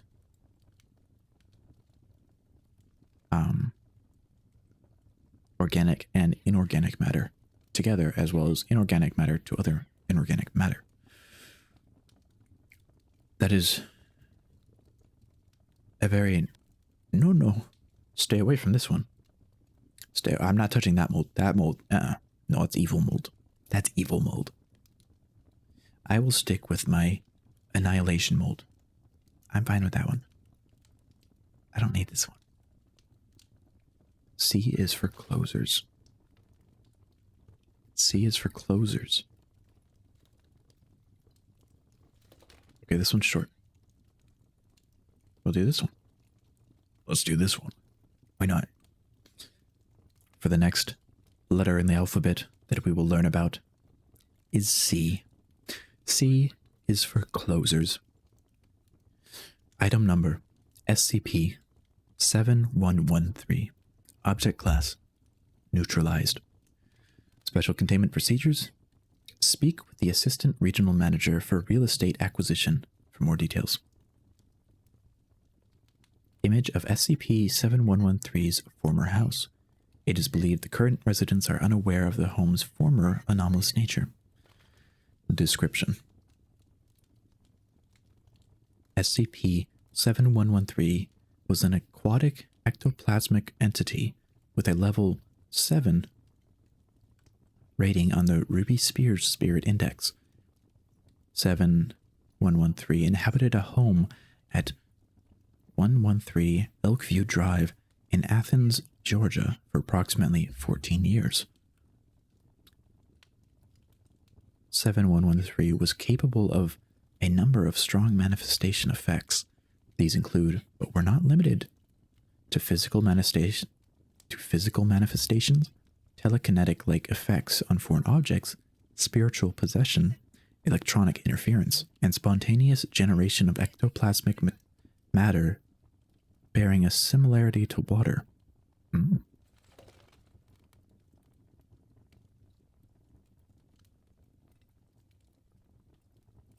The home containing SCP-7113 was owned by the Clark County Real Estate Association. GOI-130 came to own the home after purchasing it from its previous owner at around 40% of the home's standard market value. A week after the sale was finalized, the seller filed a complaint with the Better Business Bureau of Northern Georgia. This complaint included accusations of harassment and fabrication of paranormal phenomena in order to drive down the price of the home.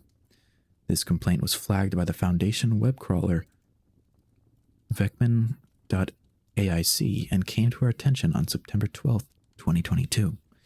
On September 21, 2022, surveillance cameras placed at SCP-7113 residence identified 5 individuals arriving at the home in a large van with Clark County Real Estate Association painted on the side.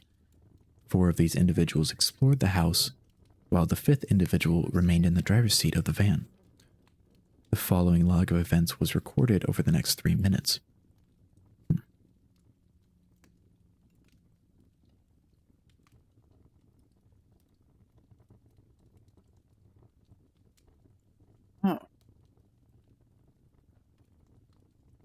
Okay. Incident log 7113-01. Location 113 Elkview Drive, Athens, Georgia. Date September 21st, 2022. Individuals involved: POI 1, POI 2, POI 3, and POI 4.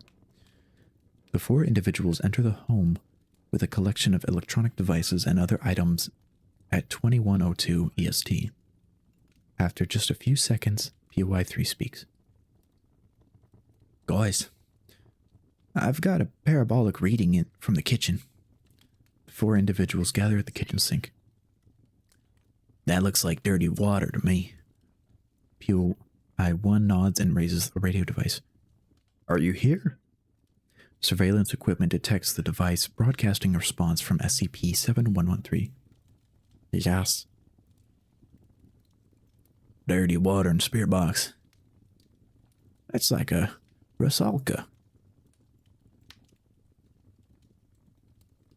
Didn't we just have a Rusalka? I'm calling it Rusalka. Everyone back in the truck. Hold on, are you sure? We should look for ghost orbs.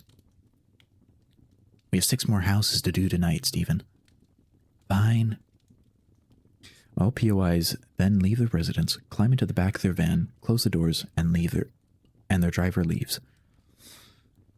As this sequence of events occurred too quickly for Foundation assets on location to respond, an action plan was established should such events be repeated. The plan necessitates that apprehension of any future visitors once they leave the residence.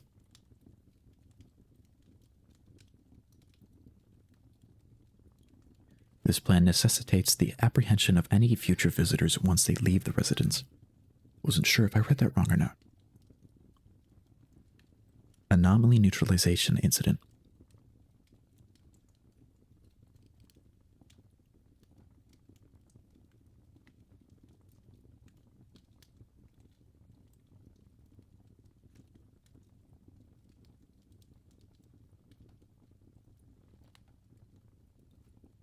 On September 25th, 2022, another individual arrived at the residence in an unmarked car. This individual entered the residence, opened the door to the basement, and all electronic surveillance equipment failed for about 6 minutes. When the cameras recovered a signal, Amador was already leaving the basement and proceeded to leave the house. She was then apprehended by Foundation agents. The following is an interview log following her capture. It should be noted that since the incident, SCP-7113 is not manifested and no anomalous behaviors have been detected inside its former residence. Okay.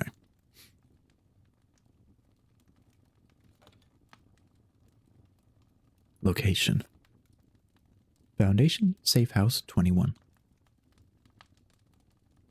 Athens, Georgia.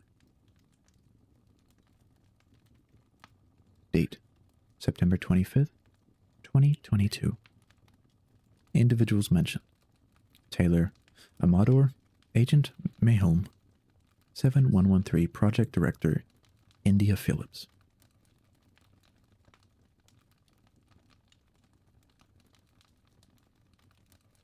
Forward. Taylor Amador is placed in Interrogation Room 2 and made to wait for several minutes. Agent Mayholm then enters the room and takes a seat opposite Amador. These cuffs aren't necessary, sir. I'm not going anywhere. Well, we don't want to take any chances. What's your name? Sorry, Taylor. Subject pauses for 3 seconds. Amador. You guys should have me on record. We don't. What were you doing in that house tonight? The job? An exorcism? You guys had that Rusalka you wanted gone. What is a Rusalka, if you don't mind my asking? I'm sorry, are you with the Coalition? There's a pause of 7 seconds. Sorry, Rusalka is a water spirit, created after death by drowning, always female. We generally use female exorcist in case the death was deliberate or caused by a lover. So you're an exorcist? Yes? Sorry, I'm just very confused here. I know I don't look like the priests that usually do this, but I'm an exorcist, I promise. And what is the Coalition? Wait, are you not? Not what? Are you with the Foundation? I am so sorry. I'm supposed to use the code phrase for this. Ardent Blue 781. That doesn't mean anything to me, ma'am. It might to your superiors, please. If it's possible, just pass it up the line. Project Director Phillips interjects over the intercom. Apologies. This interview is over. Agent, please leave the room. What? That is an order, Agent. Miss Amado, a guard will be along shortly to escort you out. We apologize for the misunderstanding.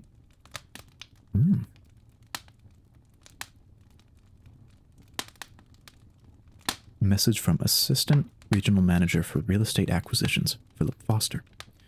Due to extent agreements with the Global Occult Coalition, GOI 130, the Clark County Real Estate Association, is not to be directly interfered with at this time. Now that we've identified them as GOC affiliated group of interest, we can watch their people and money like a hawk, though. If you're reading this, expect to be reassigned to this department's new containment division. If you can be half as efficient as these guys in the logs, you'll be doing well. Philip Foster. Secure, close, protect.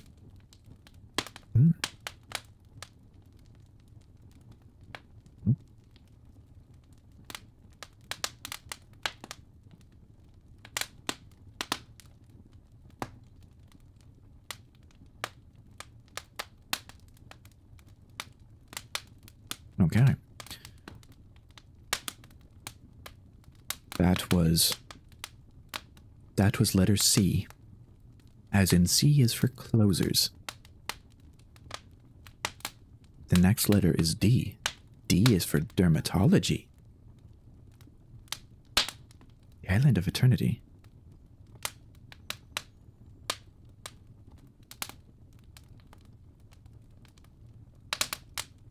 The Island of Eternity. I feel like perhaps we've already read that one. I think we have already read that one.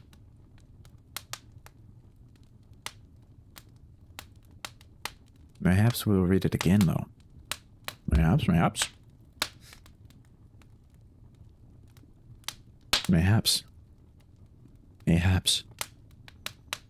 Let's check out Diaz for dermatology.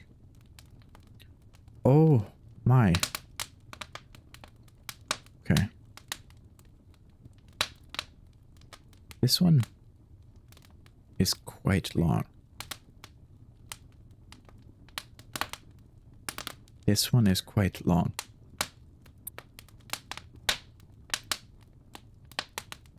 We got through A, B, and C. So that's 4 out of the alphabet. And there's more than just 26 letters. Let me make that clear. There's more than 26 letters. Oh, there's 31. There's 31 letters. Is there?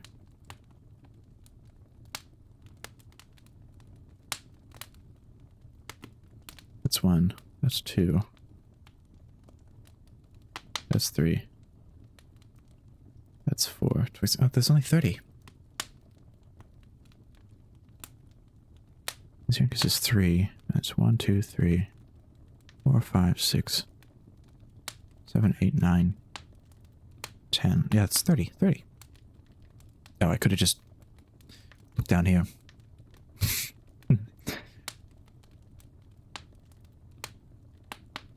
So we are on D for dermatology.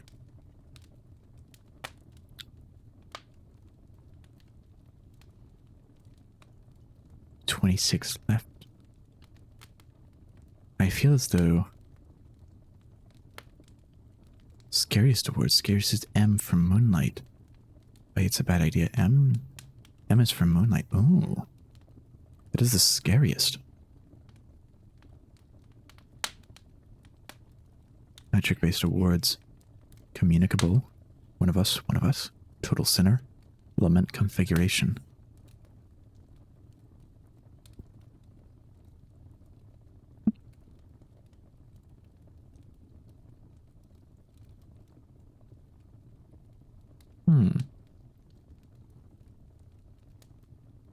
Okay.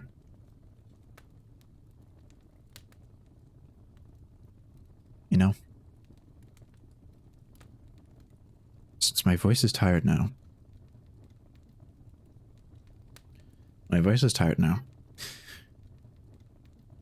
I want to save the good ratings for the next Sunday. The next RNR, Research Note Review.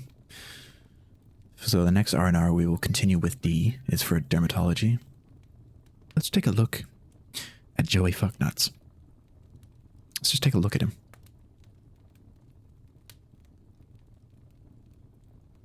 Take a look. Should we? We'll read prior to 1 and then 1. Joey Fucknuts lit 3 cigarettes and looked up at the hot blue sky, wondering what was actually up there. It made sense to him that there had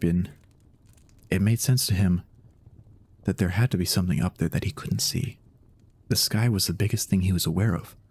He was pretty sure that the sky was even bigger than the ground, which was already really big. And he knew that there were things up there. He saw things up there all the time. Some of them even stayed up there, which was weird, because he couldn't do that. He had tried throwing things and getting them to stay up there, but it never worked. He started to He started an itemized list of what he knew for sure was up there, to organize his thoughts when they felt too big for his head. It was written on one side of the ruins of Vulture's Vic's diner in Bering, Greece. Joey had seen writing utensils before, but had forgotten about them after his death. The grease served his purposes well enough, and made it so that the letters were larger and easier for him to read. Now let's look at this list. First thing on the list. Number 1, birds. Tiny. Comes down sometimes. Eats stuff. Uses bird armies to stay up? Ask one how to do it. Joey had seen a number of birds before, and had seen that they could go up into the sky more or less whenever they wanted. He knew that they were alive, almost in the same way that he was. He knew that they came down, though, probably because they had to. He reasoned that anything that could stay in the sky as long as it wanted would probably never come down on purpose. He furthermore reasoned that if birds were alive and could move around and eat stuff the way that he could, that the easiest thing to do would be to simply talk to one and ask it how it went up into the sky so easily.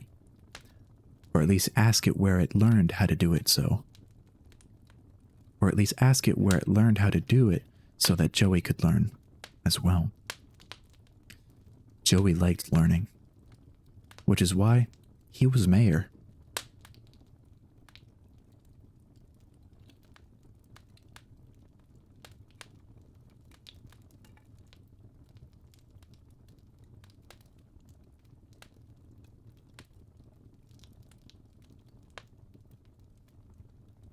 Okay.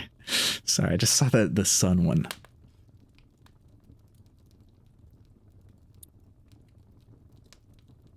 Okay. I said just before 1 and 1. Okay, so we got the first one on this list is birds. That's the first thing that was too big for his noggin. It was birds.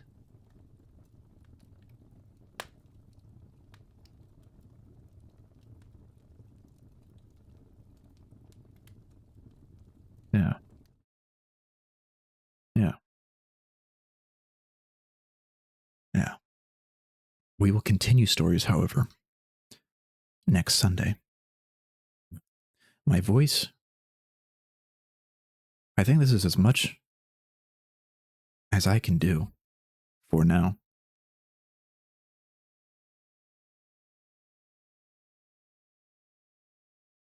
That is all for now.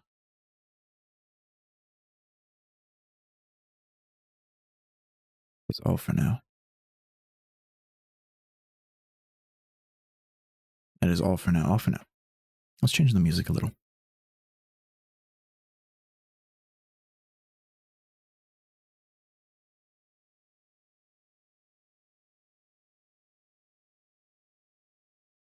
Yeah.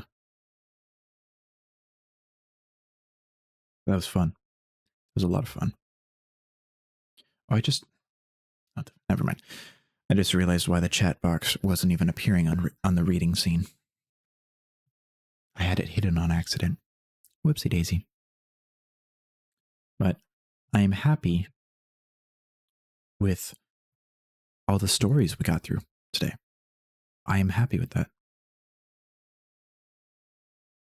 I'm happy with that. I had a lot of fun reading them. They're really interesting stories. I really liked A is for Annihilation. That one will be sticking in my head for a long, long time, I believe. A long, long time. That'll be in my head for a long, long time. I hope you all enjoyed whatever stories you may have listened to me read today. It was fun. It was fun. I'll have more emotes, even more emotes, up this coming week. Also, like panel art, a profile picture, banner art. We're working on all those little sub badges, stuff like that. I'll be working on the art for. And then I'll be able to start working on my live 2D model, actual VTuber model. We're doing that. And also the background, new OBS scenes and everything. Be working on that. And I'll also be getting all the readings. I'll be getting more of them uploaded. That's what I'm going to be working on. I'm going to focus on that a lot too. But thank you everyone for taking any of your time to hang out with me today. I appreciate it so much. Glad you are all here. For however long you were here. I appreciate you all. Hope that you have a great morning, great afternoon, great night, whatever it may be. You better have fun. Okay? You better have fun. This is a threat. You better have fun. I won't be streaming tomorrow or Tuesday, but I'll be back on, I'll be back on Wednesday, 3 p.m. PST. Hopefully. We'll see if we can finish Blacktail. We'll see if we can finish it. But yeah. I'll be back. I'll see you all when I see you. Thank you for coming in. I had fun. Hope you all had fun. Bye-bye.